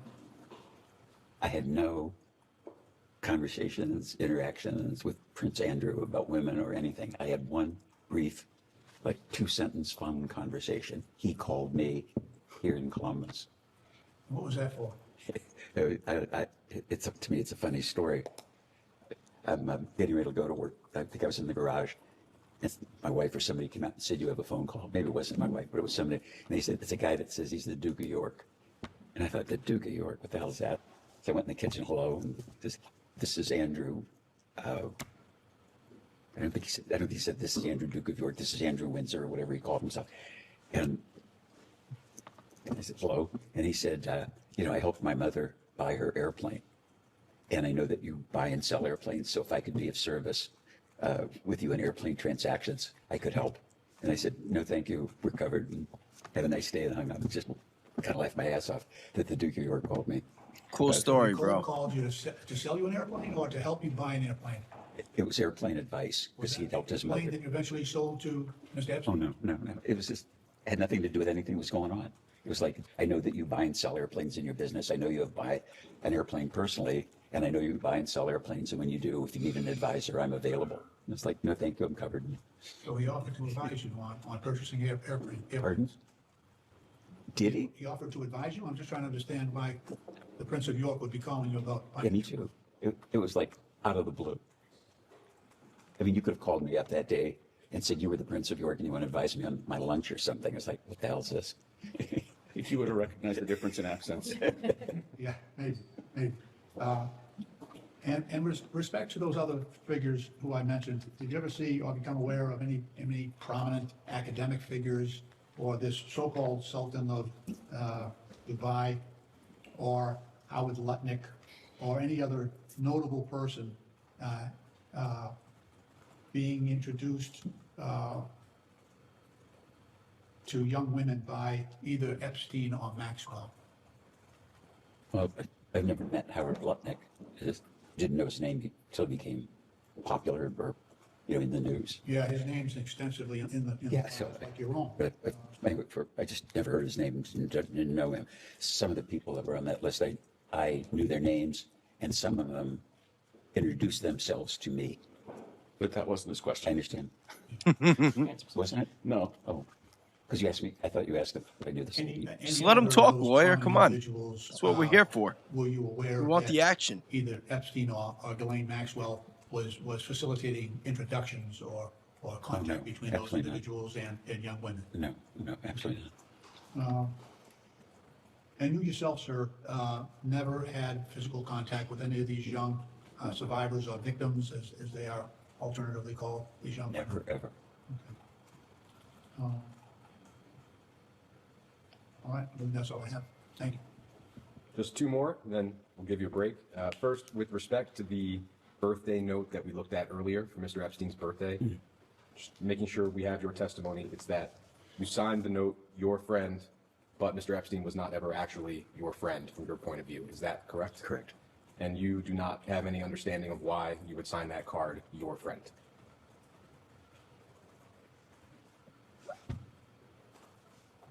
I think I was sending a birthday note to somebody. I'd say your friend or something. I wouldn't just sign my name. It would be like I don't know. But it's not a salutation, is it? It's the end of a letter or something. Yeah, he wouldn't just sign his name. He would draw a pair of tits on it, too. It's truly best, something like that. Do you recall ever drawing a pair of women's breasts on any correspondence with any other business associate of yours? No. We can go off the record.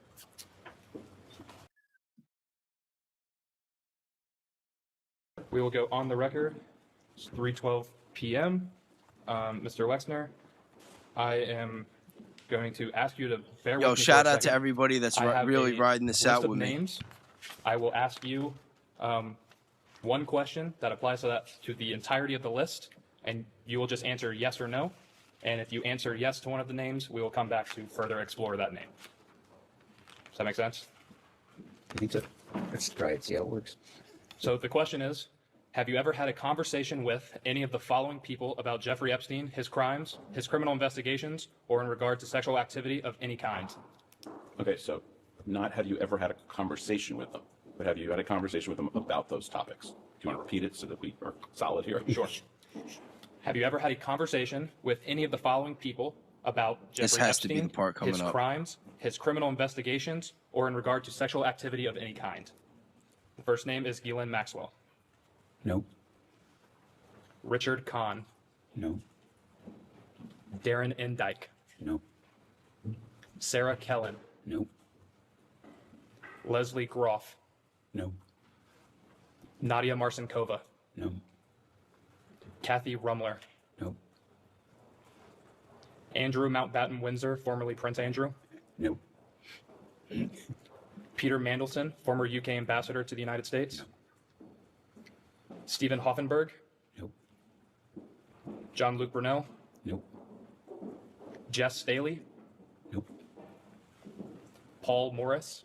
no, Stephen Cutler. no, Mary Casey.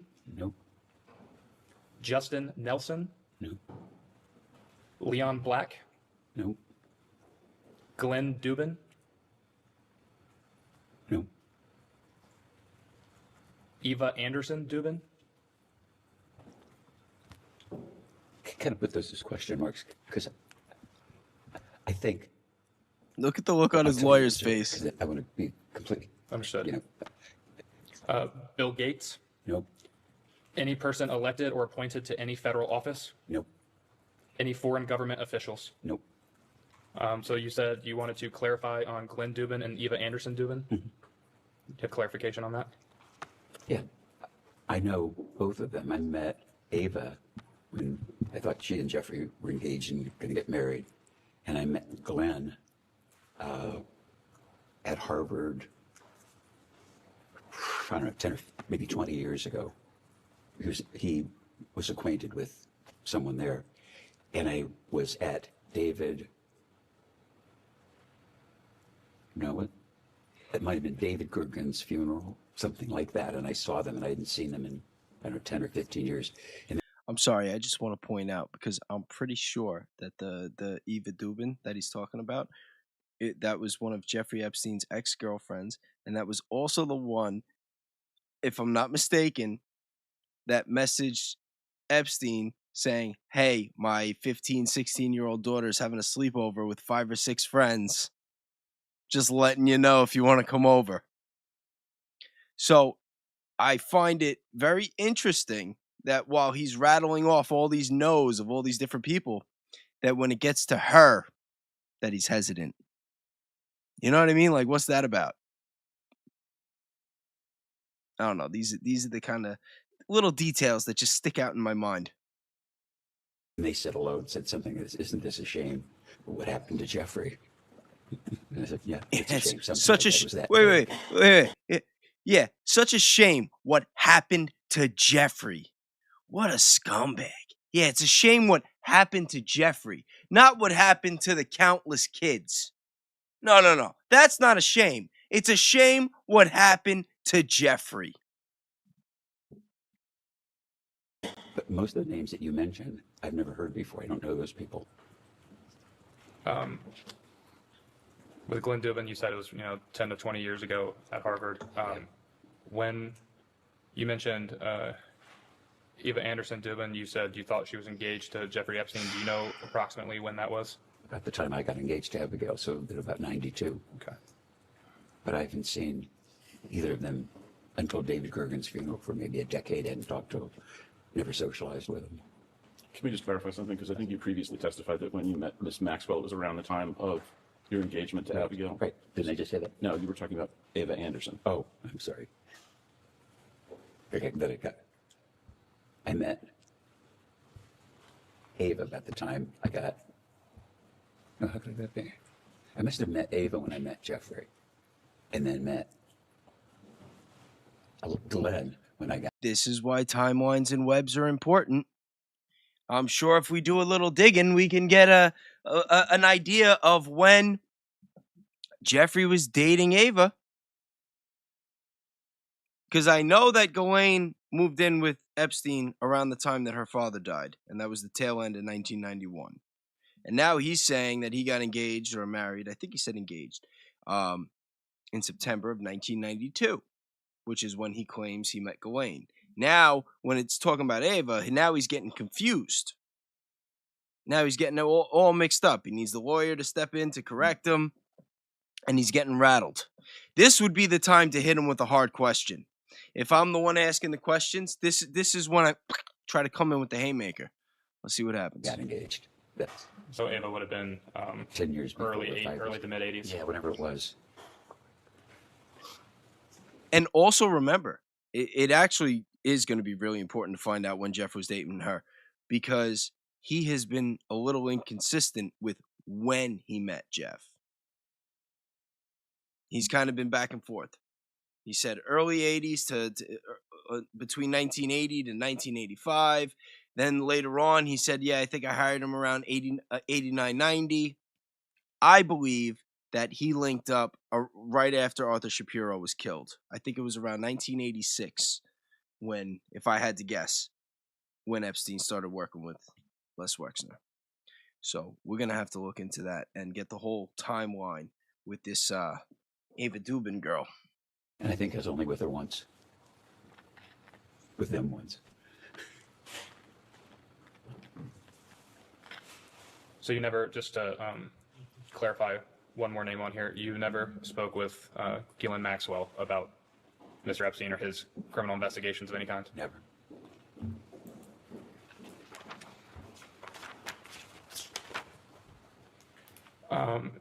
It had come out a few years ago now that Ohio State University did a review of their donations, and they identified a little over $300,000 in donations directly from Mr. Epstein and one of his foundations. Ohio State also reported a gift of approximately $2.5 million from the COUQ Foundation, which is another entity of Mr. Epstein's. Did you help facilitate any donations from Jeffrey Epstein to Ohio State University? Never. Did you personally ask Mr. Epstein to donate to Ohio State University? Never. Did you ever speak to any Ohio State University Board of Trustees members regarding Mr. Epstein or his donations to the university? Never. You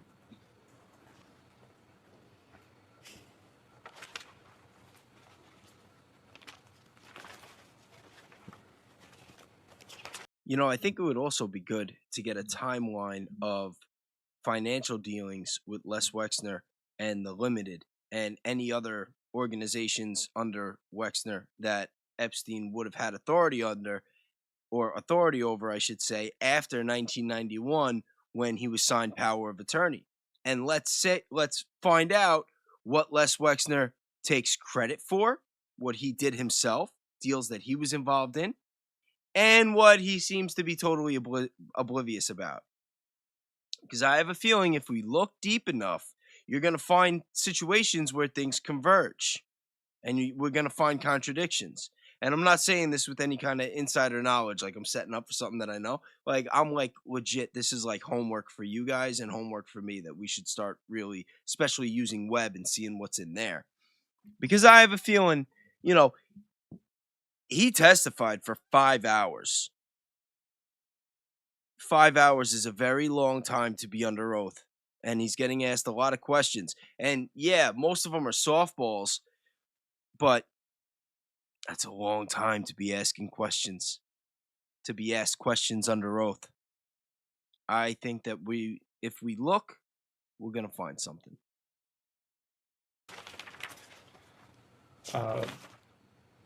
We discussed earlier in this deposition, around the time frame of 2019, if you had any involvement with law enforcement as they investigated Mr. Epstein for his crimes he was ultimately charged with in New York. Just to clarify, did you speak to any law enforcement agency of any kind regarding Jeffrey Epstein's investigation in New York in 2019? Look at that lawyer. Never. Didn't. No, I don't remember ever talking to any law enforcement agency. Did you ever provide any documentation to any law enforcement agency of any kind regarding Jeffrey Epstein and his investigation in New York in 2019? Not to my knowledge. Not to my knowledge. He didn't say no.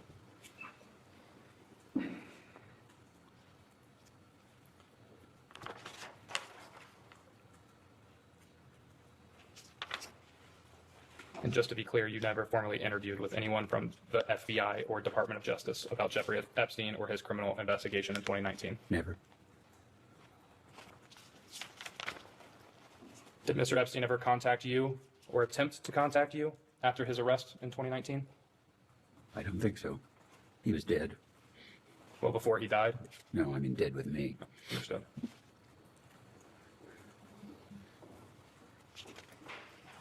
Did anyone affiliated with Mr. I'm not trying to be funny right now, but I think he just perjured himself again.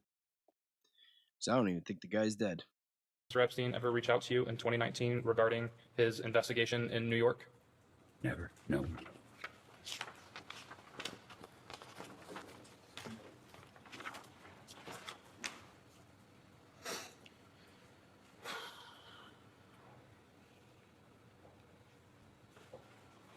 How did you first learn of Jeffrey Epstein's death in the MCC in New York City? Probably watching CNN. Probably. No one directly contacted you about his death? No one ever contacted me about Jeffrey's death. How is that possible? And he's laughing. Think about it. He knew the guy since the 80s. Okay? He knew him for 30 years.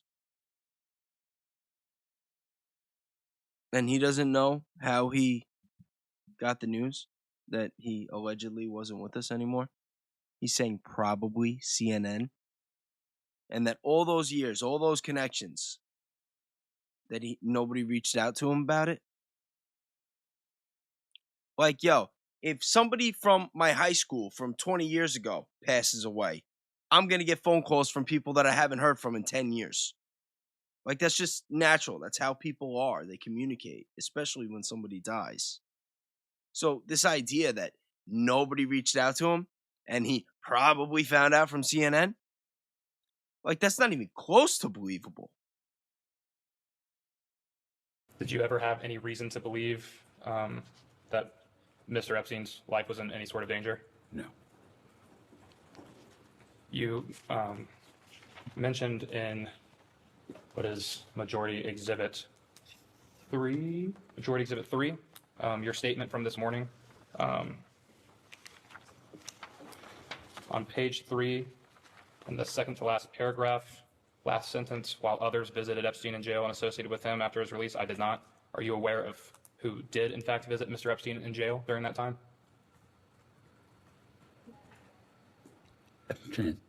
Directly, David Gergen told me he did. After he did. Look at the lawyer's Can face. you remind us who David Gergen is? David Gergen was professor of practice at the Kennedy School. He was advisor to 4 presidents of the United States, TV personality.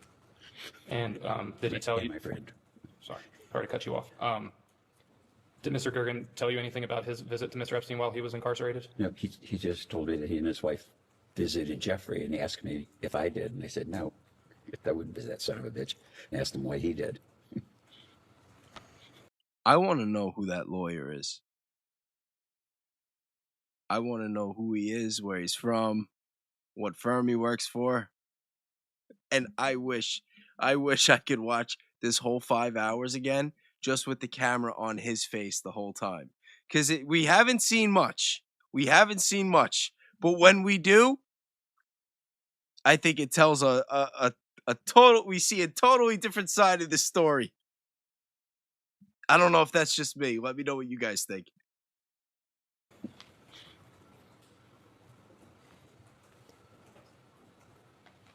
Did Mr. Gergen inform you as to why he went to visit Mr. Epstein while he was incarcerated? Yeah, surprisingly, he said, like, sometimes people that you're acquainted with get into trouble, and you should be kind or nice to them. Something that vague, which seemed completely out of character for Gergen. Did you, what was your response to Mr. Gergen when he posed that to you? I think I said, I'm surprised at you, David. I'm going to switch gears a little bit here.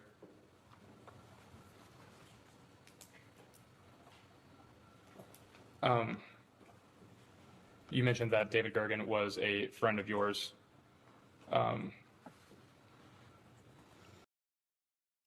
Did we didn't see the part, unless I missed it, unless it was one of the times, because there was one time that the lawyer like whispered to him and I didn't hear what he said, and I tried to rewind back, but I missed it, and I kind of got lost for a minute.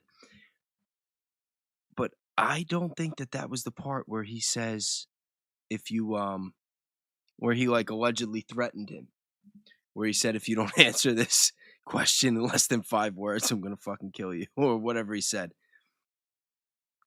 So that should be, if unless I missed it, that should be coming up soon. And I am really, really curious to see what line of questioning is being asked where that would get him to say that, especially after 4 hours. How do you characterize that Mr. Gergen was a friend? What made him a friend to you? We probably met when he went to the Kennedy School from his job at the White House. And so he was like a professor of practice in the Center of Public Leadership. And then he became the director of the Center of Public Leadership. And that was one of my main interests is public leadership. And we became friends, and from very different backgrounds. And I didn't have much of an education, Yale, Harvard, working in the White House. And we became very close friends. And his wife reminded me after his funeral that we would talk every Sunday. And it was like, I know you might have friends or acquaintances you talk to regularly. I didn't even realize that we did that. We'd share books, talk about what was going on in the world. And it was very much a part of my life. And he was a wonderful person. So he was someone you would communicate with frequently? Well, about, if I pitched out about the government, I'd call grilling David, him. be talking about what was going on in the CPL. And, we were talking about fundraising for CPL or interviewing professors for CPL and, raising money for fellowships. It was pretty much focused about government public interest things, because that we had in common. He was a lawyer, and I sold apparel, so. Would you say that you talked to Mr. Gergen more frequently than you talked to Mr. Epstein? Oh, of yes. course. Is that really his name, Michael Levy? When I read that, I thought that was a joke because Levy was the name of the lawyer from The Wire, which is my favorite show of all time. I don't remember what his first name was in the show, but that would be just too much. Like you know what I mean? Like, you can't make that up. You can't make that up. Yo, tell me you're kidding. Are you guys messing with me right now, or is that it? Please, I need to know. I know the chat is on a delay, but I don't want to hit play until I get confirmation. Oh my God. And yo, if you haven't watched The Wire, when you're not watching my content, I totally recommend you watching that. Prior to you and Mr. Epstein terminating your...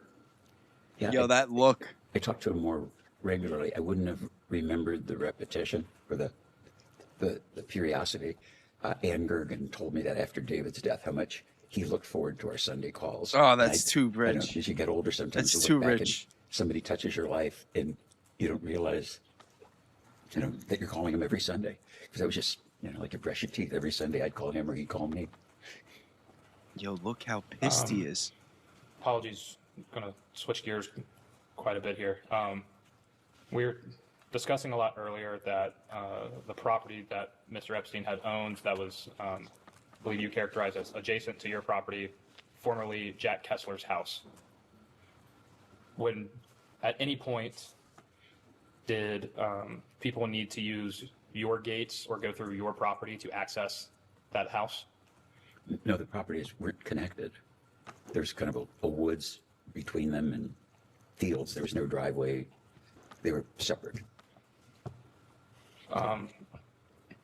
It would be a struggle to walk between the two 1 foot. Understood.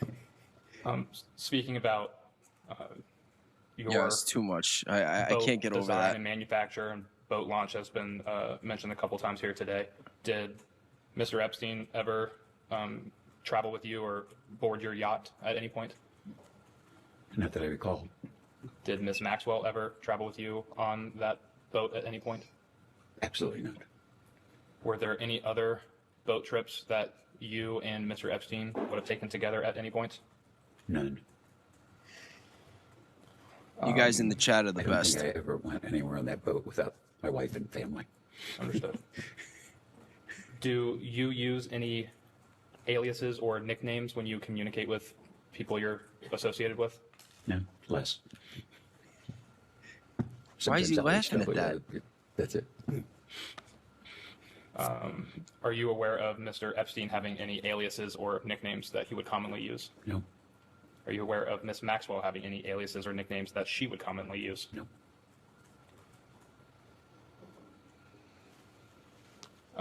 When speaking about your boat, you seemed to be very certain that Miss Maxwell had never taken any type of boat trip with you. Is there a reason why you were more sure about her not attending any boat trips with you? Because I couldn't be, I'm not sure that, I know that Jeffrey didn't take any boat trips with me. That's for sure. And so I might not have perfect recall, but I'm positive he never took any boat trips. So I'm positive that she never took any boat trips because I only saw her a couple times in my life. Understood. That makes sense. Are you aware of, let me back up first. Mr. Epstein Thank you. Did a lot of foreign travel. Would you say that's an accurate statement? That's kind of when I answered because I don't want you to be tricking me. I thought he traveled a lot. When I thought he traveled a lot, once I knew he was a fraud, I don't believe he traveled at all. I mean, he told me he was in Switzerland. He told me he was anywhere in the world, and I believed him. That son of a bitch could have been in bed. I didn't know where he was calling from. To the best of your knowledge, he would inform you that he was traveling all over the world. Oh yeah, I'm in Saudi Arabia working for the king. I'm in Switzerland talking to banks, and I'm really busy and I'm tired and he'd hang up. So he would reach out to me erratically and sometimes frequently, but I never believed that he said I didn't just. If my wife told me she was in Chicago, I would believe it.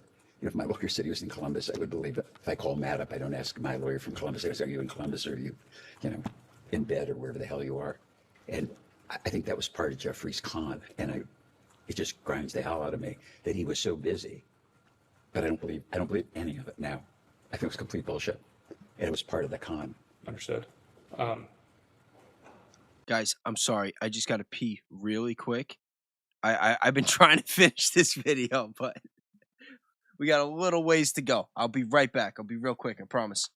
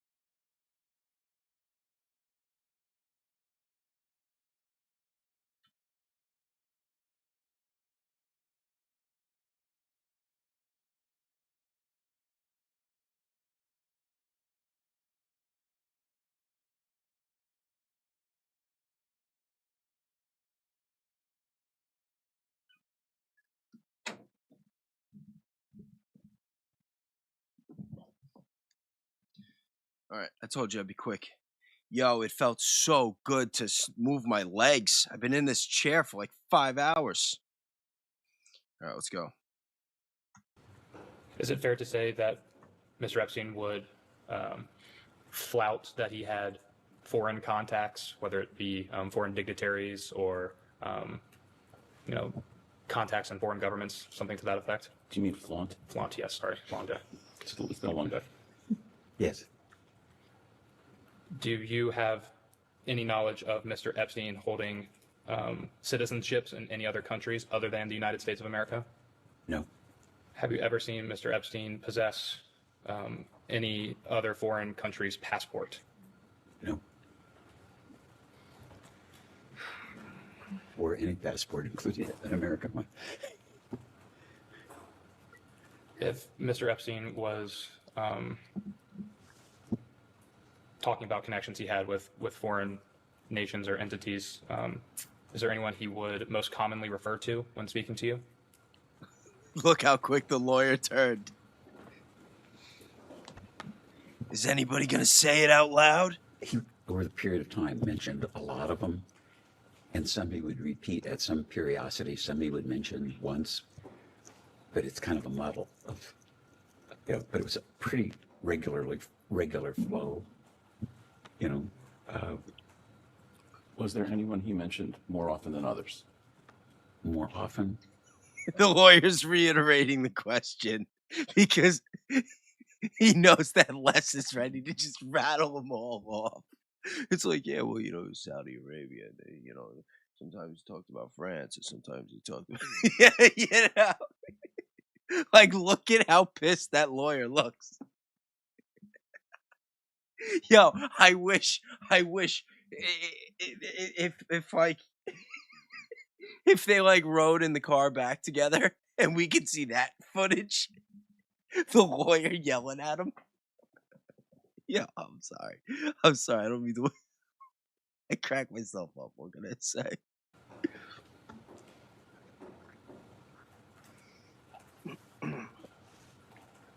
Maybe several times he mentioned the Queen of England. The Queen of England? Yeah, the one that died. Did you ever get the impression that Mr. Epstein was He is so to get mad. close with people of power, influence, wealth to better shield himself from any type of scrutiny? No, it seemed to me that that was the milieu that he operated in. Yo, that lawyer is burning a hole through whatever's left of Les Wexner's soul right now. I don't even know if he's really a lawyer. He looks like... I'm not even gonna say it out loud. Oh, man. Oh, this is just too much. And so it made sense to me, in terms of advice he was giving me, that he was dealing with the most sophisticated people, and they were his clients.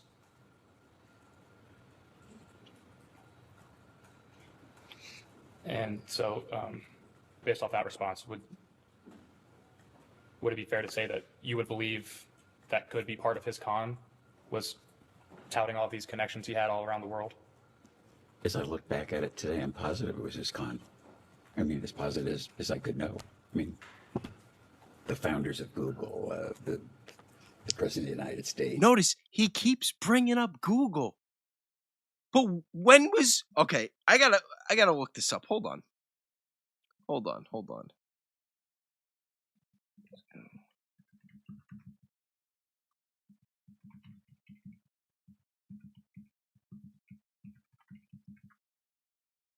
right, so Google was founded in 1998. At least 10 years. At least 10 years after Epstein was already working for Les Wexner. And he keeps saying, well, I mean, why wouldn't I trust him? Why wouldn't I give him power of attorney? He told me that he worked with Google. Google that was founded 7 years after he gave him power of attorney. No wonder the lawyer looked so pissed. Look at him. He's like, I swear to God, if this guy says Google one more freaking time. For real, bro. Come on. Am I wrong? Am I right? It's the king of Saudi Arabia, go on and on. It was almost, every month I'm off to do this with that, or I'm going here and there. He was in a trust Oh, position. patience pays. Thank you Foolishly, for I becoming never- a member. Question, it was just, that it wasn't just, that he was bullshitting me, or these weren't really his clients. Yo, and I'm telling you guys right now, with the memberships, if on nights like this would definitely, I'd be down, like whoever becomes a member, when I do the members only videos and the members only live streams, like you guys are gonna get to decide. Like I'm gonna set up some kind of poll, some kind of vote, because I want you guys to be involved. So whatever you want me to cover, start putting it out there now, because I think that we could have a lot of fun with this channel. And I want to have a lot of fun with this platform. And I want to try to teach you guys stuff. And I want to be able to learn from you too. Because I know that every person has more potential than they know. And they have a lot to offer. And, I want to try to inspire people to help them find their thing. And if they already know their thing, let me know. And maybe we can make some magic happen. But let's get back to this. We'll talk more about that later. Thank you for the membership. I greatly appreciate it. And is it your testimony today that if Jeffrey Epstein was enriched by his connection to you, that all of that enrichment was gained through theft, deceit, and or without your knowledge? The lawyer. I'm not sure I understand the question. Yeah. Do I know where Jeffrey got his money? I know he stole money from us. I believed he had substantial income from these make-believe clients that afforded him the lifestyle that he had. That made sense to me. And you got engaged in 1992. Do I have that correct? September 8th, 1992. And you were married then in the following year, 1993? 1, 2, 3. That's how I remember that one. And at any point after your engagement and your ultimate marriage, did you ever engage in any extramarital affair or sexual contact with anyone other than your wife? No one. I'm really happy you asked that question.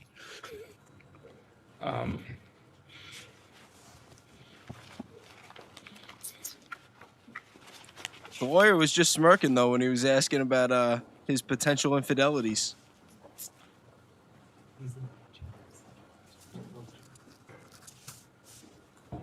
What's that connected to? Yo, this has been a lot more fun than I thought.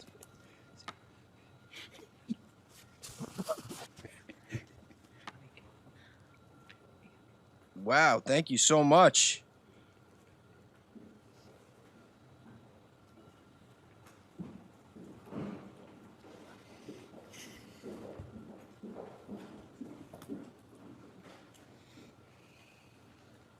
Is it? Yo, Mr. Wexner, patience, is I it really appreciate that. I want to send you a hoodie. your testimony here today that Mr. Epstein's wealth came from not only yourself, but also this extensive network of clients that also were wealthier. More like otherwise influential Homelander than individuals. Superman. Good question. Absolutely. And, sitting here today, with the benefit of hindsight being 2020, how do you think that the United States Congress could prevent the crimes and, in your words, cons and deceits that Mr. Epstein and by extension Ms. Maxwell committed on victims around the world and specifically in the United States?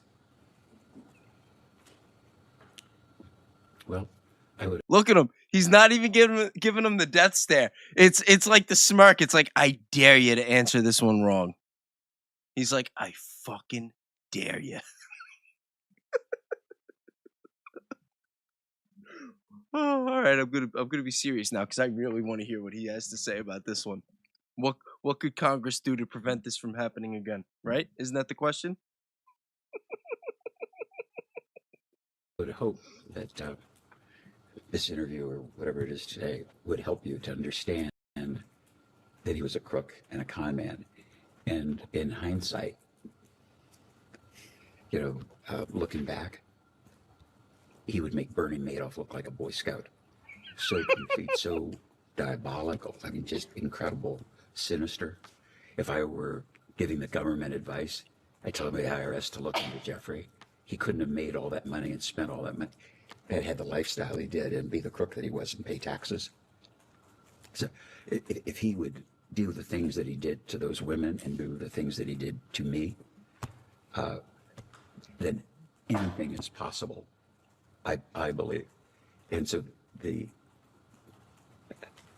Al Capone went to jail for being a crook and tax evasion. It would be so obvious to me today that now that I know Jeffrey's a crook and the things he did and the people he was associated with, there was a lot of money and he got it from a lot of people. I can't believe that he had time to really work because he was playing so goddamn much and I never knew it.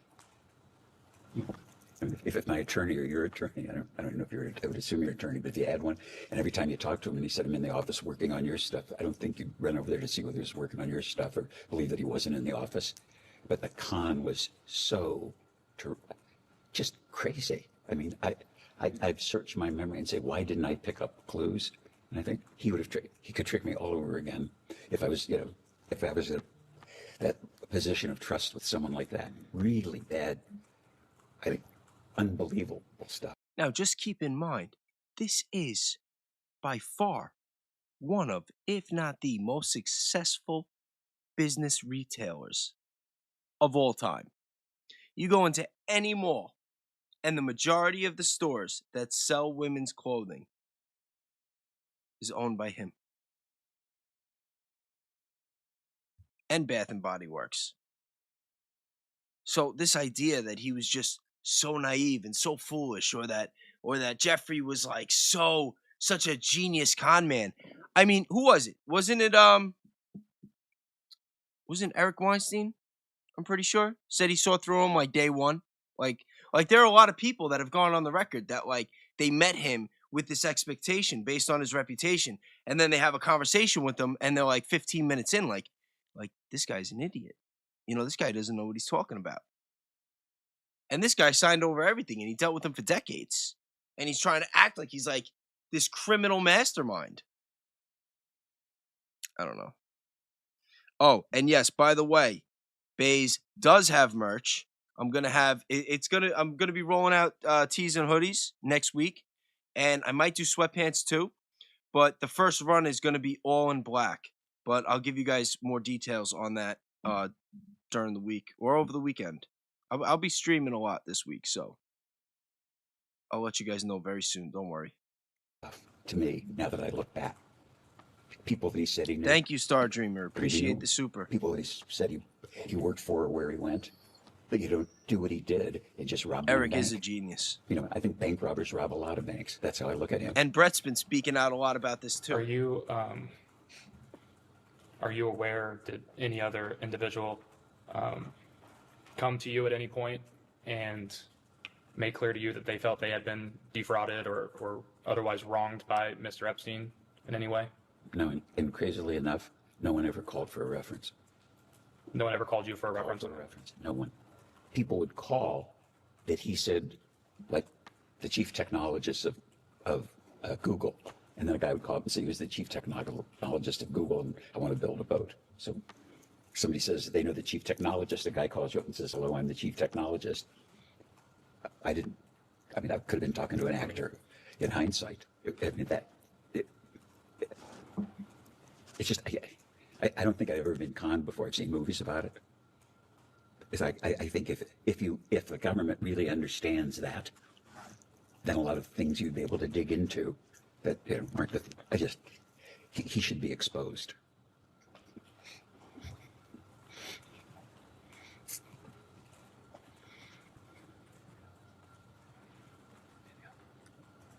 All right. I think that ends it for us right now. We'll go off the record. Yo, did I miss the threat? We can go back on the record. I've got just a few sort of individual cleanup questions about things we've talked about earlier. I'll just move through them chronologically, going all the way back to when you first hired Mr. Epstein. If you could just articulate what you recall about. Oh, please ask him about the date again, because he was very inconsistent there. I'm very curious. I want to hear how these questions go, because I don't know. I think that they could have done a much, much better job hitting him with harder questions if they wanted to. If they wanted to. There was like a couple of almost tough ones, but they could have hammered this guy. They could have hammered him. They were throwing softballs. I can't even talk, sorry. But they were throwing him softballs all day. About what you thought you were getting from him. You described what he ended up doing for you. I want to see what the did off you the record understand stuff yourself too. to be hiring him for at the time?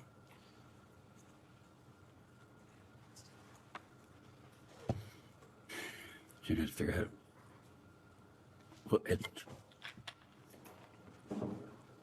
when I met Jeffrey, I had somebody managing my personal stuff because there's just a lot of stuff suddenly, complexity in my personal life. And I didn't realize that I had so much complexity until one day it's there. So to me, it was my personal side of stuff was like one day it's cold and the next day it's a blizzard. And I realized I got houses and stuff that should be inventoried. And How are they not bringing up Arthur Shapiro one time? One time. He's saying that, oh, when I hired Jeffrey, I had somebody managing stuff and there was just too much stuff. It's like, no, you hired Jeffrey after your last guy got executed the day before he was going to testify before a grand jury. Like, that's what happened. It's on record. You signed him power of attorney after an analytical report came out that potentially implicated you in that execution and uncovered your mob ties. And they haven't asked once. They haven't asked once. And that's exactly what I'm talking about with the softballs. They're just lobbing him the pitches. And the lawyer's still sitting there giving him the death stare because he's still botching it. He's still screwing it up. Can you imagine if we had a real justice system with like a cutthroat lawyer getting him on the stand? Getting him on the stand? Imagine he actually got indicted for some of this shit. And they were actually like, he had to deal with like real interrogations, real cross interrogations on the stand.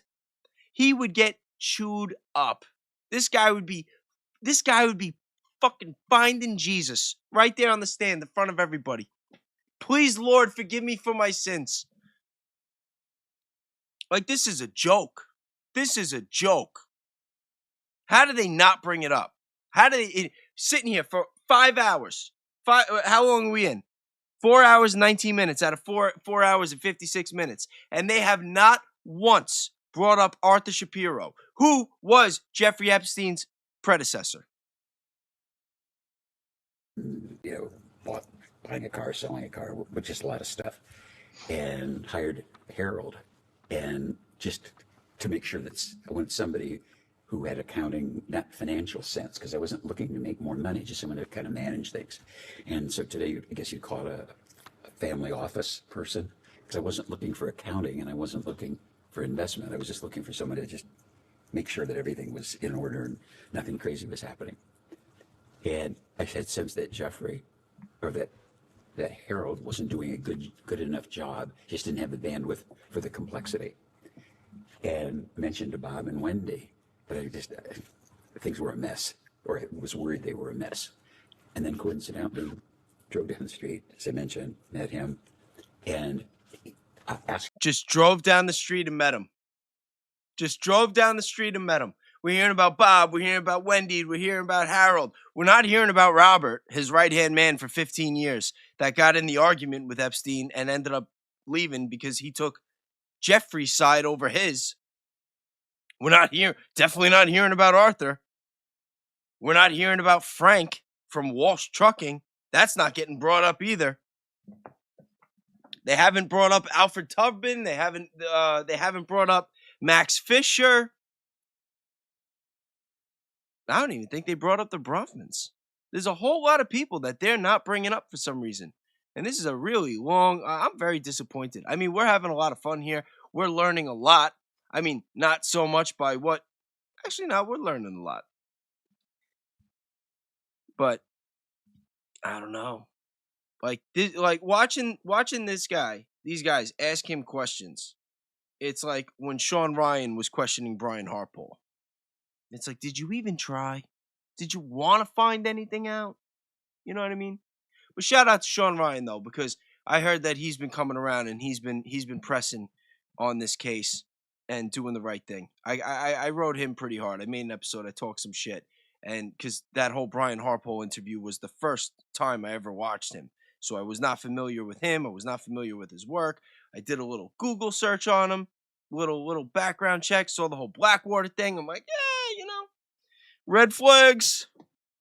But like I said, I heard he's been doing the right thing. Not to get off track. I'm sorry. I know this has been a really long stream. Some of you might be wanting to get through this, but I don't know. It felt worth mentioning. Him, I don't know if it was 6 months later or a year later, something, talking to Bob and Wendy. They said, we should call him. So I called him and said, you remember when we met? You know, I said, I've got a guy running my stuff, personal stuff, because I want to keep business away from personal. Could you take a look at it? You're smart, you're financially oriented. And he said, it's not what I do, but, you know, you're Wendy's friend, you're Bob's friend. I'll come and take a look. So he started doing that and said, Harold isn't very competent. Nothing's amiss. Just it's not tidied up the way you think you should, way I think a professional would think things should be tidied in your financial personal life. And I said, you know, well, but you know, you looked at this. You know, what do I owe you? And again, part of the con was, I don't want to be paid.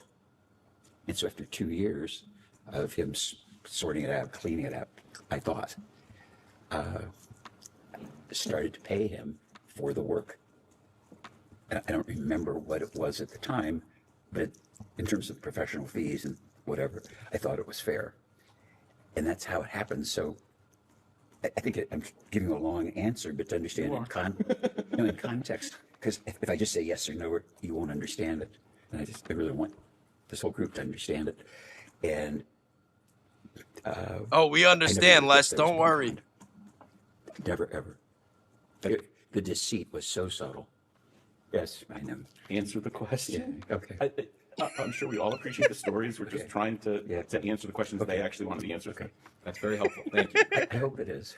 And could I ask you, I think you said in the last hour it was your understanding that Mr. Epstein, while he was working for you, also had other clients. Is that right? Yes. So would that mean that his work for you, you understood it to be part-time?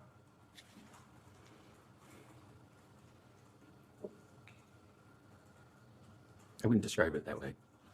You know, I knew it wasn't I thought it wasn't full-time because he had other clients of substance, real substance. Yo, keep in mind how many acquisitions this guy did before Epstein started working for him. He was buying up businesses left and right. He had no part-time workers, especially someone with those kind of responsibilities. Are you kidding me? Are you kidding me? His other guy, Robert Murawski, had to quit his job and move so that he can handle his responsibilities working for him. He's going to try to convince us that he gave him all that authority, all that power, and that it was like a part-time gig. He's, oh, I wouldn't necessarily call it part-time, but listen, find me one other client on record from like 1982 to like 1995 that Epstein had. One. And not the Tower Finance Ponzi scheme with Stephen Hoffenberg that Epstein did not get charged for, by the way. As a listener, it sounds like substantial demands that you're describing. You were, and of course are, one of the wealthiest people in the country, managing all of your personal affairs. I would think would typically demand all of somebody's bandwidth. It sounds like that was an issue with the guy before Epstein. How was he able to do that job, but also do work for other clients at the same time? Well, like Peg does the work now. I think you could supervise the work, overview it, which isn't the work that I do, and say you could do really thorough work if you were doing it 3 or 4 days a month, certainly a week or a day a month, just focusing on these things because there were accountants and tax lawyers and other people. And then in setting up, as an example, I didn't have the idea to inventory furniture or valuables. And it's like, how could you have all silverware in your house? And I didn't count forks and spoons. And it's like, just so people could be walking out with forks and spoons. Like, gee, that's a good idea. We ought to have an inventory. But then there was I hired a lady to be like the house manager who had run the U.S. Embassy in Rome, and she said, yeah, I know how to do this. And I said, well, why don't we keep inventories of stuff? And she said, well, yeah, I could do that. So she did that as kind of a puny example, but I wouldn't have had the idea. But then all the things were inventoried. That wasn't work for me or Jeffrey. It was just regularly done.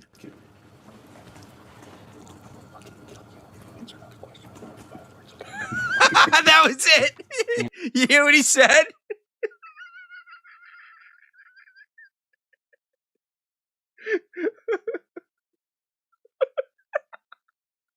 It all makes sense now. Now it makes sense. Oh my God. Oh my God. He said, I will fucking kill you if you answer another question with more than 5 words. What? Oh my God. All right, 25. 425. Inventories of stuff. And she said, well, yeah, I could do that. So she... Oh, wait, hold on. Actually, just for this, I'm going to slow it down a did little that as kind of a puny example, but I wouldn't have had the idea. Look at the frustration on his face. All the things were inventoried. That wasn't work for me or Jeffrey. It was just regularly done. Wait, hold on. Let's slow it down extra.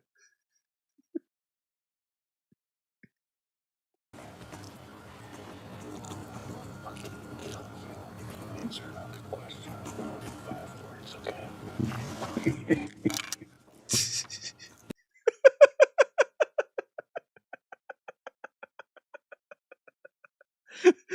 Oh, and yo, we've been at more than regular speed the whole time. Just so you know, for what it's worth. Yeah. I mean, I get why he said it. I get why he said it. Answer the question. Okay. A discrete question on a different topic. We know that at one point you owned a property in Palm Beach. It was a large thanks for letting me know. oceanfront estate. We understand that you sold that estate to... Yeah, I'm learning everything as I go, by the way. I am not technically savvy at all. That's part of the reason why it took me like over 2 months to start doing these lives, because it's like I don't want to set everything up and then it's all screwed up. But I'm learning everything as I go. And shout out to Danks. I don't know if you guys are familiar with his channel, but definitely check him out. But he's been giving me a lot of tips. He's helping me get my stuff going too, so I appreciate that. And we're planning something. We're going to do something together in the near future, which is going to be awesome. Let's keep going. To a guy named Abe Gossman, and that later Mr. Trump and Mr. Epstein got into a bidding war over that property. Do you have any knowledge of, or did you have any involvement in that dispute between Mr. Epstein and Mr. Trump? No.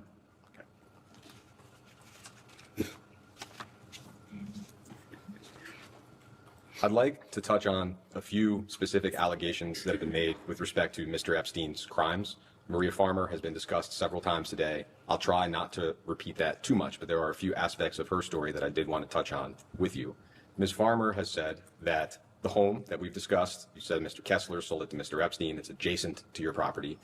Ms. Farmer has said that that home at the time was guarded by your security staff. And at least one member of your security staff told the Washington Post that that was accurate, at least at the time, which I think was 1996. Do you have any sense of why this home, that at that point was not on your property and wasn't your home, would have been guarded by your security staff? Objection to the hearsay, please. Answer. No. Do you have any knowledge as to whether or not the home was guarded by your security staff, either then or now? Then for sure not. My daughter lives there now with her husband, so I'm sure they pay attention to it, but I don't know for sure that, because it's part of the family, that they pay attention to it, but that's as close as I can get. When it was owned by Mr. Kessler and Mr. Epstein, you have no knowledge of whether or not it was guarded by your security staff? I have no knowledge. I would doubt that. It would frankly fucking impossible. Does that sound strange at all? It sounds a little strange to us as readers and listeners that a home that is not yours would be affirmatively guarded by your security. Me too. Ms. Farmer Says says me that she, too. In the wake of her assault, reached out to the county sheriff's Don't office. answer in more and than that she was 5 told, words, quote, Les. "We work for Wexner." And the sheriff's office confirmed that at that time they were contracted to assist with your security detail. Do you have any sense of why that would have been the case? Same objection to the hearsay answer. No, the closest I could get to that would be sometimes people who work for county security, Columbus Police Force, we would use part-time police, like at entrances or patrolling, but not, they wouldn't have been employees of ours. So it's possible, but I didn't, it's weird. I don't know the sheriff. Could you elaborate for a moment on what would that part-time role have been? Like a special event? They would be at the entrance? Yeah, it would have been special events. Yeah, that's very accurate. Okay. Ms. Farmer says that summer, when she wanted to leave the home, she had to call the main house, your house, and ask for your wife's permission. Do you have any knowledge about whether that's accurate? I doubt that it's accurate, and I have no knowledge. And I think you said earlier, but just to make sure, when did you first become aware of Ms. Farmer's allegations? In the press. Did your security staff or anyone else?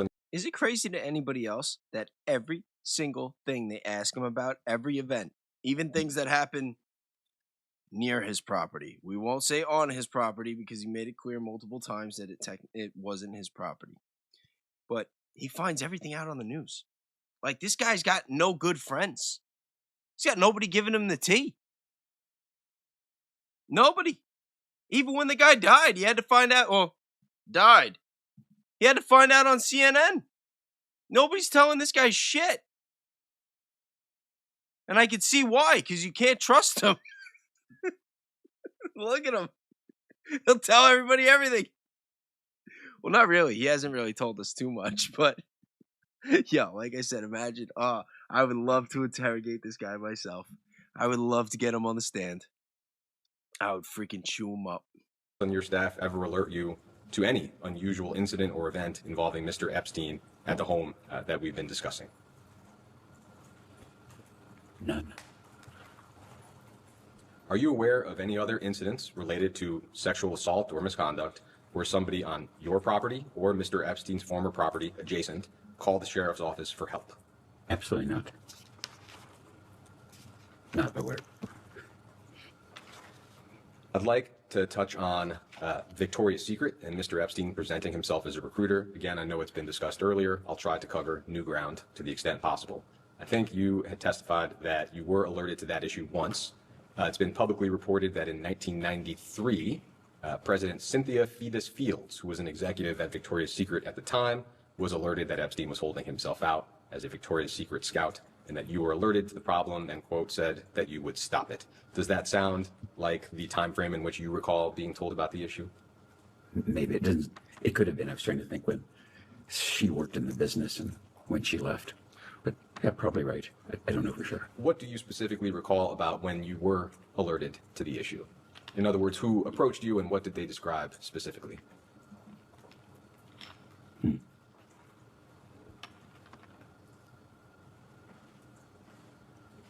Something like Jeffrey's trying to pick up women, and he says he's a Victoria's Secret talent scout.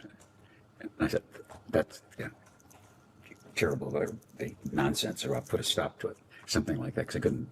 It could be possible, I think, in my memory, but I didn't believe it. But I know I called him up and said, "Are you, Jeffrey? What is going on?" And he said, "Do you think I'm stupid?" And I said, "Because I hope not. Because if not, you'll be dead." There was a very brief conversation. I remember him being definite about it didn't happen. It wasn't a long. Did he just say, "I hope not, because you'll be dead"? Does anybody believe? Does anybody believe that Les Wexner threatened Jeffrey Epstein, or even gave him a stern talking to? You know what I mean? Like, come on. Conversation. I was mad. So it was a blanket denial from Mr. Epstein. That's very accurate. And did you believe or were you convinced by his denial at the time? At the time, yes, I did believe it. So is it right that you were no longer upset following that conversation because you believed that he had not, in fact, held himself out as a scout? That's accurate, yes. That's how I felt. Do you recall whether you had the impression that your executives simply made the story up? Or... I don't recall. Just knowing how I think about things, I probably would have said this is just Jeffrey Single. You know, it's a thing to say, a rumor could get started, I gotta chase it down because God forbid that anybody was doing in the business, let alone outside the business, was dating people in the business or dating models or recruiting them or any of the stuff that we now know is true. I would have fired him on the spot. In May 1997, a young woman named Alicia Arden says that she was introduced to a man who identified himself as a talent scout for Victoria's Secret. That was Jeffrey Epstein. Mr. Epstein allegedly invited Miss Arden to his hotel room in Santa Monica, California, to audition for the catalog. When she arrived, Mr. Epstein grabbed her, tried to undress her, and said he wanted to, quote, manhandle her. Miss Arden fled in tears and filed a police report. It's one of the earliest allegations that are known against Mr. Epstein. Yeah. Were you alerted to this sexual assault at the time? Same objection to hearsay, but go ahead. Kind of the same answer. I don't know how I knew about it. And you know, called Jeffrey, like, what the hell's going on, Jeffrey? And I was like, do you think I'm stupid? Yeah. Like, this was a bad girl. You know, I was on a date. She made all this stuff up. You don't think I'd behave this way, would you? I hope not. That's probably what I said, because I couldn't believe in anybody that I knew. It sounds like this conversation happened a couple of times. You know, like think about the inconsistencies, because, you know, Les has said a couple times throughout this, like, oh, looking back, I should have known. There should have been signs. And then it's like, oh, well, yeah, that one time, you know, I remember that one time, you know, he got arrested and he said that the hooker took advantage of him. And then you know, I gave him a stern talking to. And then there's the one that, yeah, then the other time that he was pretending to be the talent scout. And I said, what do you think? I'm stupid? And I gave him a stern talking to. And then the other time that this girl made the allegations, like, it sounds to me that there's a pattern here. It sounds to me that there's a pattern here. And I don't believe that Les didn't have anybody in his life going to him like, yo, what do you got this guy doing here? Like, do you know what he's doing? Do you know what I heard? And I think that that's probably why he's not giving any references whatsoever about any of these other situations. And he keeps saying, like, oh, no, I read it in the paper. Oh, no, I saw it on the news. Because the second he gives a name, all of a sudden now it's like, well, did you talk to them about this? Did you talk to them about that? Did they tell you about this? Right? Doesn't that make sense? That it's better to just, you know, not even open up Pandora's box and just act like he's finding everything out from the news? Because once he gives the name of one person, that's one source for one situation, now not only can they keep asking him, but they can go and subpoena that person and ask them, like, hey, like, did you tell him about this? Well, what about that? Did you know about this? Well, did you know about that? And who told you? Who else did you tell? And now all of a sudden you find yourself in this situation where you can actually build a case and you could build a web and you got more people that you can ask these questions to and you could start to create a timeline and you could put it all together. But none of that can happen if nobody's given any sources, if nobody's given any references. And I'm pretty sure his lawyer told him, like, listen, do not say any names. If they ask you how you found anything out, CNN. Every time. CNN, newspaper. Don't tell them that this one told you this. Don't tell them that one told you that. What do you guys think? Because that makes a lot of sense to me. That makes a lot of sense to me. He definitely went in there, you know, came into this being coached with his do's and don'ts. And, you know, they're not really even working him that hard. Like, they're not even really trying to, you know, there's not a lot of pushback here. Like, this was supposed to be a layup, and he still kind of fucked it up. But I don't know. Like, we'll keep going. We'll wrap this up. We only got 20 minutes. Well, actually, it's less than 20 minutes because it's sped up, so it's more like 15 minutes. But we'll keep going. Would behave like that. And what you're describing, is that the original single conversation you described earlier, or is that a separate conversation with Mr. Epstein about the issue? I'm a little confused. But this question about the lady in the hotel in New York was one conversation, and the notion or the discussion about Jeffrey's interviewing models, I think, was a separate one, and they didn't happen simultaneously. I understand. It sounds like that might have been about 4 years apart from each other. You could tell me 4 years or 4 months. I don't remember. So it sounds like at that point, there would have been at least 2 conversations with Mr. Epstein about the broader Victoria's Secret issue. In 2004, a woman named Elizabeth Ty had a similar experience. She was invited to Mr. Epstein's New York home under the impression that he would be able to get her a job as a Victoria's Secret model. Mr. Epstein apparently, allegedly, undressed and handed her a vibrator. Ms. Ty threw the vibrator at his head and ran out of the room. Were you made aware of this allegation at the time? I never heard the story before. In 2005, the New York Post ran an article describing a Romanian model who allegedly landed a gig at Wexner's Victoria's Secret brand thanks to Mr. Epstein. Did you have any knowledge about models who actually acquire jobs at Victoria's Secret directly or indirectly through Mr. Epstein? Well, no, but I didn't meet, interview, or pick models. That wasn't what I did, and no one in the business did. Also, spoiler alert, since they brought up Romanian models. So, for probably my next episode, probably my next live, because I want to, and shout out to Ian Carroll and the team at Web, because I definitely want to do an episode, you know, sharing the work that I've done with that. But I have done a little investigation, and I have a theory on how a lot of the inner workings went with the trafficking. And there were, I believe that there was a lot of models that they were, or models that they were trafficking through Europe. And I want to do an episode on that. I want to make a video and share with you guys what I found. I just want to double check a few more things because I don't want to present anything that's misleading in any way or not factually accurate. So I want to do that one tomorrow because I will be going live tomorrow night at midnight Eastern time. So just so you guys know. And hopefully I'll figure out what I need to, and that will be the otherwise I got a backup. It's like one of two things that I'm going to be doing. It's just a matter of which one I'm going to do Friday and which one I'm going to do Saturday. But you'll definitely want to see both. But just to phrase it clearly, to your knowledge, did Victoria's Secret ever hire or contract with a model at the recommendation of Jeffrey Epstein? No, I can't imagine they did. No, I wouldn't know if they did, but the way that we handled our marketing, it couldn't have happened. I think I would have known because it just wasn't the practice. Could I ask one follow-up question? With respect to that second conversation and the young woman named Alicia Arden, I know they were a few years apart, but if you recall, was there any part of you that doubted whether Mr. Epstein had been truthful in his denial with you the first time? Yeah, shout out to Valhalla too. Connected them. You can't imagine how busy I was. I was engaged. I was married. I'm running 20 businesses. I never made the connection. And as far as you recall, those are the only 2 times that you were alerted to Mr. Epstein holding himself out as affiliated with Victoria's Secret. Those stories, yeah.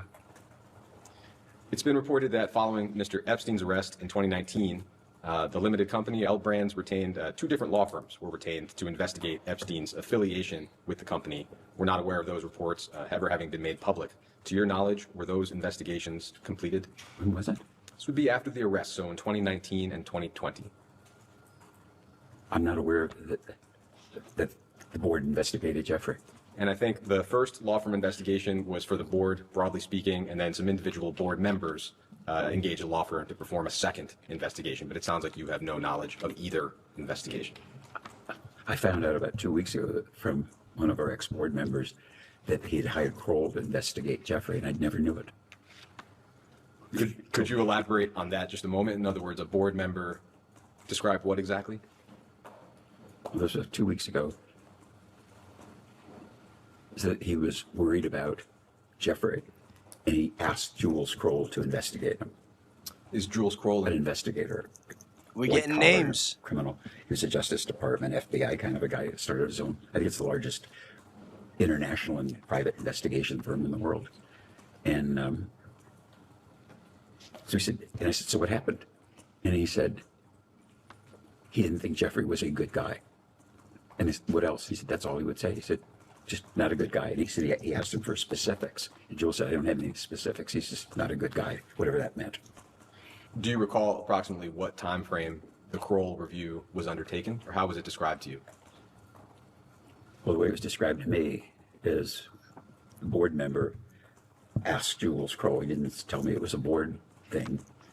And so it must have been, I don't know, about 19 or 20, because I know when I retired, I know when I think I know when COVID was and all those things that happened, but I had no knowledge of it. And I was frankly, it made no difference to me, but I was kind of surprised that somebody on the board would investigate somebody and not tell me, or, as the founder, principal, whatever. They didn't, which is probably a good thing.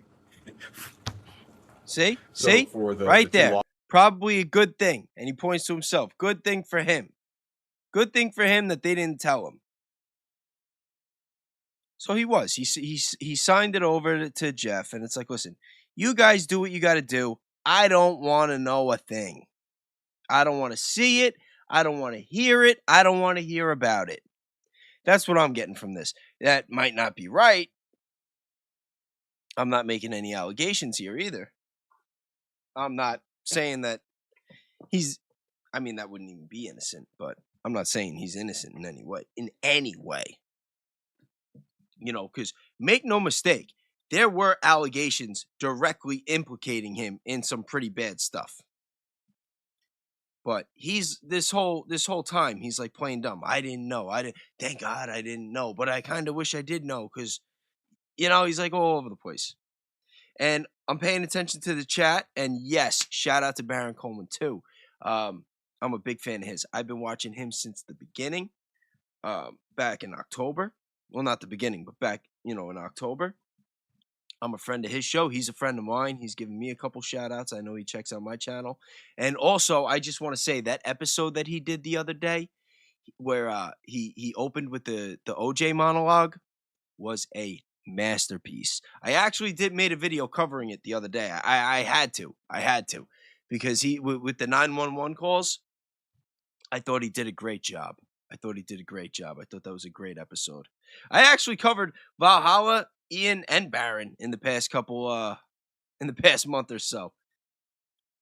But let's finish this up. Law firm investigations I described and this separate Kroll inquiry, it sounds like you had no awareness of those when they occurred. Nothing. I would like to introduce Minority Exhibit J.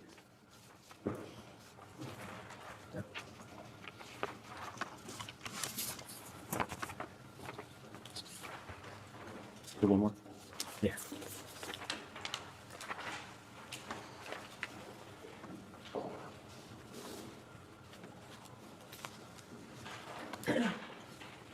So, as you can see, this is an email from June of 2008, right around the time that Epstein pled guilty to soliciting a minor for prostitution. And you said to him, quote, Abigail told me the result. All I can say is I feel sorry. You violated your own #1 rule, always be careful. And Epstein replied, no excuse. So clearly, either you knew or Epstein had said to you that his #1 rule was to be careful.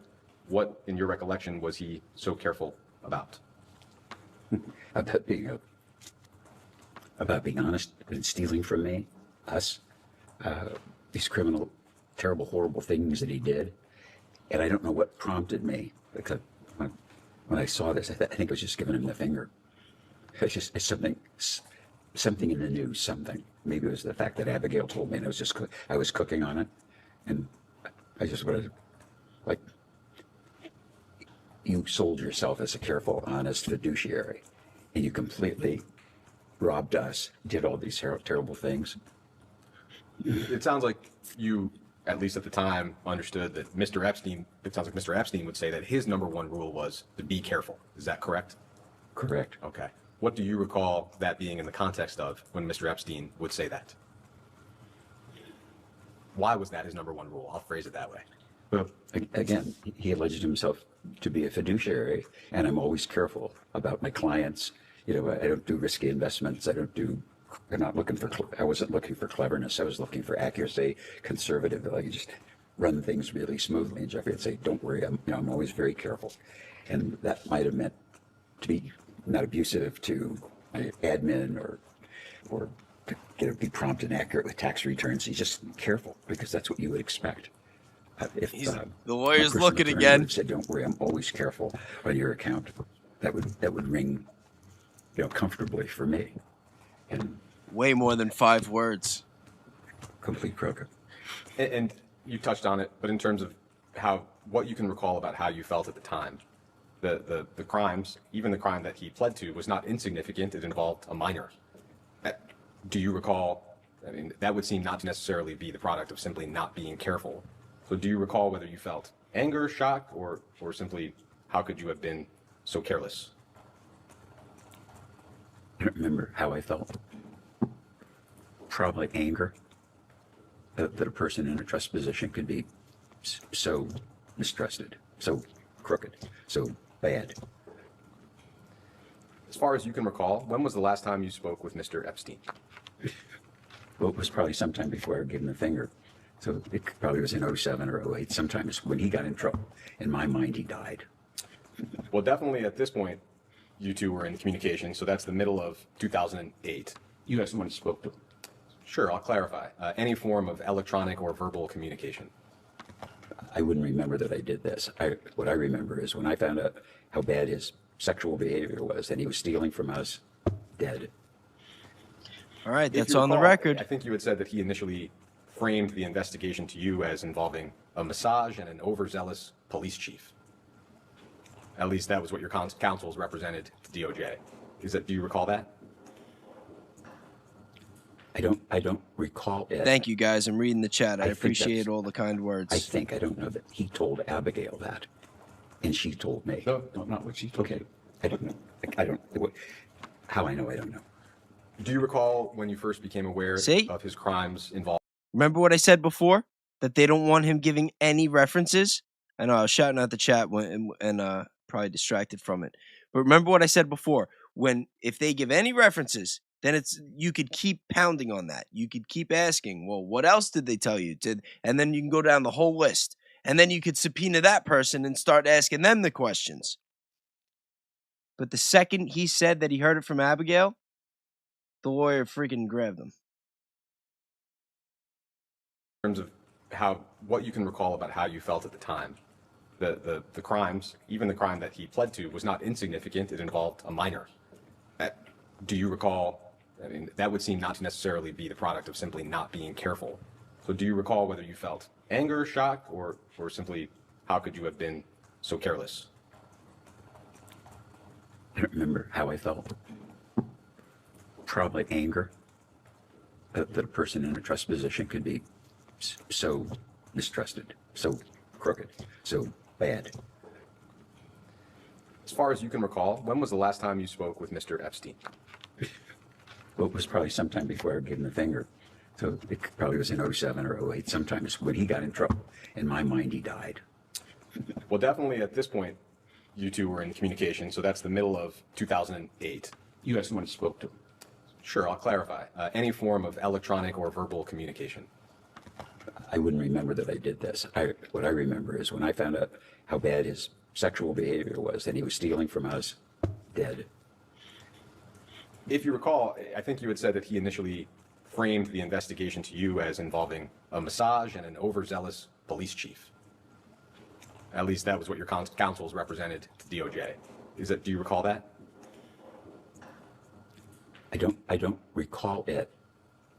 I don't know that he told Abigail that, and she told me. No, not what she told Okay, you. I don't know. How I know, I don't know. Do you See? recall when That's you what first I was became talking aware about. of his crimes involving minors? I don't recall. There is evidence that Mr. Epstein tried to get in touch with you in 2010 and 2011. We don't know whether that continued later. Do you have any recollection of having any form of contact with him after 2008?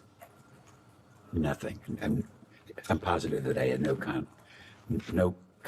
no communication of any kind. I keep repeating that from my point of view, he died. I didn't want to even think about it. Yeah. Starting to wrap up, are there other individuals from Mr. Epstein's orbit at the time that you think we should talk to who might have an understanding of Mr. Epstein's crimes? I wish I could see that lawyer's face right now. I wish I could see that lawyer's face right now.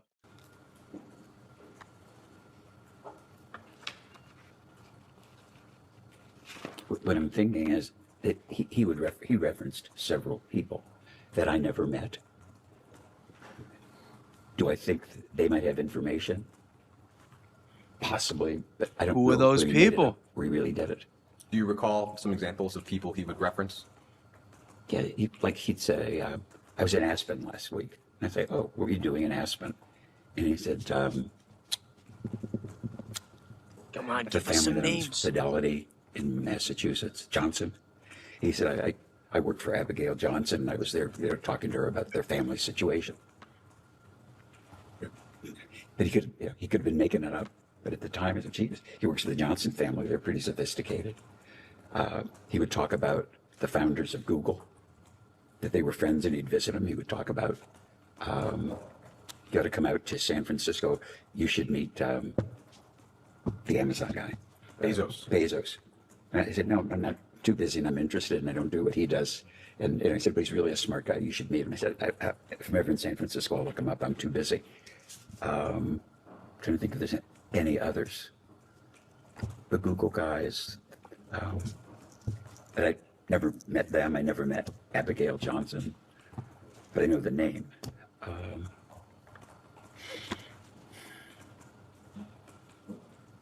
Right now, he's thinking of all the names he can't say.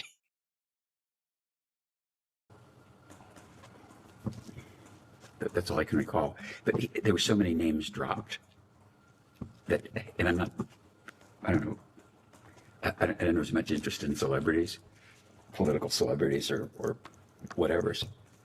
He was just like, I know so-and-so, or I know so-and-so. I don't want to mislead you and get a woman I don't know in trouble like Abigail Johnson. But up until the fact that I believed that he was a crook, I believed that he knew all these people.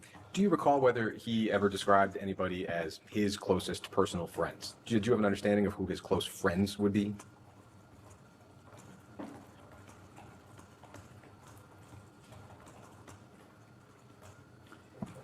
No, he would talk about friends that he had. He would say he told me how friendly he was with Ava's husband, and I was like, that's kind of funny. But you're friends with your ex-fiancée girlfriend's husband. But it was stuff like that. Did I believe that he knew Clinton? No, I didn't believe it. But sometimes people say that, they knew high people in high places. Do you have any reflections as we close this conversation, whether it's on your relationship with Mr. Epstein or the pain and suffering that he and his accomplices inflicted on countless victims and survivors, largely with your resources? Any reflections of any kind on the entire topic? Objection assumes the fact, not in evidence. Well, I believe he had a lot of resources beside mine. I think the only thing I said earlier was that if you understand, I think he had, in hindsight, multiple personalities, incredibly smart, which I didn't really see. I mean, when you can bullshit Nobel laureates about physics and university professors and physicians and all the people that I've read about, I mean, if it was a movie, no one would believe it. I mean, but what I read about him and the connections is so, and I think that the perspective to understand it would be to understand how intelligent he was as a criminal and all the things that he did.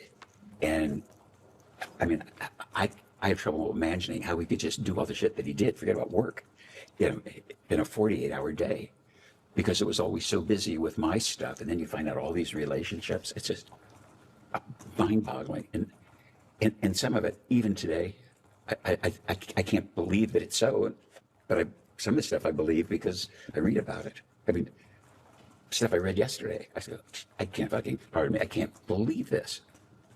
And I think to understand it, the criminal activities, all this stuff, it's like, I hope you guys are really good. And I hope, as I said earlier, I hope, probably the dismay of my advisors to give you an accurate picture of how I am and how he was, how I perceived him. And I mean, diabolical isn't a big enough word.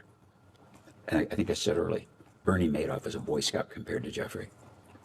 I mean, if I just believe what I read in the press about people that he contacted, university presidents, Gergen, my friend. Yo, I just want to say, Bernie Madoff, that's another fun rabbit hole. I didn't go like all the way deep down that one, and I forgot the guy's name. But like Bernie Madoff, I don't think he was the main guy in that Ponzi scheme. I don't. I think there was a friend involved that, I don't know. I think Bernie got the brunt of it, but I don't think he was the main benefactor with that whole scheme. And I'll probably get into that another time. But just because he keeps bringing it up, every time he says it, it's like in my mind. It's like, yeah, well, Bernie, was he the guy? But that's for another time. I mean, it's just crazy. But he was beyond perfect or good at doing all the shit that he did. It's just, I think it's the rumor and innuendo that goes around me makes me very mad because I think I'm a very straight arrow and a very responsible person. I don't want to give you a speech on my virtue, but I'm comfortable in my own skin. And I look at, I say, it's so preposterous to me what he got away with so long with so many people that I can't imagine how a mind could do that and be robbing banks. It's crazy. Thank you. And then one last question. I think your counsel has represented to DOJ that your assets accounted for virtually all of Mr. Epstein's wealth. Sounds like you don't agree with that? I wouldn't know it, but I really don't know what his wealth is. But, island house, all that lifestyle, buying people's gifts, and it would seem to me that having a good sense of how much money now he probably stole from us, or more than that we don't even know about yet because it was disguised. It doesn't seem like you even looked. To do all the things he did. And now I know he was, if he were a bank robber, bank robbers don't rob one bank. That was just, there's more there.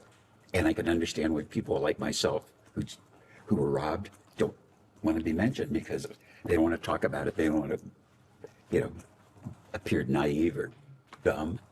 I mean, when I look in the mirror, I know I see an honest person. But in this, I was completely blind.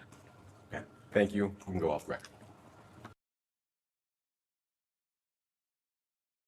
All right, guys, we did it. We did it. Wow. How long was that? 5 hours? We've been streaming for 5.5 hours. 5.5 hours. And this is my first live stream. Don't expect them all to be this long. I don't think I'm doing 5 hours tomorrow. I'm just telling you. But I wanted to make the first one good. And, especially I wasn't even planning on doing this. Obviously, it just happened today. But when I started this channel, the first episode of Bayes is Based was my deep dive into Les Wexner. So I thought that it was fitting for, to cover him again for the first live and to go all out with it. And I really appreciate everybody that took the time to watch this with me. You guys are awesome. Again, probably tomorrow I'll get more into like talking about the memberships and the additional perks that are going to come with it, like discounts on merch and whatnot, and the merch itself. But that's all secondary. I will say this though, this being a new channel, and I am doing this full time, and I actually just hit monetization. Everything counts. Like every membership, every like, every share, even following me on social media. My real name is Jimmy Gallagher. I go by that on Facebook. And on everything else, it's at RealBayes.